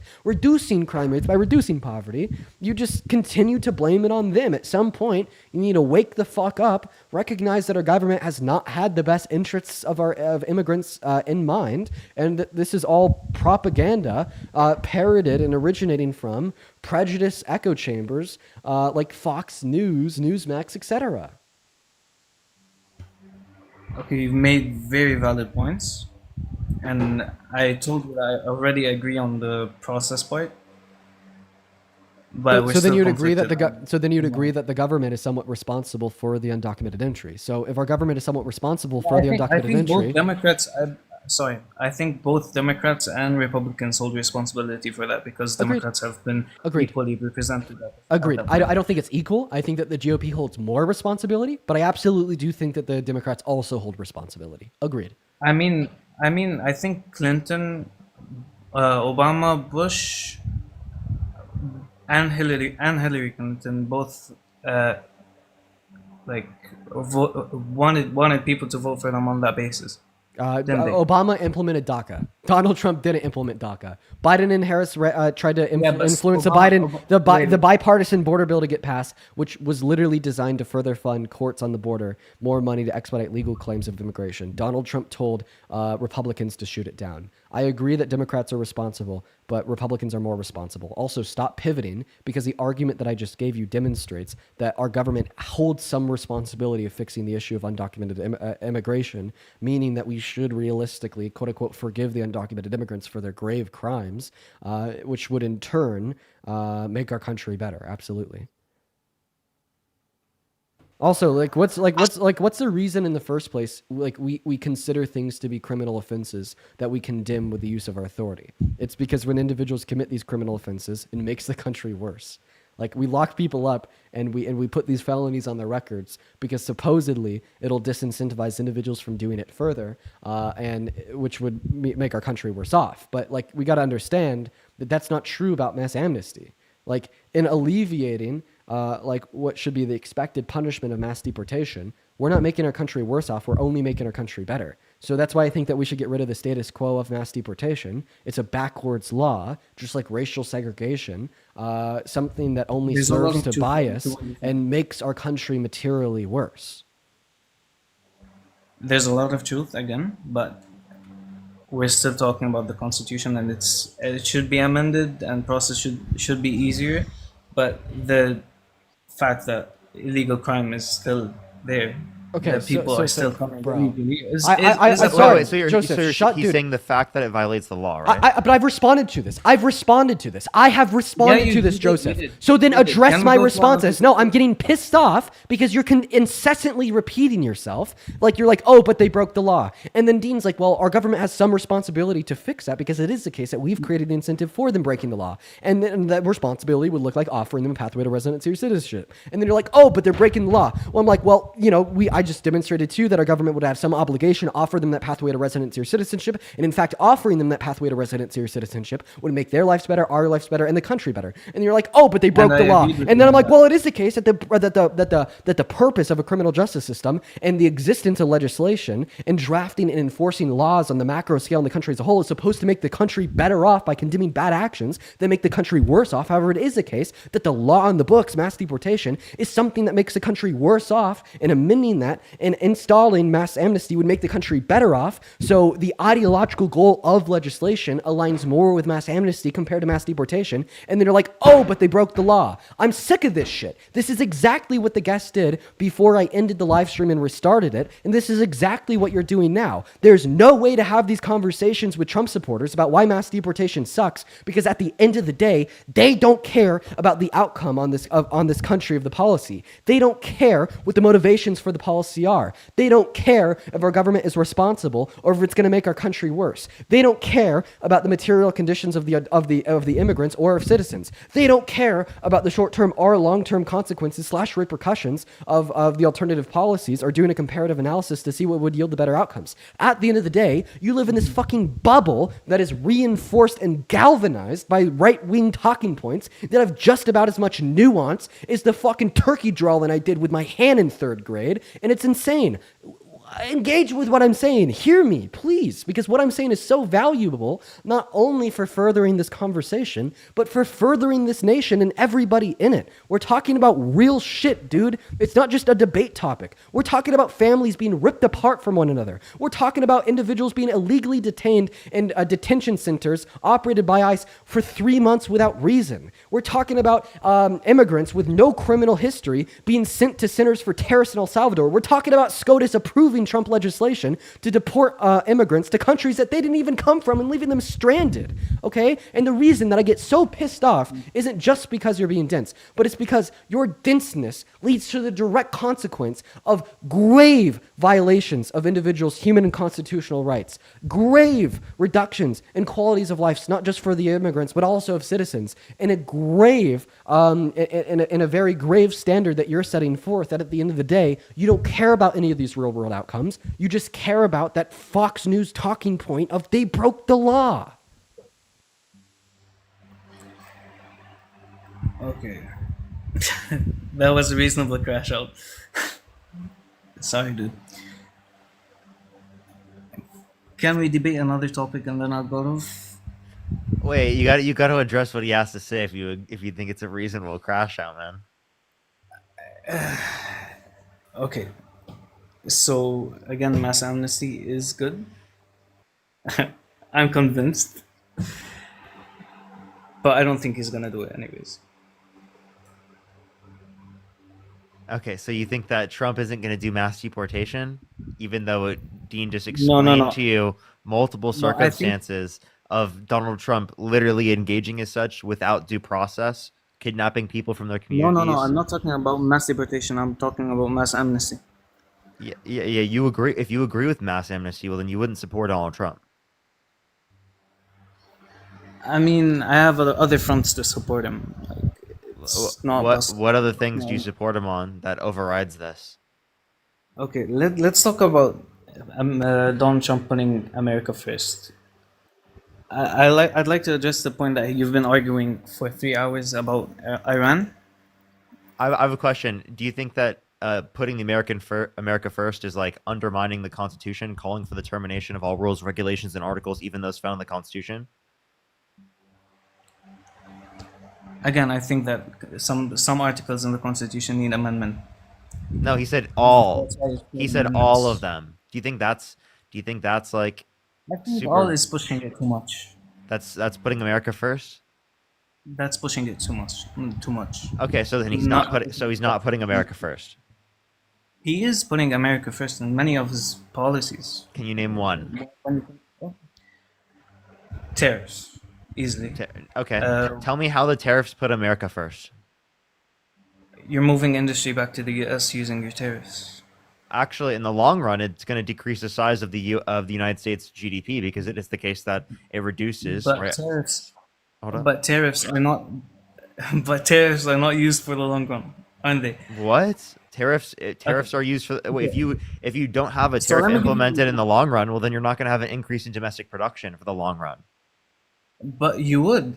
No, you wouldn't, Let's because talk. the tariff's not implemented. The only reason the tariff would increase domestic production is if the tariff is implemented, which would cause an increase in the price of consumer products, right, specifically for American consumers, along with the fact that it would make the cost of production for domestic manufacturing in the United States higher because of the cost of production coming from other countries around the world, materials, labor that is used as an aspect of the manufacturing process in the United States. Because not every aspect of the production process is done here in the United States. It also doesn't make sense for us to do only all of the production process here, right? In the same way, it wouldn't make sense for a single state to just cut itself off from the entirety of the rest of the United States of America and just only trade within its state. That's not putting its state first. Its state is put first when it trades with all of the other of the United States. You understand that engaging in global trade is more efficient, not only for people who are consumers in the United States, but also for producers as well and domestic manufacturers. The idea that Trump is actually increasing domestic manufacturing is laughable. If you look at his first administration, it was stagnant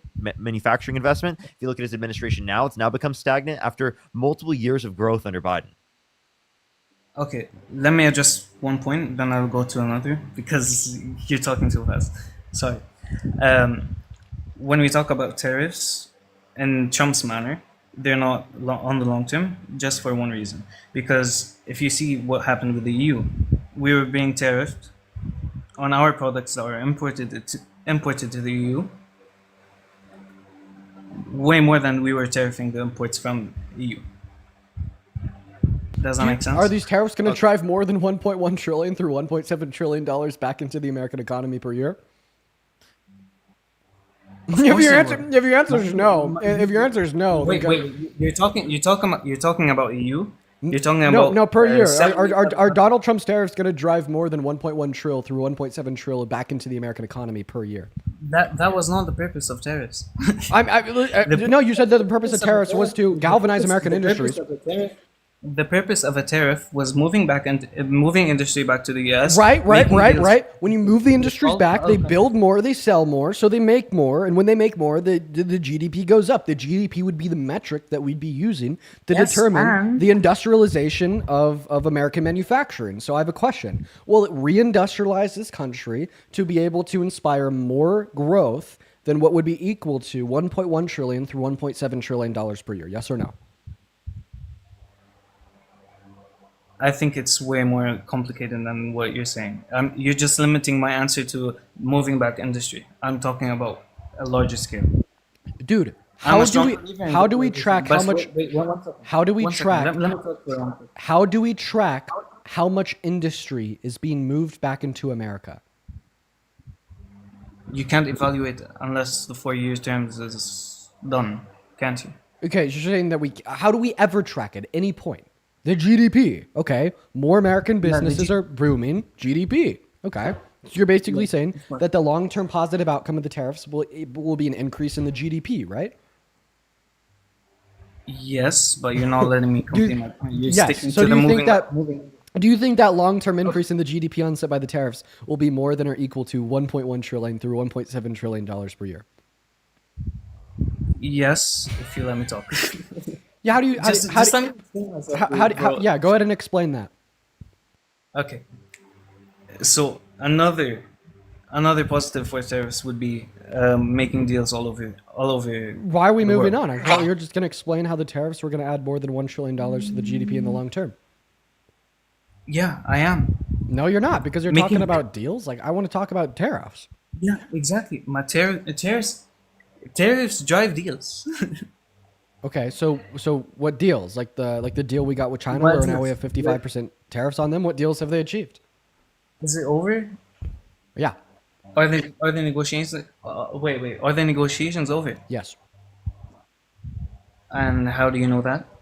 Because they reached a deal. When you're done negotiating, you sign a deal. No, they didn't reach a deal. Yeah, they did. Wait, let's be no. Yes, they did. Yes, they did. This was like a huge thing that the Trump administration announced. The new trade deal with China. The new trade deal.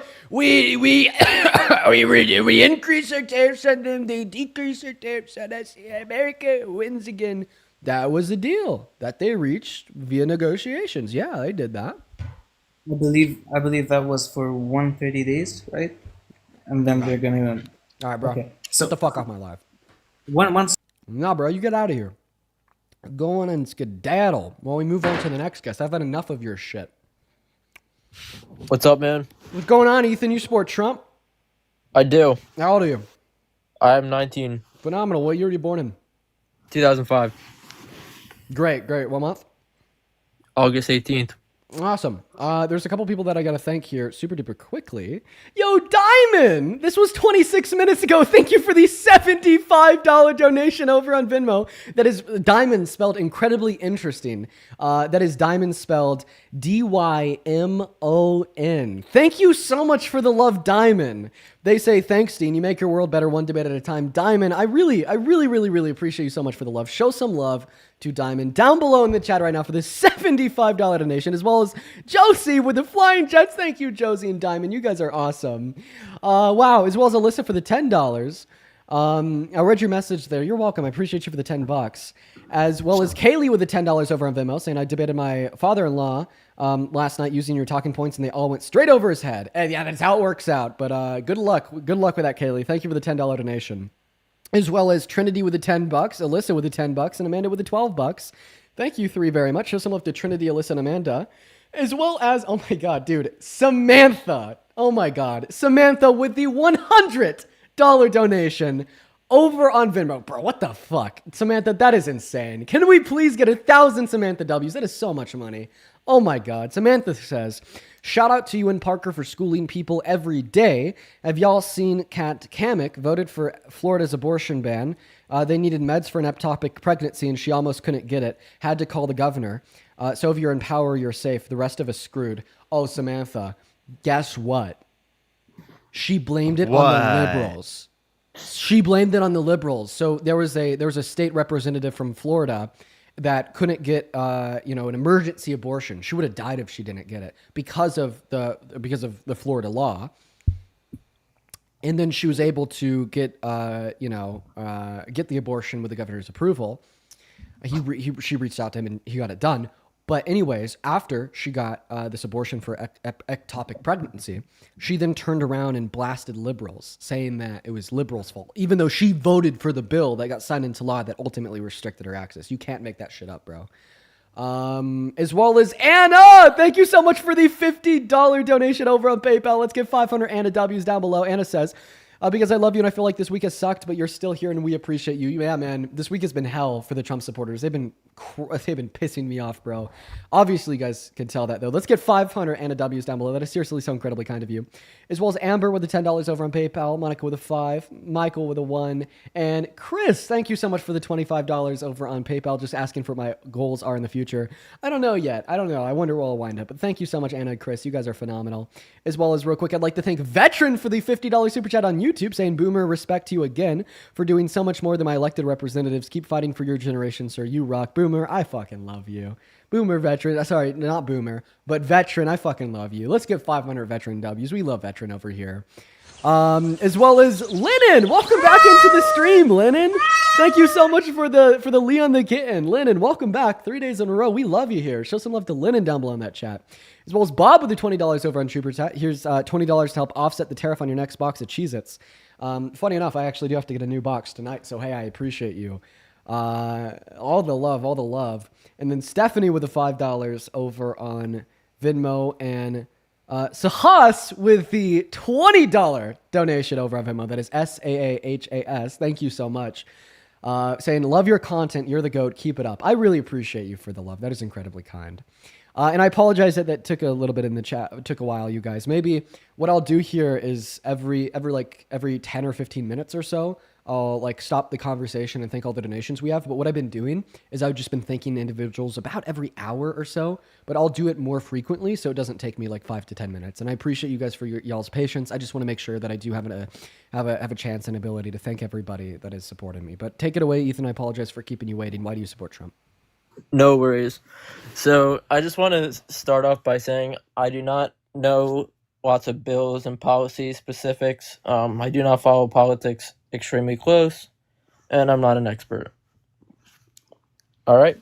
So my first question for you is, when you were talking about illegals and how much they would increase the GDP, how is this information possible if they were undocumented?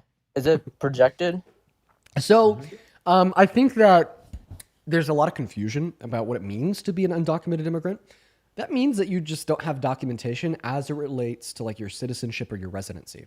But undocumented immigrants can still be documented insofar as being documented as an employee of a company or being documented So like a as work visa? as a not even or being documented as a taxpayer by possessing an ITIN, being documented by state legislators that don't wish to deport you, right? I mean, there's a bunch of ways that they can still be documented, but that comes from the IRS, specifically about their $400 to $500 billion per year annual contribution to the GDP, and that's a really reliable calculation based upon how much they pay in taxes per year. And then about the 1.1 through 1.7 trillion dollar figure, that's going to be an estimate from the Center for American Progress built on top of that data from the IRS that I just gave you. That doesn't just account for their direct contributions through the wages that they garner and what they spend their wages on, but also through their contributions in labor to their employer and overall contributions to the productivity that would be lost if they were lost tomorrow. Yeah, 100%. I wasn't arguing. I was just trying to get more informed. No, good question, man. All right, and my second question is, or more of explaining, remember that trucker guy, what he was saying about the undocumented / illegals getting paid less? Okay. Yeah. So- Okay, go So ahead. what's your remedy for that? I was just explaining, he didn't really know how to explain it properly, I think. They get paid less mainly because they're in desperate need of work and they want to get paid more, right? They take harder jobs for less money that American citizens would not necessarily take because they have other jobs that they could get paid a similar rate for less work, correct? What's the point you're trying to make, though, with this? I guess my question is that it is the case that they're forced into these conditions because of the threat of mass deportation. And if that No, threat of mass no, it has deportation nothing doesn't to do with exist, well, then they deportation. wouldn't be able to be exploited because they'd be able to tell authorities if they're receiving anything below minimum wage. It has nothing to do with deportation. Yeah, it does. It absolutely does, because that's the reason why they're forced into a circumstance where they're willing to accept lower than minimum wage, because they No, can't no, tell no. authorities because of the threat of deportation. What I'm saying is they come here because they want to make more money than they would where they came from, right? So they No, that is not Yeah, the go ahead. incentive. I could give you an argument to prove it. Yep. Legal immigrants are also going to be making more money in America than where they came from. They don't have lower wages on average.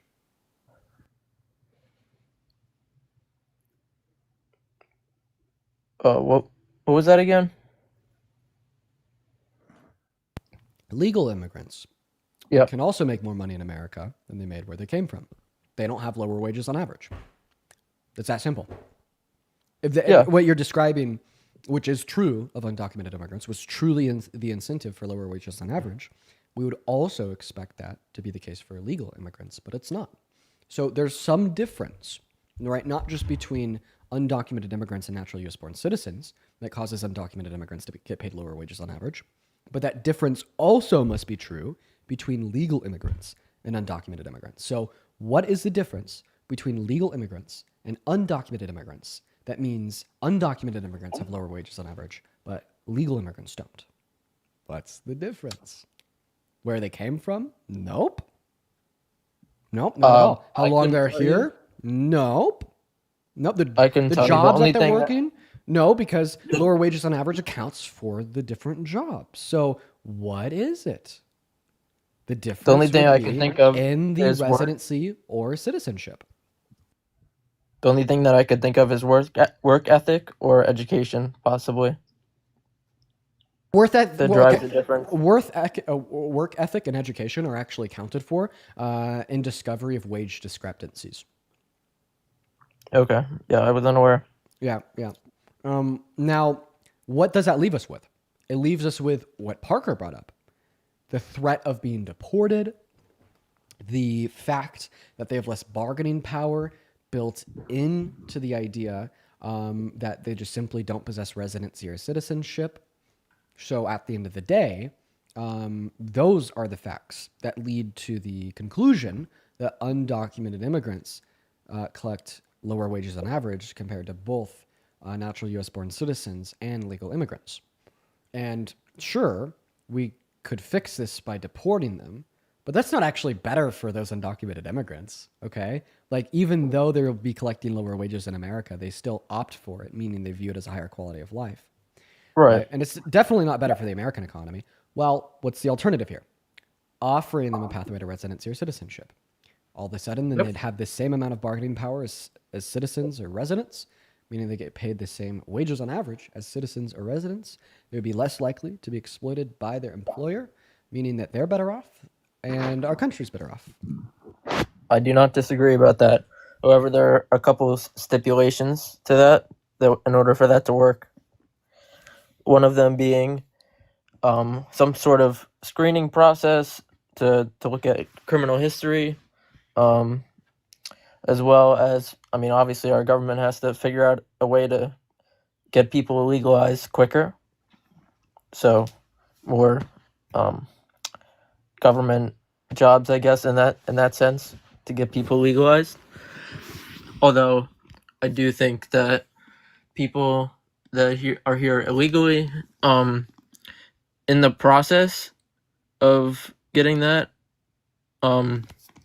they should be sent back to their wherever they came from, only because we do not know if they are a criminal or not. If there's no way to determine that, quickly, if we could identify them as an undocumented immigrant to be deported, then we could identify them as an individual with prior violent offenses or not. But how do we know they're undocumented? That's what I don't. Well, we'd take time to identify them as undocumented, or they'd bring themselves forward. But that same amount of time would be required to identify them to deport them. So it's like by the time you would have identified them to deport them back to their own country, to further explore them to determine if they have prior violent offenses or not, that exploration would also determine if they have prior violent offenses or not.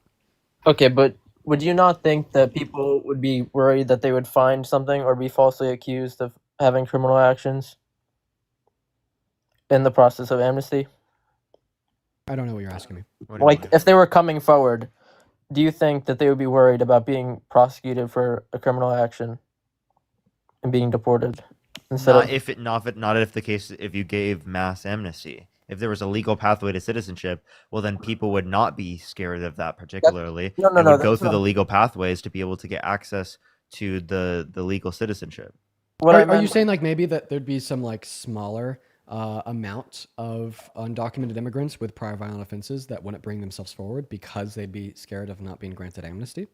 Yeah, like sure. small. I'm I don't sure know, that would maybe exist. And I don't know, I'm just saying. Sure. I'm sure that would exist. 110%. 110%. But there'd be more undocumented immigrants that wouldn't want to bring themselves forward given mass deportation compared to mass amnesty. I'm not saying deport everyone. I think it's very, very wrong of them just to pick random people off the street and pull up the job sites and just deport random people.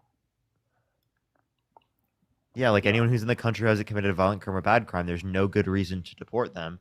So we should clearly be against Donald Trump deporting people that meet that criteria, along with the fact that are doing so without due process, right? Yeah. Without respecting constitutionally protected rights. Isn't that like anti-American for him to undermine the Constitution in that way? I mean, I never said it wasn't, but would you believe that it is? sure. Yeah. And I've said multiple times that I do not think that everyone should be deported that is here illegally if they are not known to be a criminal. There are plenty of people that work off the books that contribute to the economy. Sure. I have a question. What are we debating? I don't know. It just kind of sounds like you're agreeing. I don't know either. I'm not really debating anything. It seems like he has like a democratic position Civil rights on the matter, but then like still supports Donald Trump even though he has a democratic position on immigration. Yeah, sure. You shouldn't support Not Donald Trump. necessarily. It's just a realistic position. You shouldn't support Trump because Trump disagrees with you, man. He wants to deport every undocumented immigrant in this country. Okay. Yeah, that's all. But Ethan, I appreciate you for coming up, and hopefully. But I'm getting kicked. Oh. I mean, unless you have anything. I guess I can't talk about other stuff. Yeah, sure. Okay, so can we talk Do you mind if we about... continue real quick? One moment. Conservative mom. You're Katie, right?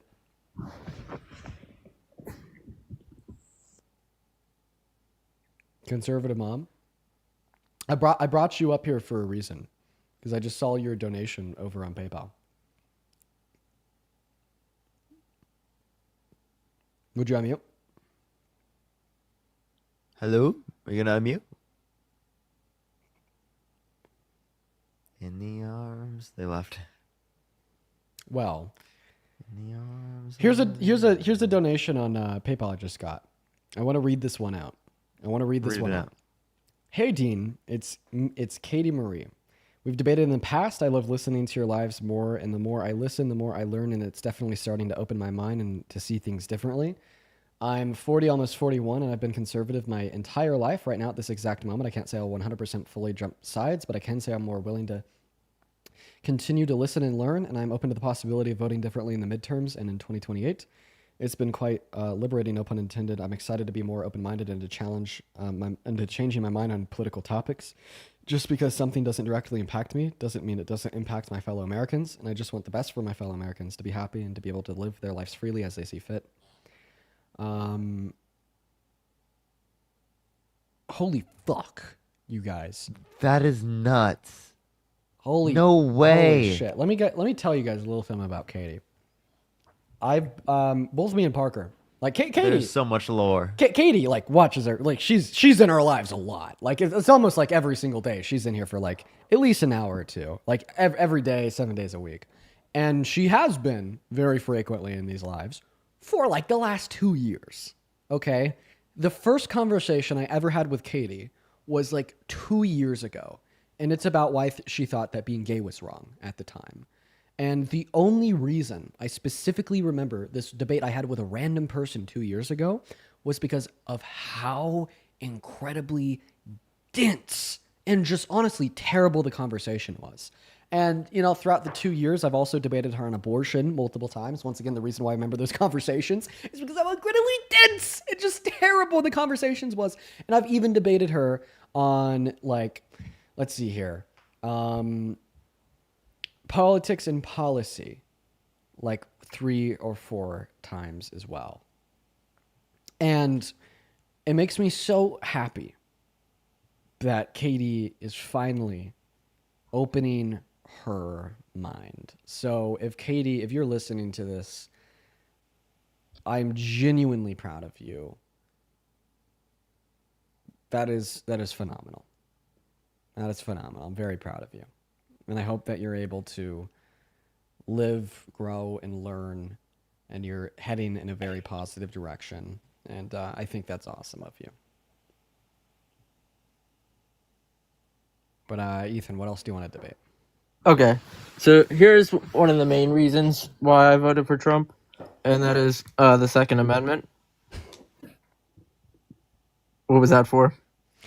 It just Second Amendment. It's always funny because he's the only president in modern American history to pass unconstitutional gun reform, and he like has challenged the totality of the Constitution, including the Second Amendment, explicitly calling for Which bill was that? I'm unfamiliar with that. Which bill was that? The bump stock bill. The bump stock ban. What did that consist of? A ban on bump stocks. And what is a bump stock? It's a type of stock that you could like put on a long rifle or even like one for like pistols, I think, where like the recoil just pushes it back into your shoulder, and then you could just kind of like hold your like finger in a specific way, and then it will like then push the gun with the bump of the stock back into the trigger, and it just kind of sets off this reaction where you could just. Are you aware that it's almost like auto fire? Not quite. Are you aware that? Wait. Why are you asking me what it was if you know what it is? I didn't know what it was. No. But are you aware that majority of shotguns on the market have that as well? To reduce recoil? I know that a lot of shotguns do specifically to reduce recoil, but like the way that like a lot of bump stocks work is they're not just designed to reduce recoil, but they're also designed to specifically send the gun shooting right back in. To no, you have to press like, the trigger again. Well, the way is it's like it's hard for me to explain it, and it's because I've never used one. Now, maybe if there's somebody watching that has used a bump stock, that would be able to explain it significantly easier than I can, because I've never used one. But when we're talking about like long rifles and ARs, What is an AR, by the way? Do you know? no, I don't know what AR stands for. I've been told before, but I Armorite. forget. Can you take a guess? I think it's Armorite, right? No.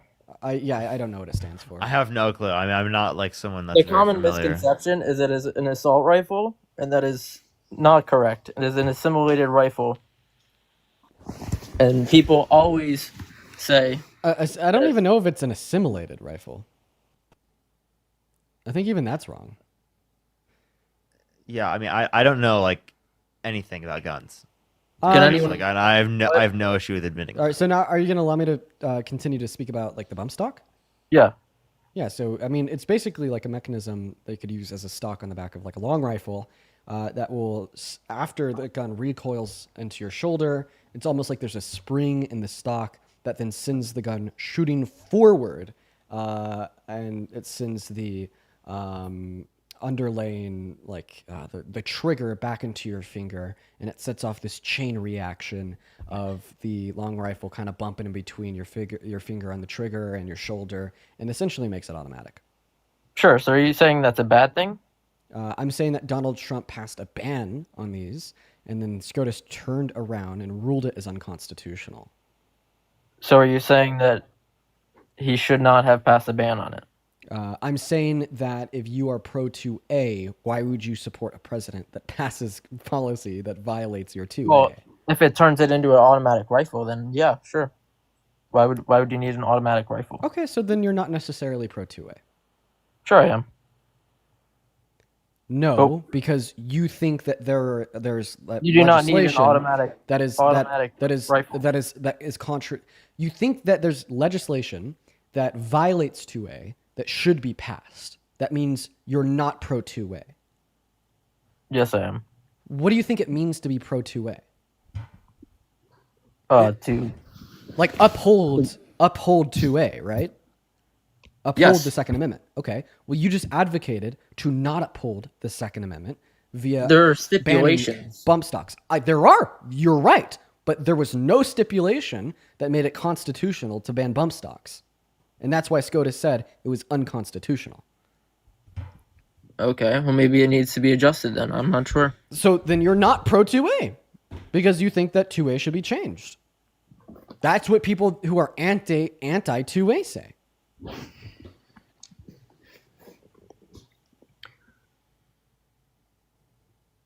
Okay. Okay. People in the chat are saying that he's 15. I mean, I looked at Yeah, his page. I didn't see any evidence for it. But what I will say is just like what he was saying was like totally like something that like a 15-year-old would say. Can I say thank you to a few people real quick? Yeah. For sure. Was a little bit behind on everything. I wanted to make sure to get to it. Sid, thank you so much for the $10. Yes, I thought I was right. I thought I've heard that before because someone's tried to make that point with me before. DJ, thank you for the $5. Absolutely. W Mom Donnie. W Mom Donnie. Chris, thank you for the $25. Thank you so much. I really appreciate it on PayPal. Dalton, thank you so much for the $1. I really appreciate it.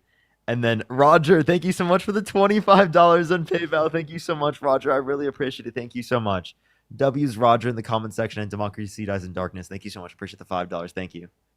As well Absolutely based. Let's see here. Brianna, thank you so much for the $20 over on Vimeo, and I'll check out your work. Thank you for the $20, Brianna. Let's get 200 Brianna W's down below. As well as Julia, thank you so much for the $50 over on Venmo. Julia says, we're the $50 donation. Seriously, show some love to Julia down below. Julia says, buy yourself some actual food with the basic food groups instead of Uncrustables and Cheez-Its.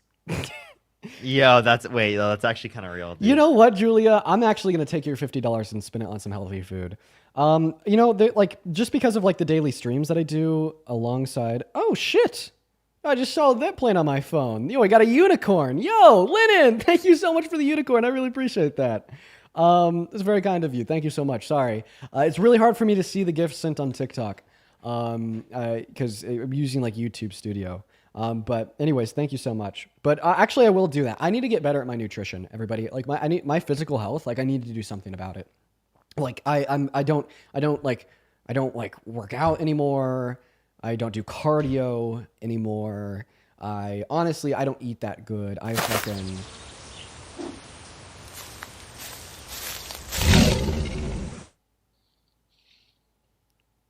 I don't even know. That's right. I'm on the DNC Dean account. I'm on a different account than I am usually. That makes sense. Well, Dan, see you're in here. I appreciate you for the leopard.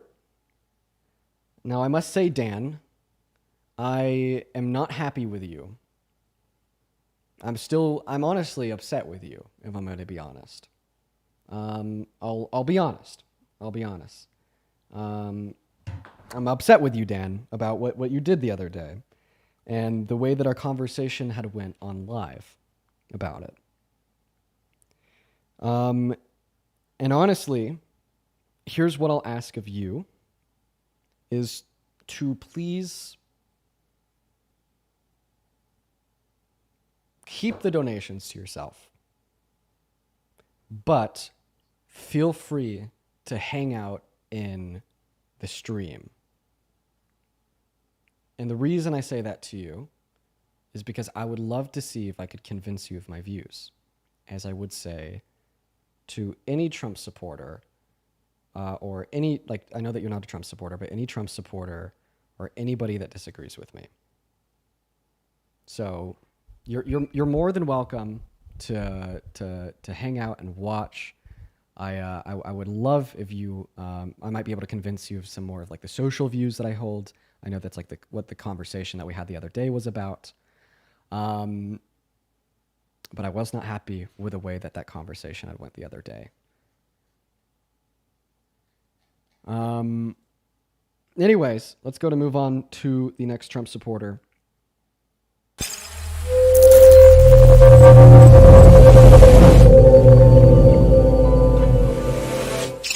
Lennon, I appreciate you for the future journey. I appreciate that so much. That is incredibly kind of you. I have two more people I have to catch up with as well, by the way. Yeah, go for it. Yeah, Field, thank you so much for the $20. I really appreciate it. Thank you so much. I really appreciate it, Field. You're the GOAT, and I hope you've had a good night with the debate. Thank you so much, Field. I really appreciate it. As well as Jay, thank you so much for the $100 on PayPal. Thank you so much, Jay. I really appreciate it. Thank you so much. Can we get some W's for Jay in the comment section right now? Thank you so much, Jay. I appreciate the $100. Thank you so much. I really appreciate it. Thank you so much. I'm going to read that message. Thank you so much. I really appreciate it, Jay. Go ahead, continue. I'm going to read. Give me a sec. Yeah, let's go to move on to the next guest at this point. If you're in that queue, make sure that means you support Trump. We'll get you pulled up here. But yeah, no, man. Let's go ahead and get that next guest up here, y'all. And once again, Dan, the reason that I'm just going to be transparent with you, Dan. I'm gonna be really transparent with you here. The reason why I asked you to stop donating to me is because a lot of people have been calling for me to block you from my stream. And I fear if you continue to donate to me and I keep you unblocked, people will then say, well, the only reason why I'm not blocking you and doing the quote unquote right thing is so I could, take your money from you. Now that's not why I'm not blocking you. The reason I'm not blocking you is the same reason I don't block a lot of people, because I think that there's a lot of value in what I say.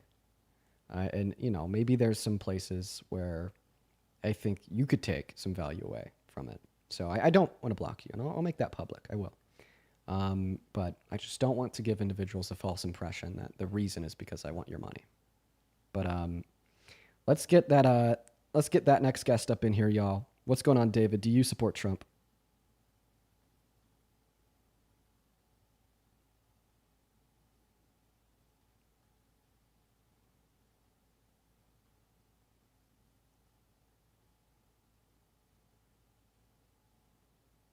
Nope, Dan. By the way, I was reading a message.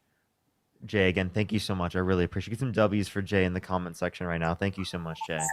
It's incredibly kind of you. Thank you so much. Oh, that's loud. Lucas, thank you for the $5. Thank you so much. I'm so happy to see that Zoran won. That's really cool. It's cool to see it feels like like a new energy is coming through the Democratic Party, and I really like it. Like I love to see progressives winning. It really gives me hope for the future. Great, thank you for the $5. Thank you so much. I really appreciate it. Thank you so much, Gray. All right, guys, we're still trying to get that next guest up in here, everybody.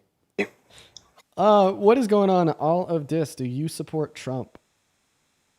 I was kind of back and forth, and I do agree that how y'all said that y'all do say a lot of things that hold a lot of value. I did want to mention something though, because on the mass deportation, I don't agree with the mass deportation. And how they, Larry Liberty, thank you for the diamond gun. I apologize, man. The sound of that gift totally cut you off there. So Larry Liberty, So I loud, appreciate yeah. you. But go ahead, all of this. Okay, so I'm against the mass deportation because it is not my day. Larry, thank you, Larry. Sorry, man. Sorry, bro. Was that Dan again? No, just No, kidding. that was Larry. That was Larry. It wasn't Dan. Okay. Go ahead. All right. So basically, I'm against the mass deportation and all that stuff that's going on. I think that they could have went about it a better way, a whole nother process. Now I know this did have me thinking the other day, especially that Parker had just said a while ago that there's nothing good that could come out of the mass deportation. Well, it's pretty crazy because I'm from a city that is pretty close to kind of the border, and it's kind of near. And the other day, somebody brought to my attention that you see a lot less undocumented people out and about, and for me, I did notice that, and I don't know if you could call it maybe that your quality of life is better because you feel safer, because let's just say you're just driving and you randomly have an accident, in the back, you hit the back of a car of somebody that's undocumented. When you live around cities like this where they could possibly have attachments to cartel and stuff like that, that can get pretty dangerous, So, I mean, like I said, I'm against the mass deportation, but at that one point, it did make me feel like I go around, like even festivals, like I've gone to festivals around here, and you could just tell that there's less people just by looking and seeing it. And you can even hear, because of course you could tell some people can't speak English in the city where I'm at. And a lot of that, you can tell that these people are undocumented, and you're seeing a lot less of that. I even have a friend that worked at a retail store, and they're like, hey, like, I feel like I see less people in here that don't just speak Spanish only, that are coming into these stores. Normally they come in and buy and spend their money and spend thousands in this store, and I don't see them that much anymore. So, I mean, I don't know So are you saying that Donald Trump's mass deportation policies are harmful to you? Also, No. What I'm saying is, if you were me, right, this is what I noticed. I mean, like I said, I don't want to be for it because of everything it's causing and the process, how how the bad that it's doing. But I just noticed the other day how it almost gave me some kind of sense of safety, because of the reasons that I just explained to you. Like, if you were in my shoes, I guess that's my question for you.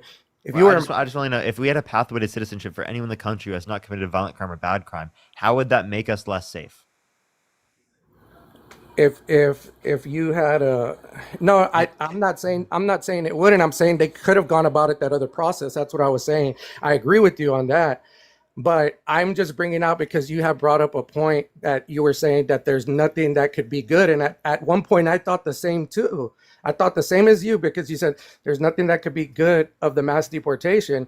And I am against mass deportation as well.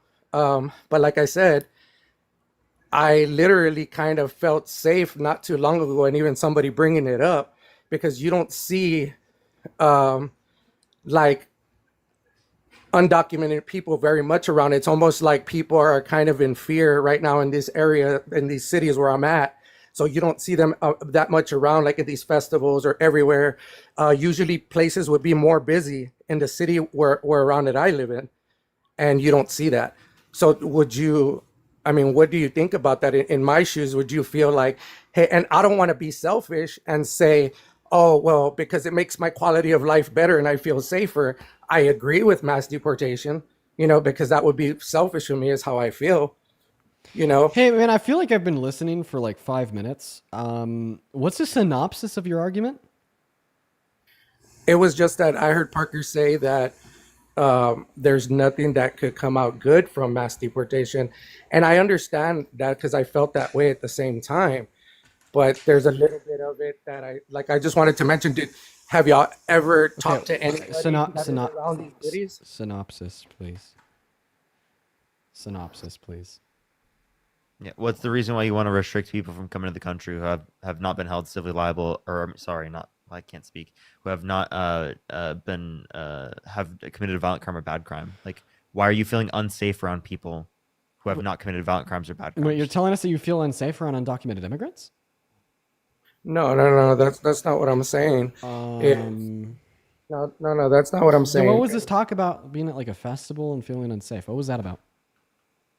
No, what I'm saying is if there's, well, sometimes, like I said, if there's somebody that's undocumented, you don't know. There's somebody that's undocumented, right? They don't have no social security number or anything like that. Okay. So if it's more easily for them to commit a crime, especially and easy. No, undocumented immigrants are multiple times less likely to commit violent crime, drug crime, and property crime in the United States. Why are you scared that an undocumented immigrant is going to commit a crime when they commit crimes at lower rates than natural-born U.S. citizens? Yeah, that's kind of like the rebuttal here. What I'm saying is they could commit a crime and easily go back to their country. So Wait, you're saying that they could commit a crime and easily escape the country? That's not necessarily true. Well, it'll be harder to identify somebody like that because they have no social, they have no other way, no photograph, no fingerprints or anything like that. I don't have my photograph or fingerprint in any system. Any governmental system. But you do have a social security number. Okay, and that's what I'm saying. There's some type of documentation that just like there's documentation on a lot of undocumented immigrants, such as where they live, or ITINs related to the taxes that they pay, documentation via their employer. But maybe like if you're saying that you just think that technically undocumented immigrants could get away with crimes easier, even if you're right, I guess undocumented immigrants don't agree, right? And I feel like that's what matters at the end of the day is what are the perceptions that undocumented immigrants hold? And undocumented immigrants hold the perception that committed a crime would be really, really bad for them to do, because if they get caught, then they'll be deported. And that's why undocumented immigrants are significantly less likely to commit crimes, including violent crimes, compared to citizens.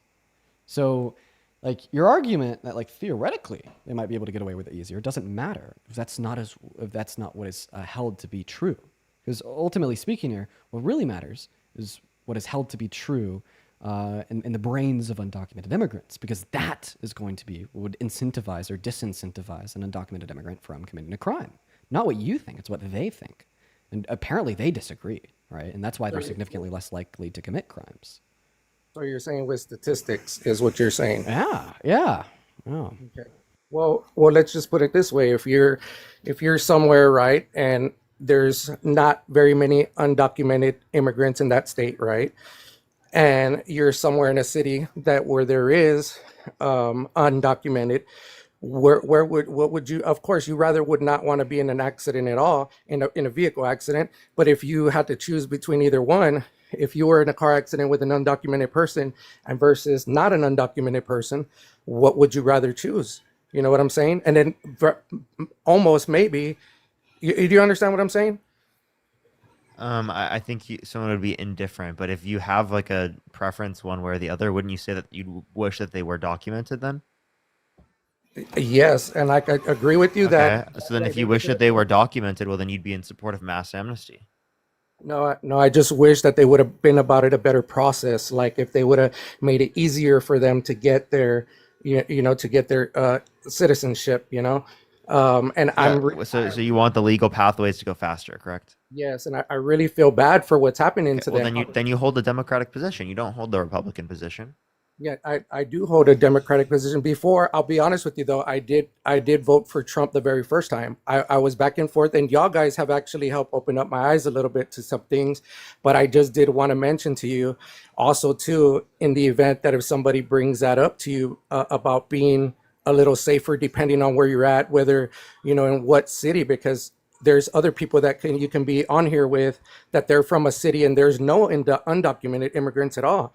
And over here, to be honest, yes, what happens if I get into a car accident with somebody that's undocumented and then they got this ties to a cartel, and then it's all, that's pretty scary, and even though it's actually like significantly more likely for a citizen to have cartel ties than an undocumented immigrant. Because that's who the cartels send into America to do their business. 90% of people who are bringing DRUGS across the border are U.S. citizens. Yeah, like essentially like anybody who like the cartel sends in to America to handle their business, they're not going to be an undocumented immigrant. Why would the cartel take that unnecessary risk? Yeah. Well, yeah, think about it that way. You got to remember, cartels at the end of the day are businesses. And when you're running a business, you got to make decisions to mitigate risk to ensure the efficiency of your business. And they do that as it relates to the business in America with a transitionary usage of citizens. They get to flow right through that border. They show their passport. Wada bam, bada boom. All of a sudden, you are in America. Right? They don't send non-citizens like trekking across the Texan desert to get in. No, they just send them in a car across the border with a passport. I mean, I'm just saying, in a city like where I live in, that's something that just crosses your mind. In other something that crosses your mind. Well, I mean, I feel like that would be rooted in bigotry, right? That's going to be rooted within some like phobia of saying, oh, geez, they're Mexican. Must be a part of the cartel. See, that's a phobia. No, it's not that. I don't judge or just look at somebody and say, oh, hey, this is what that person could possibly be. No way. I mean, no, that would be completely wrong to have that state of mind or be looking at it towards that. But I will tell you, like I said, in these cities where you can literally, I don't want to speak anymore than what I have to say, but there's stuff that exists like that, and they'll exist if you were here in that city.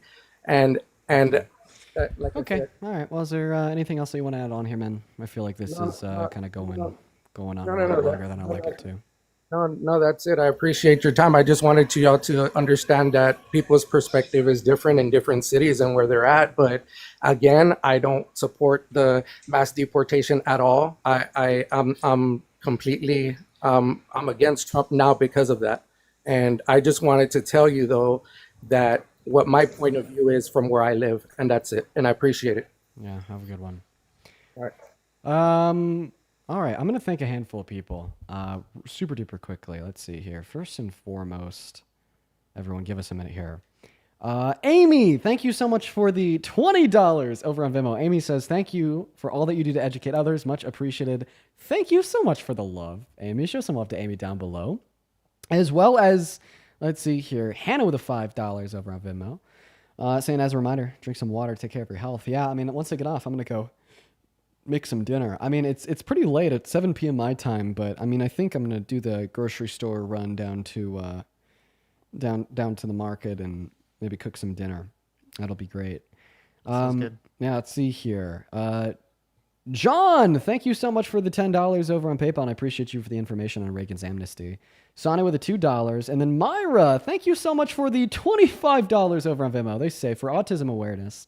I couldn't donate earlier when the lady was spewing the nonsense about autism. Lol, thank you for always doing your research. I appreciate you for the love, Myra. Show some love to Myra down below in that comment section. As well as Heidi with the $20 over on PayPal. I really appreciate you so much for the love, Heidi. That is incredibly kind of you. As well as Tristan, thank you so much for the $10 over on PayPal. Tristan says, Dean, you seem down. I hope you have a gooder rest of your night. Oh, come on, bro. No, honestly, I'm not down at all. I'm honestly just kind of chillaxed, if that makes any sense. I honestly feel really relaxed right now. I feel like most of the time you guys You guys see me when I'm not relaxed at all. As well as Sid, thank you so much for the $50 super chat over on YouTube, saying, hope all is well. Thank you for all that you do. Sid, I hope that you're doing well as well. Please, you should privately DM me through any channel that we have opened up talking about how you're doing after the accident. As well as COD, thank you for the $50 over on YouTube super chat. And COD, I'm aware that is something that is going on. That is true. I also see everybody in the comment section talking about the supposed man of the hour. I'm gonna just choose peace, everybody. I'm gonna ignore it. Is that fair? Is that fair? Is that fair for me to do? Is that a responsible decision? Yeah, I think that's a responsible decision. I'm gonna choose peace tonight, everybody. Sierra, thank you for the $5 over on Vimeo. I really appreciate you so much for the love. And then Morgan, thank you for the $15 over on PayPal, saying thank you for everything that you do, Dean. You're phenomenal at educating the uneducated. Thank you so much, Morgan. That is incredibly kind. That is incredibly kind. Incredibly kind. Phenomenal. Alrighty. How long have you been on live, man? I think it's been around 4.5 hours. Wow, damn. Yeah. Guys, what do you How want? feel? I mean, I'm chilling. I should honestly probably get off, but what about the people watching? Do you guys want like one last debate here? You know, everyone's gonna say yes. Yeah. Maybe bring one last person up. I'll let you cook, Parker. It's going to get one last person up for the night. You want to debate this conservative-minded guy? You probably talked to him before. All right, bet. I'm excited. Do you want to talk to him? Sure. Okay. I don't know who it is. I don't know. I don't know. Maybe you talked to him before. I see him on like smaller pro-Trump lives frequently. Feel free to talk to him. I'm gonna. Have I already talked to you before? Yeah, I haven't talked to Dean though. Okay, well. So. Wait, when did you talk to this guy? I don't know. Okay. I'm the guy with the numbers. I'm the guy that you guys give me a number and I show you the truth about the number. For instance, like the 95 billion in tax revenue that the illegal immigration population brings in, but they cost taxpayers about 185 billion. You guys. That's not what the House Republicans say. Even the House Republicans put it at around 150. It's actually on budgethouse.gov. Okay, You can actually. That's Republican purposes. So then, okay, you're right. So then that is what the House Republicans say. Okay. Yeah, I have good reason to disagree with that. Okay, so let's talk about the immigration problem. Wait, what? Okay. What? You don't want to move on? I have good reason to disagree with the reporting from the House Republicans. Okay, go ahead. Yeah, they include the expenditure on the children of undocumented immigrants, even if they're citizens. So they include citizens as non-citizens. That is outrageous. The one I reviewed under house.gov is actually illegal immigrants, not undocumented. Are you sure? Every time I've looked at a report from the House Republicans on expenditure for undocumented immigrants, a massive part of that is going to be the costs for the education of the children. Okay, so there is tens of billions of dollars that go to, I know what you're talking about because I did read that report as well. Tens of billions of dollars go towards undocumented and illegal immigrants. But as far as the taxpayers front on medical, on food, about 93% of illegal households receive food benefits through the state. Yet more than one or more people under that household hold a job. Mm-hmm. Okay, so you have households that have a steady income that are also collecting benefits that are paid by taxpayers. They're undocumented, and some of them aren't taxed that are doing this. So yes, there's a huge tax hit on American taxpayers for fronting a lot of the illegal immigrant funding.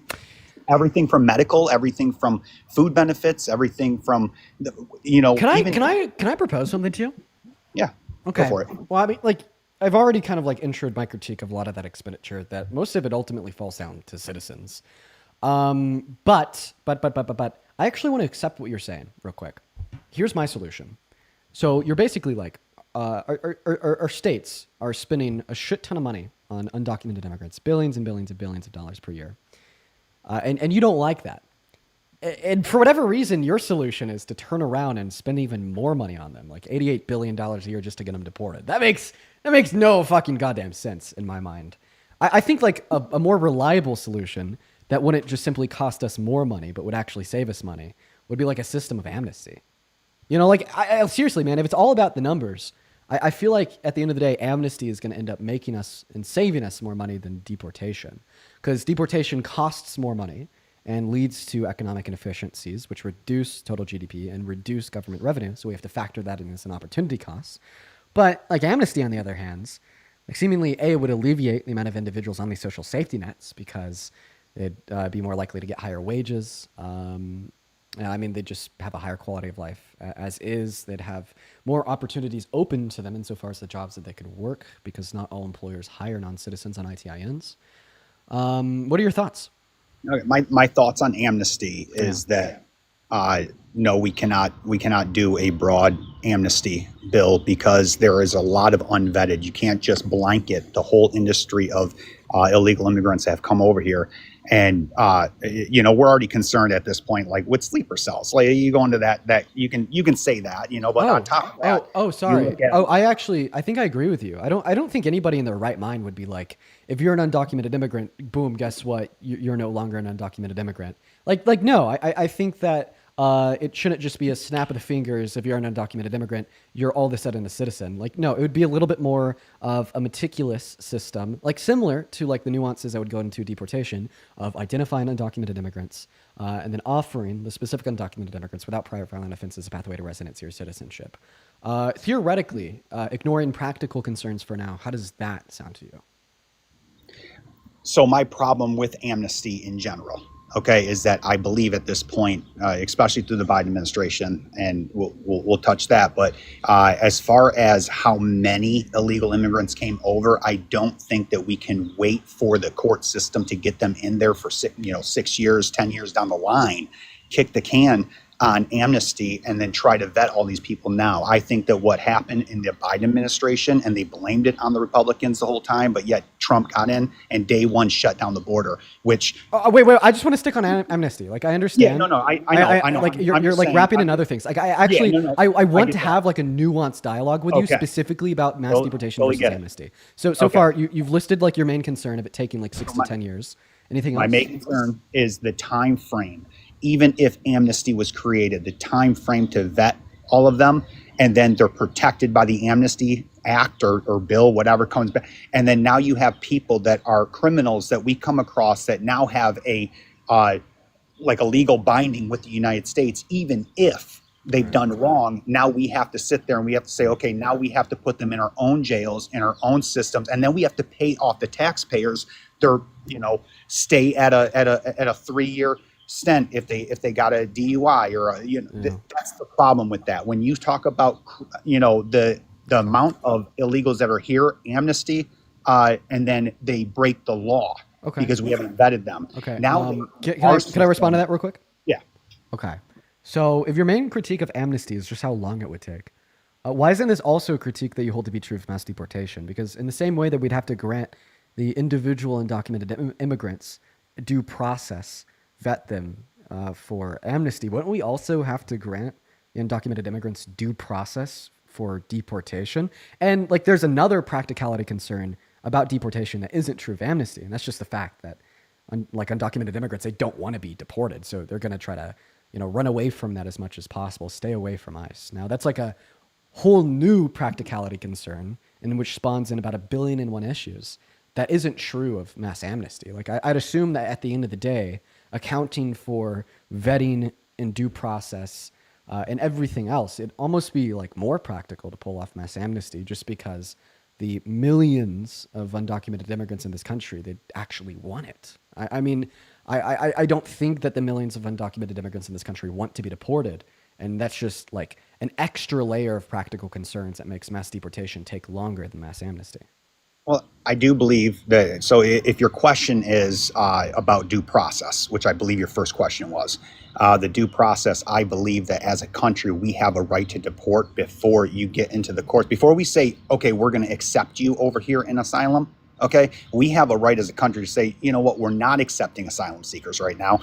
We're going to deport you back to your Do country. you require any That level of due does process within that method of No, deportation? that does not, in my opinion. As Okay, a- so do you know that violates the Constitution? The 14th Amendment says in Article 1 that everyone within the jurisdiction of this country, right, regardless, gets due process under the law because they get equal protection. Yeah. So conservative. So- The argument. so here's my idea The behind that. argument you'd want to be running right now is that you think that undocumented immigrants should have access to some limited form of due process, but that's not what you're arguing. You're arguing that you don't think that they have a right to any due process. And as Parker just pointed out, I mean, that could be refuted Yeah, via so- the language of the 14th Amendment.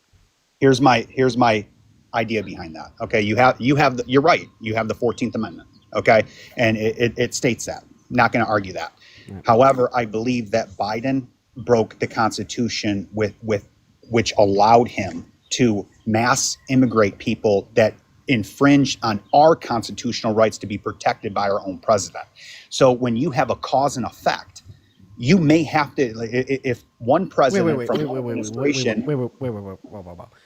First and foremost, what you're saying here is wrong. No, even if Biden did violate the Constitution, this wouldn't give Trump any right to violate it. There's not going to be a single legal scholar that will hear that and not just totally laugh in your face. The only people that you're going to be able to convince of that view are like 14-year-olds that are like, yeah. But That's why anyways, he's using the Aliens Act. what was like this? That's why he's using the Aliens Act. The thing He shouldn't is, have to. sir. Let's be honest. But now you're equivocating because you're arguing that he has the right to violate the Constitution, but he does not have the right What to I said. implement the Alien Enemies Act, given that it violates the Constitution. That's not what I said. I said what You Biden did. allowed to happen violated our constitutional Wait, rights. no, you said that Donald Trump has the right to deport I undocumented said immigrants without Donald giving them due Trump- process. That amounts to a right to a constitutional rights violation. He's using Am I the right or am I Aliens wrong? Act.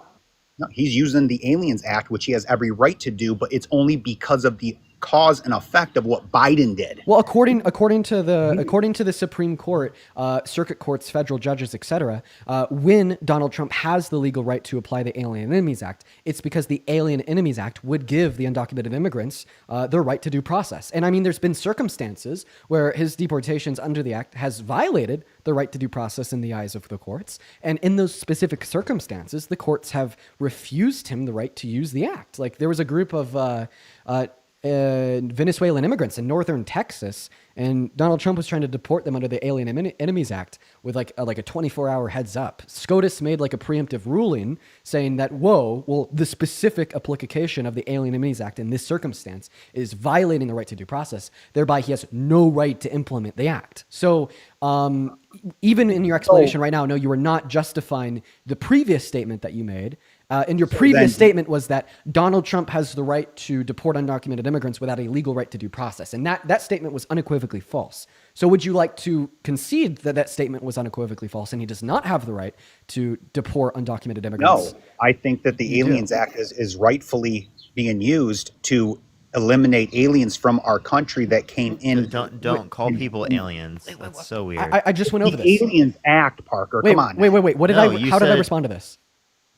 How did I already respond to this? I already gave you a response to this. What did I say? Okay, and I still hold strong to my view that he has every right to use the Aliens Act. Okay, well now you're equivocating between two claims. The claims that you're equivocating between, the first claim would be is that he has the right to deport undocumented immigrants without due process, and the second claim is that he has the right to deport undocumented immigrants under the Alien Enemies Act. Okay, well in the eyes of the court, the Alien Enemies Act would grant due process to the individuals that he's deporting, and in specific circumstances where he's tried to enact the act without giving them due process, the courts have restricted his usage of the act.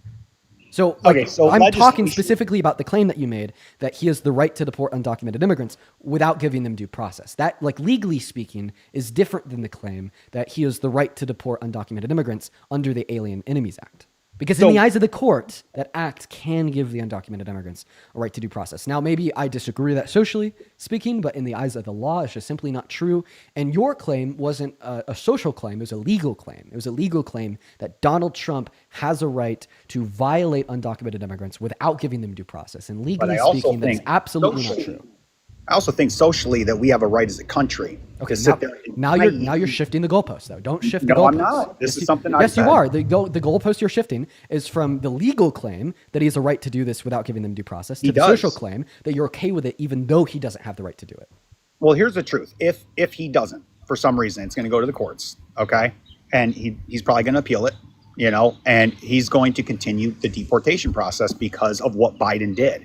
And from what I gather from how you guys create this. What would they be appealing? Hear me out. Okay, you guys fine, I'll hear you create out. a sense of urgency behind what Trump is doing, but yet you guys rooted the Biden administration, said, "Oh, there's nothing wrong at the border."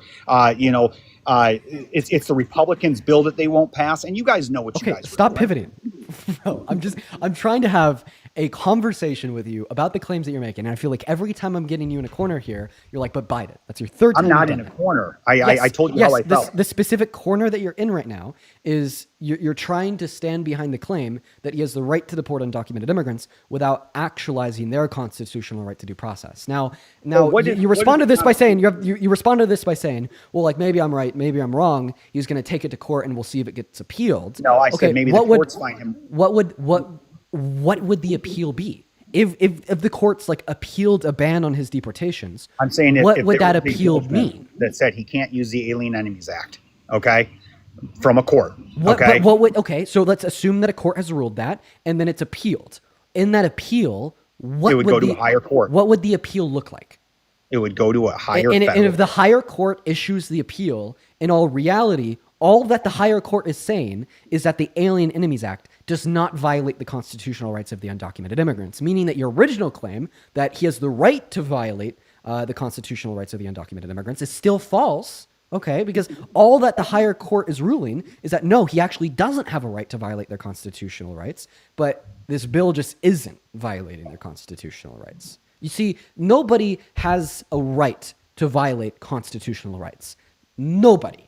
There's not a single circumstance where that is true, because the Constitution is the law of the land. It is the highest law in the land. So when you tell me that Donald Trump has a right to violate the Constitution, legally speaking, you're just dead fucking wrong. And Well, then even your own maybe- arguments are proving that you're dead fucking wrong, because you're telling me that, well, a court will appeal a ban. Well, if a court appeals his ban, they're not saying he has the right to do something unconstitutional. They're saying what he's doing is constitutional. Okay, so what I am trying to tell you is that he's still deporting today. If it was unconstitutional, it would have went to a court. They would have made a judgment on it. They would have said, "Hey, Trump, this is unconstitutional." He continues to do it. Okay, funny enough, you're actually Any contradicting. constitutional issues right now. So where is your argument that says Funny the enough, law sits there and allows illegal immigrants due process when they've come into this country illegally and broke the law immediately, which is means for deportation? Yeah, When you sure, come here, sure. You asked me what's the law that says waiting that? for asylum. Wait. You said what's the law that's the 14th Amendment? No, what I said is when they came over here, they came over illegally. Right. They broke a law. Okay. So Right did there did Jeffrey. is So does like need for okay. So deportation. typically when people What's hard to understand? Typically when people are granted due process by the court, they broke the law first. So problem like is- I just want to clarify this. I actually don't get the argument at all that we shouldn't give undocumented immigrants due process because they broke the law coming into America. Okay? 8 out of 10 times when a court grants a person due process, it is literally because they broke the law and the court is adjudicating that. Like, it just doesn't make any sense to me. Plus, I just think it's really ironic because you're no. currently on an app right now that is literally illegal, right? Under the law. There was a TikTok ban. He's just not enforcing that law. So you think in some circumstances you don't have to put that enforce line the back, law didn't just they? because it's the law. Okay, do you concede though that you were It's wrong? not the same thing, Parker. To compare, what's different? I heard you compare this to the TikTok thing, dude. It's just it's just ridiculous. Wait, Trump They sit there and be like, chooses "Oh, not you to guys are enforce on the illegal law. app." Trump No, chooses you know not to they're enforce waiting the law. for certain policies to come through. Maybe a buyer of TikTok to maybe make it a little more of a platform of free speech than shutting down conservatives. Maybe hopefully that comes out of it. But what happened to the deal? I thought he was going to get that deal done. He keeps extending it, even though there's no likelihood of there this getting guy a deal came right into now. office Did we and hear- he had such a mess from Biden to fix right now. it is crazy how you guys could find anything wrong with how he's run the presidency right now. I mentioned one thing, and all I'm acknowledging is that just because there's a law doesn't mean we have to enforce that law. That's all I'm saying. Wait,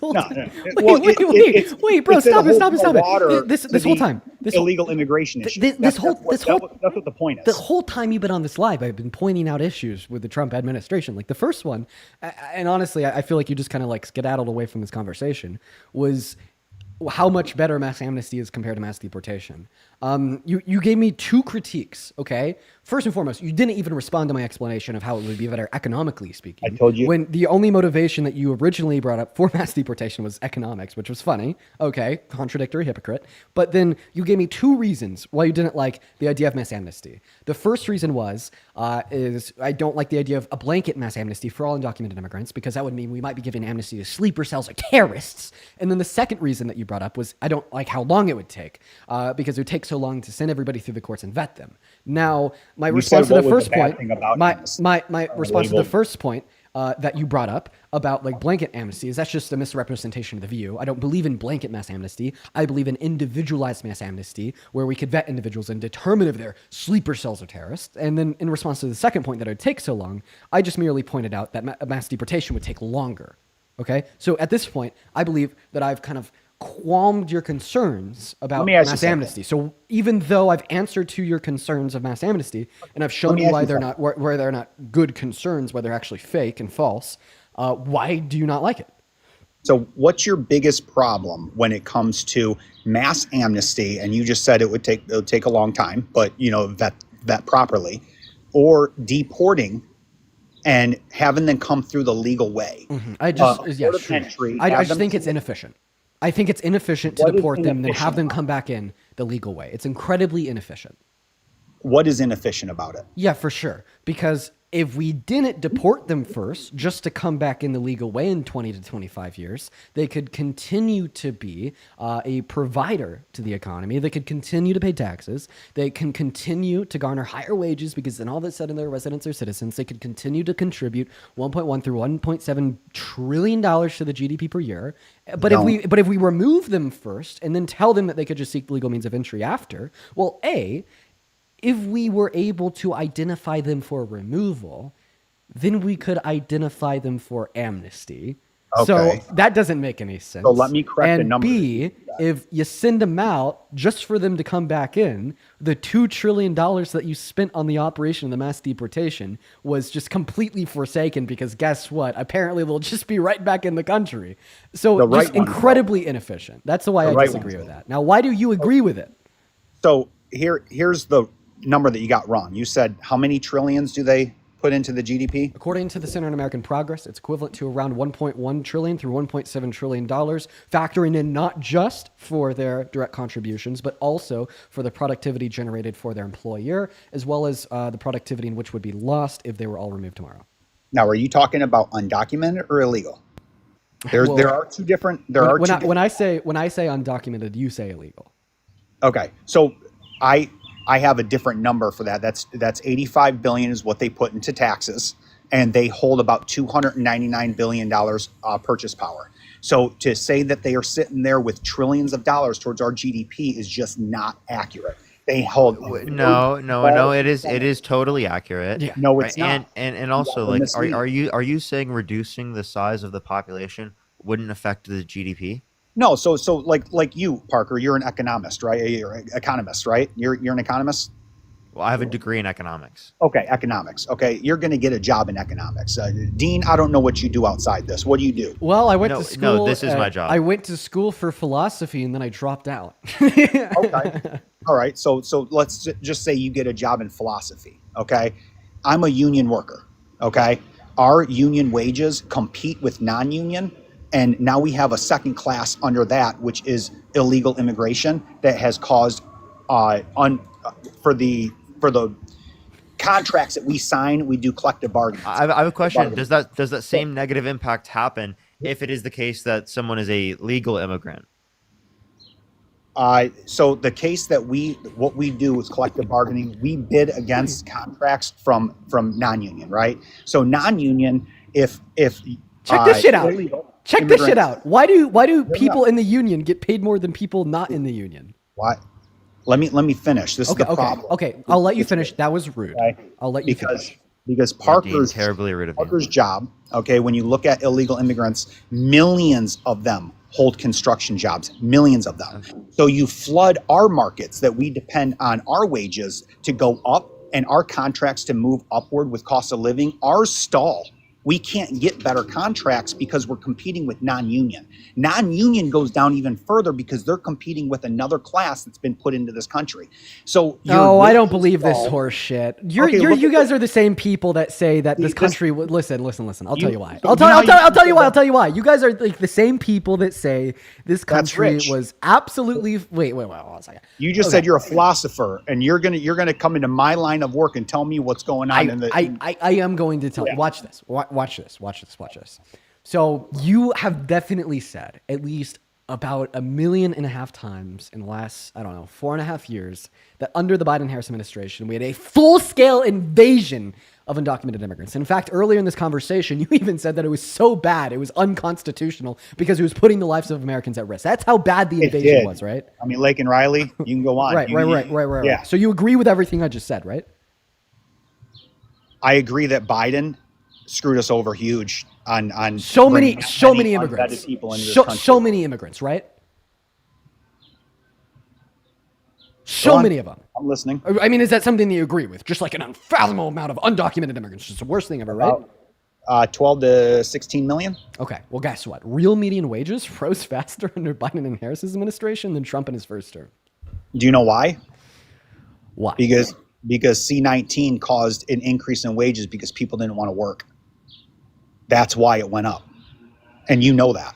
C-19 caused an increase in wages. In wages. So during Biden's administration, they were paying people more to go to work. That's why it went up. Okay. You look at it now. Now they're coming back down. So are you basically saying that undocumented immigration into America in the last 4 years really helped the economy? Because if there wasn't millions of individuals to go into the workforce, the whole system would have fucking crashed. Listen to yourself. No. Listen to what you're saying without interrupting me this time. You're about to crash out.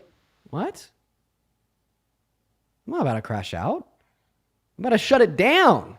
Boom. The way I'm about to shut it down is you just got done complaining about how it is the case that undocumented immigrants are just taking all these jobs, reducing wages. It's the worst thing ever. But then you go on to say that in the last 4 years, nobody wanted to work. It was so bad that real median wages were artificially pumped up by like 5%. Oh my God. Imagine how many less people would be willing to work if those undocumented immigrants didn't come into this country. That makes it. The people went back to work. See what I'm saying? The unemployment, you look at the unemployment rate that went down back to it leveled out. Okay, so then why do we see a drastic increase in real median wages through the totality of their term? What are you talking? Okay, say that again because you're. So then why do we see an increase in real median wages through the totality of their 4 years? Because the first reason that you attributed to the increase in real median wages is because people didn't want to work because of C-19. But then when I brought up the fact, well, if nobody wanted to work, it was so bad that they had to artificially bump up real median wages, accounting for inflation even, which is even crazier. Well, then you're basically telling us that if it wasn't for the savior undocumented immigrants that came into this country and went to work, this country would have like fucking been destroyed.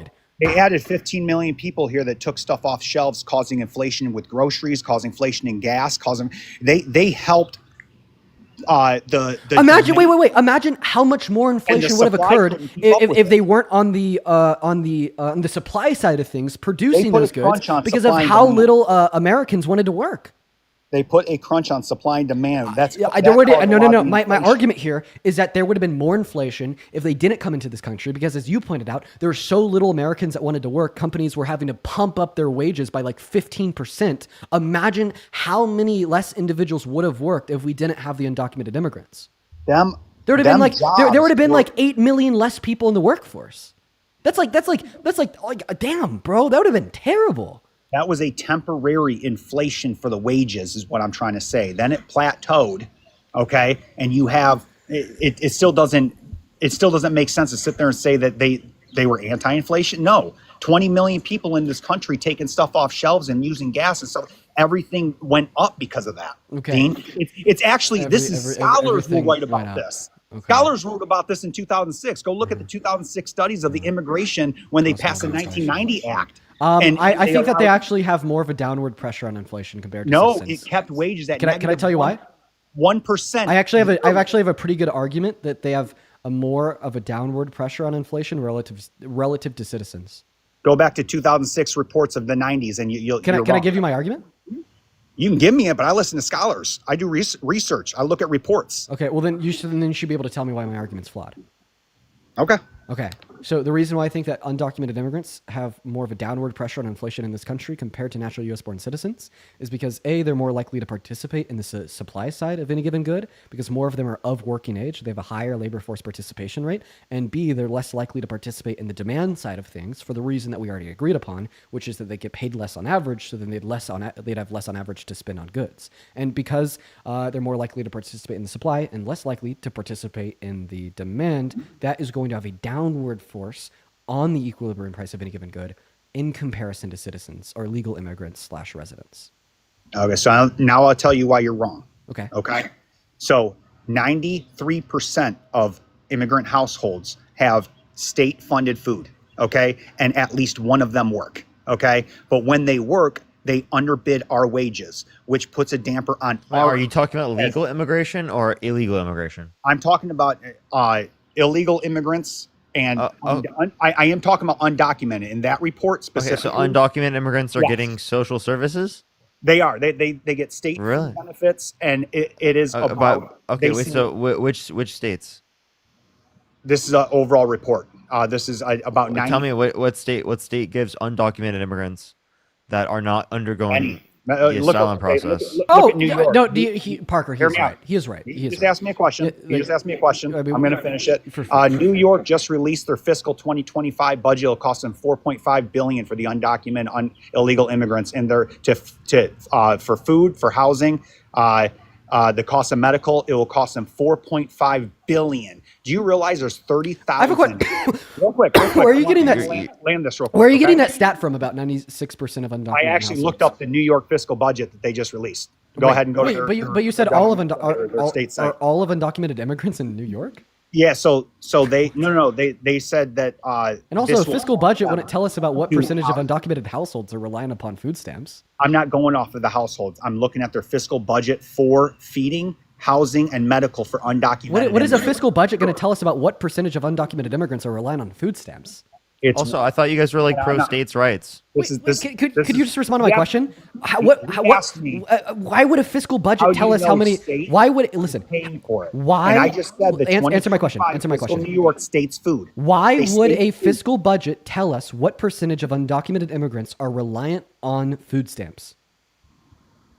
That the fiscal budget didn't. I'm talking about the. So then, what's your source at how many undocumented immigrants are reliant upon budgethouse.gov? Budget.house.gov where?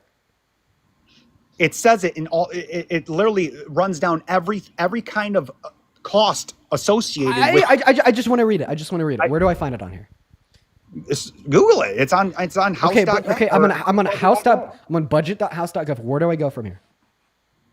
Okay, so if you Google cost of illegal immigration, and then you go down to housebudget.gov. Okay. They have a whole write-up of what illegal immigration costs.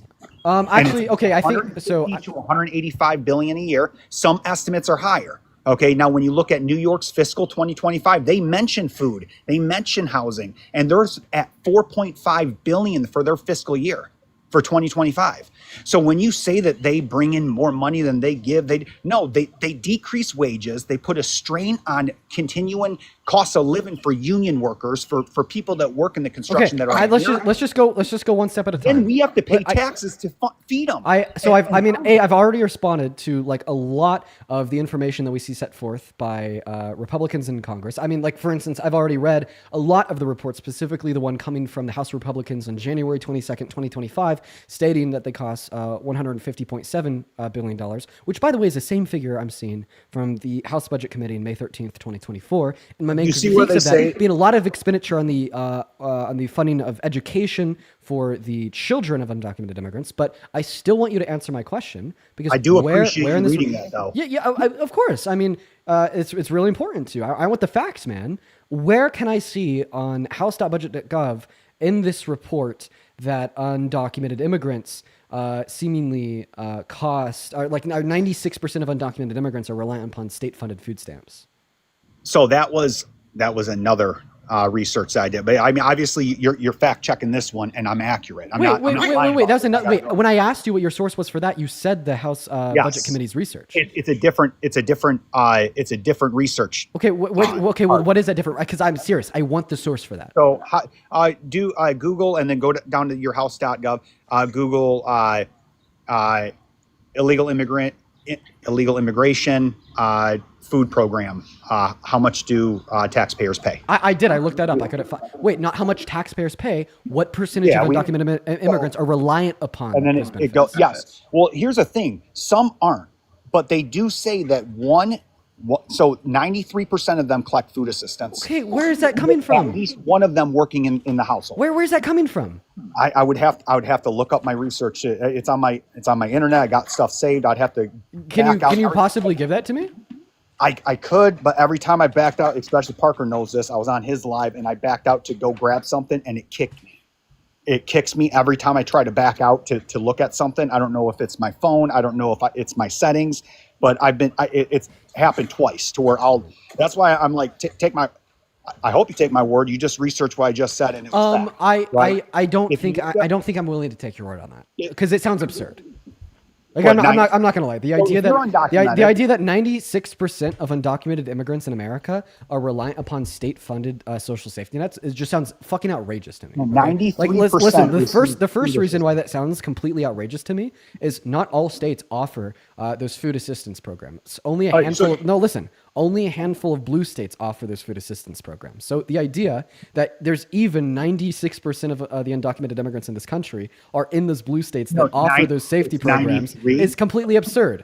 So but even assuming that 93% of all undocumented immigrants in this country do fall within the blue states that offer those programs to begin with, we're basically saying here that 100% of the undocumented immigrants in the blue states that offer these programs are collecting benefits from the states. But we got to keep in mind that most states with these benefits only give things like food stamps or EBT or food assistance to families that make under $30,000 a year. You cannot tell me that 100% of undocumented immigrants and the very minuscule amount of blue states that offer these programs are making under $30,000 per year. That's why I'm asking you for your source, because it just completely sounds insane. I'll tell you what, I will get that to you. But aside from that, will you admit, because you even said per IRS, they pay $85 billion a year, but now it was $100 billion in 2022. $100 billion. But now I just provided you proof that we actually pay $50 billion more to actually provide food assistance, housing, and everything. You just looked at my source and you agreed after looking at that we are upwards of $160 billion that we spend, and the only thing you could provide was an IRS that said what the hell? No, man, this was the first thing I disputed when you joined. I know. My issue with the CBO's report, not the CBO's, the House Republicans report, is that a lot of the reported expenditure is going to be on the children of undocumented immigrants who are for majority citizens.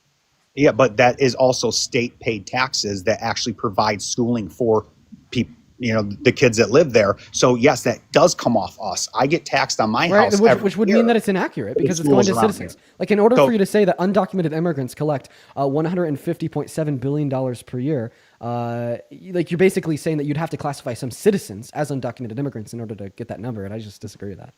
But you just read that, and you just seen that we spend more on them than they actually provide. That's what that report shows you. No, I'm saying that the report is misleading for the reason that they would include citizens as non-citizens just because those citizens are the children of non-citizens, and I disagree with that. Okay, so you agree with using IRS as a tax issue, but yet when you look at a Gov site that shows what we're actually spending overall, you have a problem with that because it doesn't meet the narrative? So, I mean, the IRS and then the House Republicans are drastically different. First and foremost, the IRS would consist of 100,000 people and they're nonpartisan. And then the House Republicans would maybe consist of 100 people and they're incredibly partisan. So there's going to be a big difference straight off the bat. But more so, I'm not just saying that it's unreliable because it's coming from Republicans. I'm saying it's unreliable because of the language of the report. Like, dude, like the report straight up says that this is how much is spent on the children of undocumented immigrants for education. Do you think that every child of an undocumented immigrant in this country is an undocumented immigrant themselves? Did you No, read they're the more likely to be a 68 citizen. Did you read the 68 billion that we spend just on medical on them? Did you read that part? About 68 billion? 60 or was it 88 billion? I don't know. It's let's see here. 25 billion.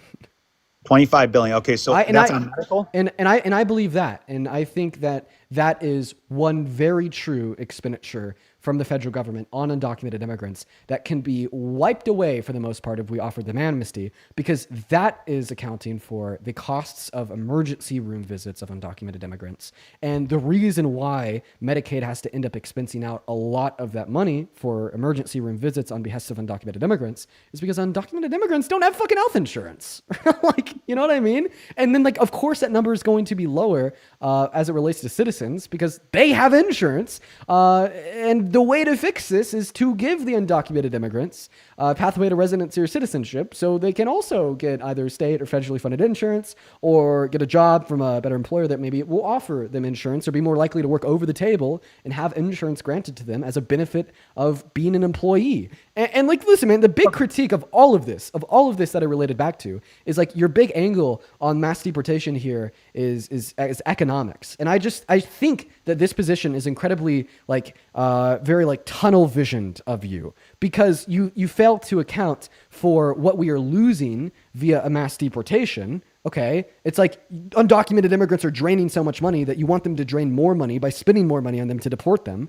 And as well as like the crazy opportunity costs of all of the productivity that we're losing and the supply side of a good, or even the consumer base, 12 million people being wiped out, takes a massive hit on the GDP, takes a massive hit in taxable revenue. It doesn't. That's why we should do amnesty. According to the Center for American Progress, we would expect $1.1 trillion through $1.7 trillion to be wiped off of the American GDP if we were to deport every single. That is not true. They only hold 299 billion purchase power. Okay. They create $89 billion in tax revenue. You're wrong. Because let me assume that the GDP contribution there, that $220 billion figure, that's just being calculated as what we would expect from what their net income would be based upon the taxes they paid, right? Yeah. Okay. Yeah. So that is how that's being calculated. Let me ask you something. And I disagree with that. Let me tell you why I disagree with that calculation. Because A, undocumented immigrants are more likely to work under the table. So we can't just say, oh, well, they paid $88 billion or $100 billion in taxes. Therefore, they contributed $300 billion or $220 billion to the GDP. A lot of that money is being paid by employers and then paid into the GDP under the table, as well as the fact that there is indirect contributions to the GDP on behalf of undocumented immigrants. So I do understand that you want to jump to the direct contribution of the amount of money that they're spending via their purchasing power, but we also have to account for the indirect contribution through the productivity that they would be levying to their employer, who's getting the profit off of their labor, and how that would calculate into our GDP, alongside the productivity that would be lost by expelling the workers from the workforce and the lack of a productivity that would be introduced into our manufacturers. So, I mean, do you see my reasons there? Okay. Why it's Well, very fair I to see your assume reasons, that their but direct you gotta- contributions are higher, and then we also have Also- to calculate for their indirect contributions? Yes. Okay. So I will give you that as a like we're you see where I'm coming from. I see where you're coming from, but we're both not kind of like you've seen the numbers. I showed them to you. You see that we're paying more than what they're providing. Your number with the GDP is way off compared to my number that I've researched. Okay? But I told you why your number's Here's wrong. the thing. You have Let me ask you you something. have to concede that Let me your ask you number's something. wrong. Okay, You can you admit that your GDP number there is wrong because it doesn't account for the wages that are paid under the table, and it also doesn't account to the contributions to the GDP via the profit that their employers would be taking off of their labor. So are you admitting that the tax revenue that's brought in doesn't reflect workers that are working under the table and could be receiving tax benefits from us, like food, like housing, and everything, because they're not submitting their wages? Yes. So now they're double dipping.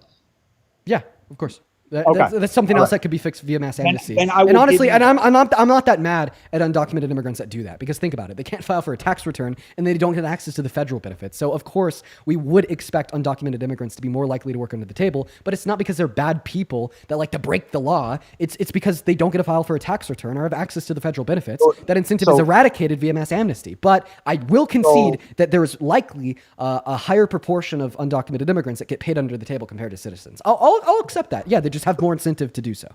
Then let me ask you a follow-up question about this. Okay, so if you got undocumented immigrants that are making, let's just say, I make $40 an hour. Okay, and non-union usually sits about 20. I get all my benefits. They don't get any benefits. You got, illegal, undocumented. They might be making like $15 an hour. Can I ask you a question? So if they have, real quick, I just want to land this real quick. That way the question's finished. So they make $15 an hour. They got 2 people in the household working. They make $30 an hour together, but they get house, food, they get medical. Okay, they're living better than the non-union that has to be on the books, and they're illegal immigrants. They're undocumented. They're living better because of the tax revenue That's that we not get. this isn't going to be a problem that's exclusive to undocumented immigrants. This would also apply to citizens that work under the table and claim government benefits. And actually, I would say that undocumented immigrants that don't claim like a W-2 employership,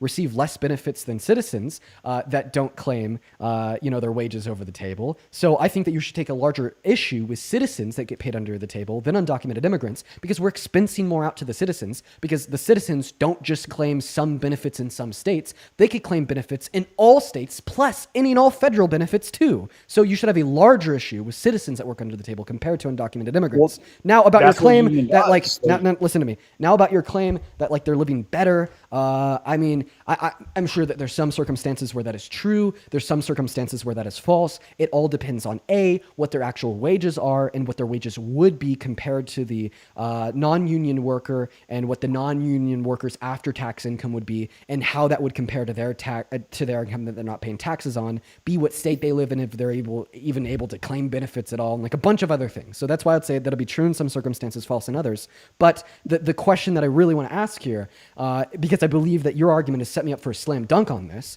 is you agree that if you're in a union, you collect higher wages than if you're not in a union. Why is that? I'm sorry, I didn't catch that. You Say agree that that if you're in a union, you collect higher wages than if you're not in a union. Why is that? The reason is because of we offer better education. We offer schooling that teaches us to do things that are more capable than the non-union group. So the non-union, if you put non-union on a job, you put union on a job. What would you say? How about this?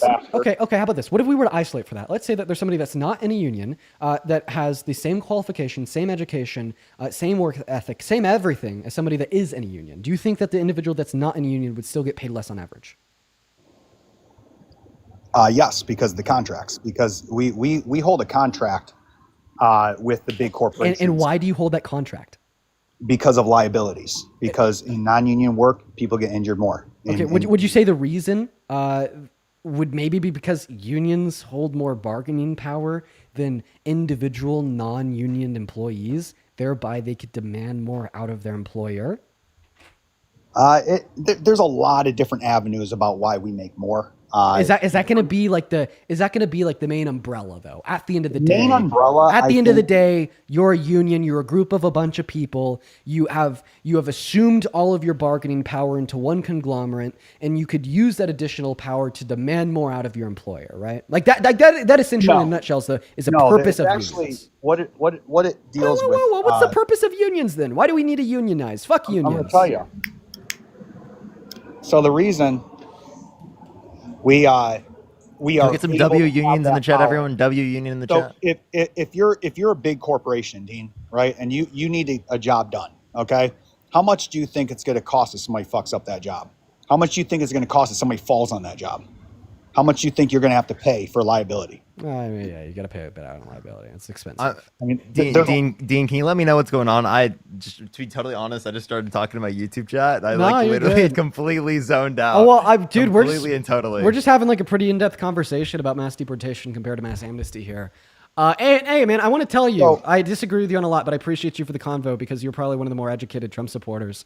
And honestly, like, I don't mean this to diss you. I want to clarify that, but I think that like I finally like solidified the thought in my brain that like it is true that mass deportation sucks and mass amnesty is a good thing, because I feel like I'm like really holding weight in this debate. And you're probably about as educated as it gets insofar as proponents of mass deportation and proponents against mass amnesty. Like you're about as educated and as knowledgeable as it gets. So I appreciate that from you, Dean. I do listen to you. I listen to Parker. You know, I've been up on Parker's lives. I try to speak my mind and what I know about things. Different side of the fence. Appreciate you guys. The one thing I'd say to kind of look into, if I'm going to give you with a little bit of information to kind of like see what immigration does in general when it's too heavy, okay, is if you look at from 2000 till now, China has the most strict immigration policy, and their middle class has grown 50%, and ours has shrunken 8%. So we're losing our middle class. And I'm a union worker, and when it comes down to why I believe in like restricted, you know, to an extent, immigration. I think that there's a bunch of other things that China also does, and I think that makes it a correlation causation fallacy. Like I could just say, oh, geez, look at them. They restrict the amount of children that the families could have, and their middle class has grown and ours has shrunken. Therefore, we need to restrict the amount of children that our families could have too. I don't think we could say that. When you look at the reports through the 90s, when you look at what it did with stagnating wages across the board for almost 10 years, okay, I look into that and understand it from like middle class people that are trying to work for a living, that these jobs are being taken. You know, most of them work construction. You know, most of them work construction.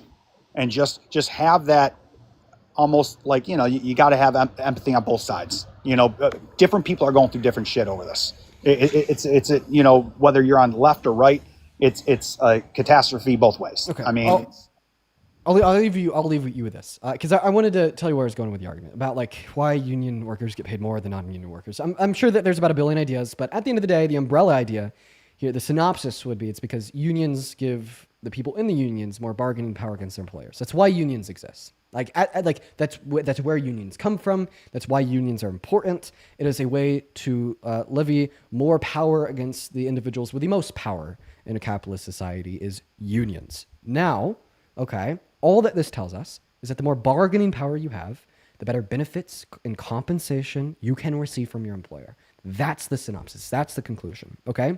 And obviously the inverse of this would be the less bargaining power you have, the less benefits and compensation you will be able to get from your employer.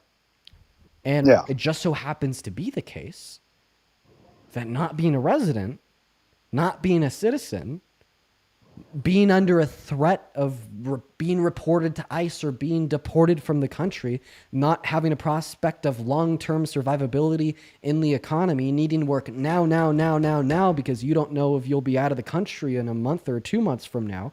All of these facts basically quadruple fucking whammy undocumented immigrants into having significantly less bargaining power against their employers compared to citizens or residents, etc. So in the same way, we would expect unionized workers to get higher wages than non-unionized workers because they have more bargaining power. We would expect citizens or residents to get higher wages than non-citizens or non-residents or undocumented immigrants because they have more bargaining power. And there is a lot of issues that this generates in like the labor force. I want to clarify, like, you know, I think that a lot of Trump supporters will misrepresent this issue and try to use it as a tool to be hateful and divisive. But ultimately, it is true that when we do have an influx of individuals into the labor force that are willing to accept lower wages, that has bad outcomes on like average wages, that has bad outcomes of like the survivability of particular markets. But we can fix that issue by simply giving the undocumented immigrants that pathway to more bargaining power, which would be a pathway to residency or citizenship. So that is one massive, massive pro of mass amnesty, and I'll leave you with that. Okay, and I'll give you just a little bit of knowledge about the 60s. Unions fought for fair, you know, job safety and everything like that. And it's come a long way. And we've educated, we have like apprenticeship programs and stuff that do a 4-year, like almost like a college. So, you know, when it comes to the bargaining that you're talking about, that is a direct result of educated workers on a job site beyond uneducated workers. And there's a lot more injuries that happen on the non-union side.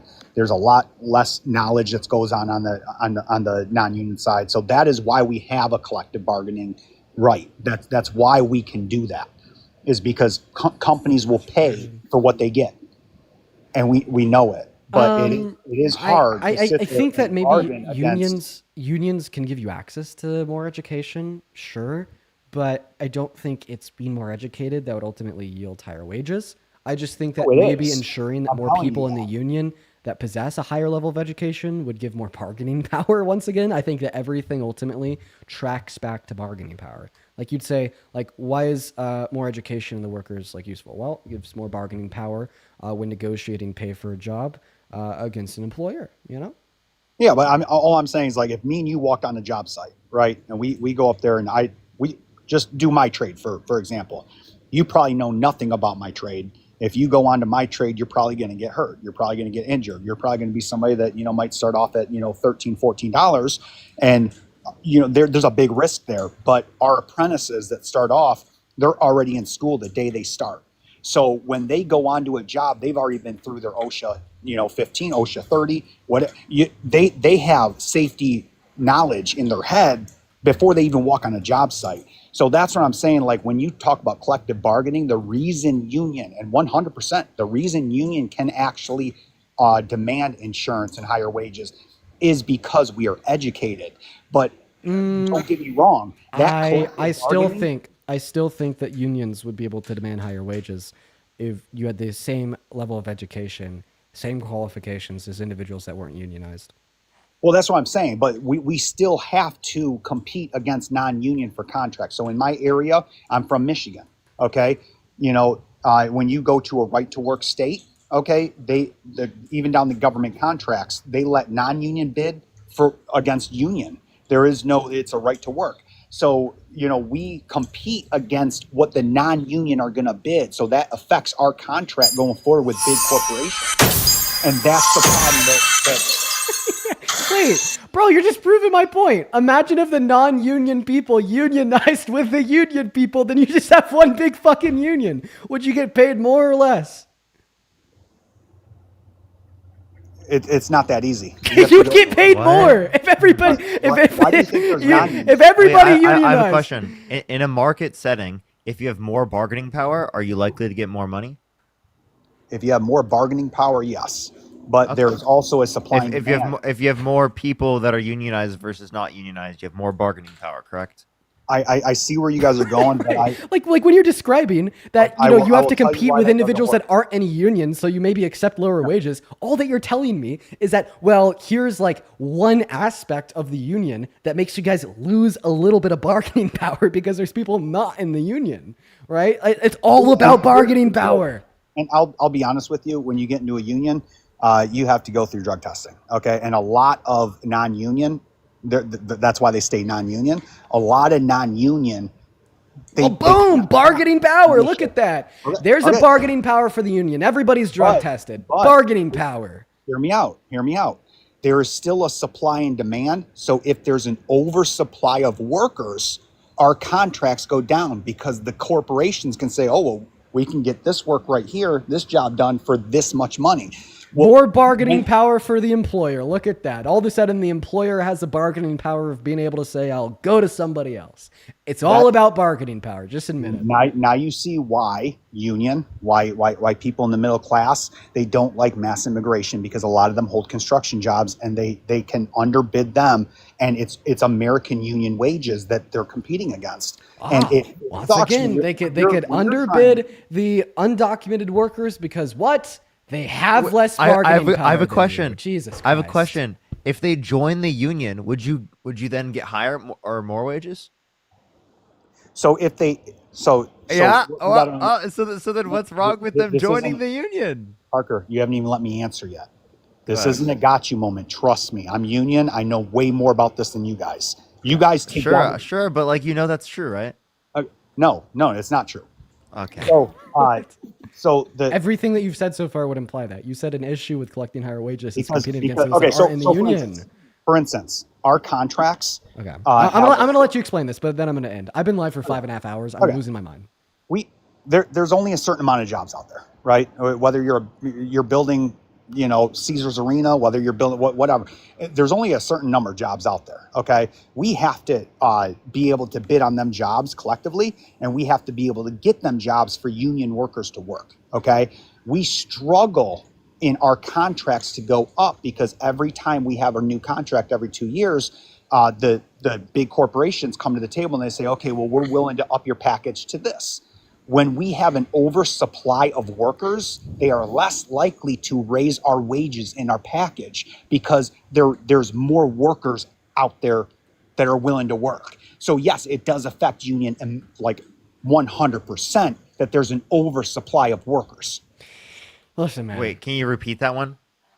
It affects. I did not follow. Repeat that. Okay, so you know what cost of living is, right? You know, we go up. No. What causes there to be an oversupply? I've been live for 5.5 hours. Our contracts that go up every 2 years. Okay. Wait, hold on. Just tell them to come to my live. Okay. You can explain it there. Okay. Huh? Yeah. If you want to go to Parker's live, you can. I'm gonna end. But like, listen, I'll say this again. It was a good conversation. Yeah, it was. There's a lot of good back and forth, but I'll leave you with this. So, first and foremost, I think that there's some very obvious solutions that you don't want to take because of bias or prejudice, such as what Parker down here set forth of unionizing with undocumented immigrants. You have absolutely no reason to explain why that is a bad idea. They get paid more. They'd love to do it. And you'd get paid more because there'd be less competition. But yet you don't like it. That makes me think it's not about economics at all. No, I just told you why. It's because supply and demand. We can only fulfill certain jobs. We can only fulfill the amount of jobs that there are. When there's an oversupply of workers, even if we took every single one of them in. If there's more people in the country, isn't there demand for more jobs? Hear me out. Let's just say we got everybody in without a drug test. Okay, they came in, and we have a huge union. The work still has to be there. So now half our union's laid off because only half can go to work. That's how it works. Unions will shut down their apprenticeship program when the work comes down to a level that they can't fulfill the work. They'll actually shut down their apprenticeship programs because of that. I think maybe another issue that you're not factoring in for here is because of the productivity that would be lost in the workforce, the cuts that our companies would take to their GDPs, and just like the reduction in the average qualities of lives because of that fact, that would probably prelude to less job opportunities. So, like, how can you tell us that if we did do a mass deportation, everything would be glee and it'd be so much fun because there wouldn't be an oversupply of workers, there'd be the same amount of jobs there are today and you'd be getting paid more, when in all reality, sure, you're going to be removing 8.3 million laborers, but who's to say you're also not removing a sufficient amount of jobs, a particular amount of job opportunities that would then just make whatever the current labor force is minus 8.3 million an oversupply of jobs because of the oversupply of laborers because of a new lack of jobs. Because research shows that about 8 million or so do construction jobs. That's they not don't true. own businesses. That's not true. There's not 8 million undocumented workers that do construction jobs. Well, the research said it's hard to say a specific number, but it's estimated that they use millions of undocumented immigrants are within the labor force. So there's 8.3 million. The highest. Well, I don't think that you understood what I was highest saying. I was just saying, well, we downsize our economy via mass deportation. Sure, there'd be less laborers looking for a job, but there'd also be less people offering a job. I mean, listen, Dean, this is your thing. I appreciate your back and forth with me. This is something I do. This is my living. I actually do construction. I'm actually in it. I know, but we're just talking about economics. Like I don't need to be in construction. I don't no, need to be in construction to acknowledge that if we were to remove all undocumented immigrants, the economy would downsize, and with the downsizing of an economy, would follow with a lack of job opportunities for individuals in construction. Like I don't need to be in construction. I mean, it just let's just say that we took 8 million people out of this country, 10 million people. Right. Out of this country. If all else held like the same, you would be getting paid more for sure. But not I'd all be else getting is going to paid hold more. the same. The thing that's going to change that may end up making you get paid less is because there'd be significantly less job opportunities in the first place. Well, that's the problem. Is that what you're not understanding is that job opportunities are not what illegal immigrants provide or undocumented immigrants provide. Many of them work. I'm not saying that it's the undocumented immigrants providing the job opportunities. I'm saying it's that undocumented immigrants would play their role in creating the job opportunities by upholding an effective, large economy. But when the economy downscales, okay, like I understand that it's not the undocumented immigrants that are hiring construction workers. There'll still yet be less individuals hiring construction workers because there'll be less opportunities to build because there's going to be less individuals interested in building because there's going to be like a downsized, smaller economy where individuals are making less money and less confident in spending more money. Like what happens when we see a recession? Like, I mean, dude, be honest. Like during the recession, like 2007 through 2009, you were hit hard as fuck, right? Oh yeah. Oh, very hard, very incredibly hard, right?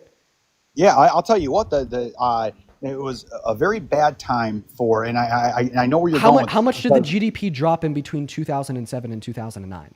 I don't have that figure, but I will say that I remember the work being bad. But can I, if you just allow me to say this?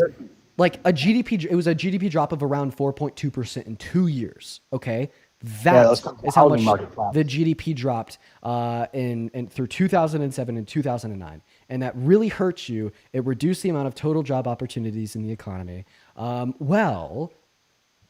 the Center for American Progress is right, and undocumented immigrants contribute 1.1 trillion through 1.7 trillion dollars per year, that's equivalent to around 4.2 through 5.8% of our GDP. So it would drop every single year, comparable to what we saw in 2007 through 2009, which would in turn really hurt you just like it did in 2007 through 2009. Are you talking about when Obama deported 3 million immigrants? Is that what you're talking about? No, I'm talking about the recession of 2007 through 2009. Well, no, I know, but he was also deporting many immigrants. So are you making a claim that are you saying that the deportation helped stabilize the GDP? No, if anything, I'd argue that the deportations under Obama were like bad for the economy. Well, I mean, the economy crashed because of the housing market. Fannie Mae, Freddie Mac went under. It was a huge bankruptcy issue across the United States. Right. People went bankrupt. And, foreclosures skyrocketed. People were kicked out of their houses and whatnot. But the deportation, if you want to look at Obama's policies through Dean, did you want to get off? You said I've been you wanted to live get off I've been like live a for bit 6 ago. hours. I thought you were already past it. I was like, let me just land this real quick off. and then we'll get going. His deportation, he deportated, he was like. Okay. Do you want to get off? Yeah, I don't mind letting him finish though. Okay, for sure. Yeah, so I don't know if that could have actually, stabilized jobs because of how many were out there, open up 3 million jobs. It possibly stabilized people to get back to work. So I do believe that there could have been a cause and effect of that was positive for stabilizing after that crash. So I mean, it's an opinion. That's total opinion. I'm not saying I look more towards the research of the 90s when we opened the 1990 Act, Immigration Act. So, that's what I go off. But, yeah, that's just of course I'd hold to the alternative opinion that it only exacerbated the effects. But at this point, I am going to go ahead and get towards the end of my life here. I appreciate you for coming up for the conversation, then. Man, I appreciate you too. Yeah. I see you in all of those like Republican lives. Do you know Justin? Is that your buddy? Justin. I think I follow him. I don't know. Maybe it's you or it's not you. I always see like either you or somebody that looks a lot like you in all these Republican lives. And whenever I scroll into them, they always say, Dean is your runner. You'll never debate us. But I debated you today. So have a good rest. Well, I appreciate it. I've been waiting to debate you. I've been waiting to, throw my facts at you. See what you thought. Yeah, it was a good compliment. Have a good rest. Have a good rest of your night. Hey, you too, man. All right, everybody. I'm going to go and thank some donors here super duper quickly. Let's see here. Sierra with the $5 over our Venmo. I appreciate you so much for the love. And also Corbin, thank you so much for the $20 an hour ago, saying I appreciate what you do, Dean. Was wondering what website/news to further my education in politics and not reading biased articles. I'd say cross-referencing multiple sources like AP, Reuters, NBC, PBS is a good idea. Trevin with the $15 saying, how do you handle when you are asked a question and you don't know how to answer it immediately? I've only ever seen you when you're prepared to answer something. Yeah, well, yeah, I guess you're right. Honestly, I don't think that there's like a single pro-Trump argument that I'm not ready to respond to. And if there is one, it's because the argument is so stupid I could refute it on the basis of being stupid. But honestly, like, do my research. Turn around, say, do my research, or find some like rational reason why their point is wrong, just not empirical. Catherine, thank you so much for the $25 over on Venmo, saying, glad your live came across my FYP. Listening to you and your friends speak over the last 30 minutes has exposed me to be more intelligent to the more intelligent conversation than I have been privy to in a long time. You're making the U.S. a better place. Thank you. Well, thank you, Catherine. That is incredibly kind of you. And then Ali, thank you so much for the $40 over on Venmo, saying, so happy you stayed live long enough for me to watch some once I got off work. Have a good night. Yeah, I've been live longer today than I have been in a long time. Yeah, I know. Yeah. You're on like 6 hours, right? Yeah, I don't know. I guess I was in a better mood today, and I just didn't feel like an inclination to get off. I don't know what that was about. But honestly, like, I'm fucking myself over because now it's like already 8 p.m. and like I usually like to decompress after I get off these lives, like cook dinner, etc. And like now it's like a like bit too late. Now it's like too late. You know what I mean? Like now I gotta, settle for some fast food and be up until like 1 a.m. watching TV or some shit. I don't know. Let's see here. That's how you do it, bro. Heidi, thank you so much for the $20 over on PayPal. Morgan with a 15. Roger, thank you so much for the 25. And Emery with the 1. I see y'all's messages there. I'm gonna be in touch with the person. Don't you worry. But alrighty, everybody. I think that's it from me for the day. Holy shit, I'm tired. It was good seeing you, bro. Have a good night, man. Yeah, it's good seeing you too. Go make some good fucking dinner, bro. Hell yeah. Are you already live? I haven't started on TikTok yet, but I am on YouTube. Okay. All right. Well, I'll see you, Parker. All right. I will see you, bro. Cool. For everybody watching, regardless if you're on YouTube or over on TikTok, you guys should go and raid at Parker Get a Job. Super long live today. Holy fuck. Yeah, I need to go get a life. Okay. All right, I'm going to go be a normal person. Bye, guys. Love you all. See you tomorrow. Peace and love, everybody. Peace and love.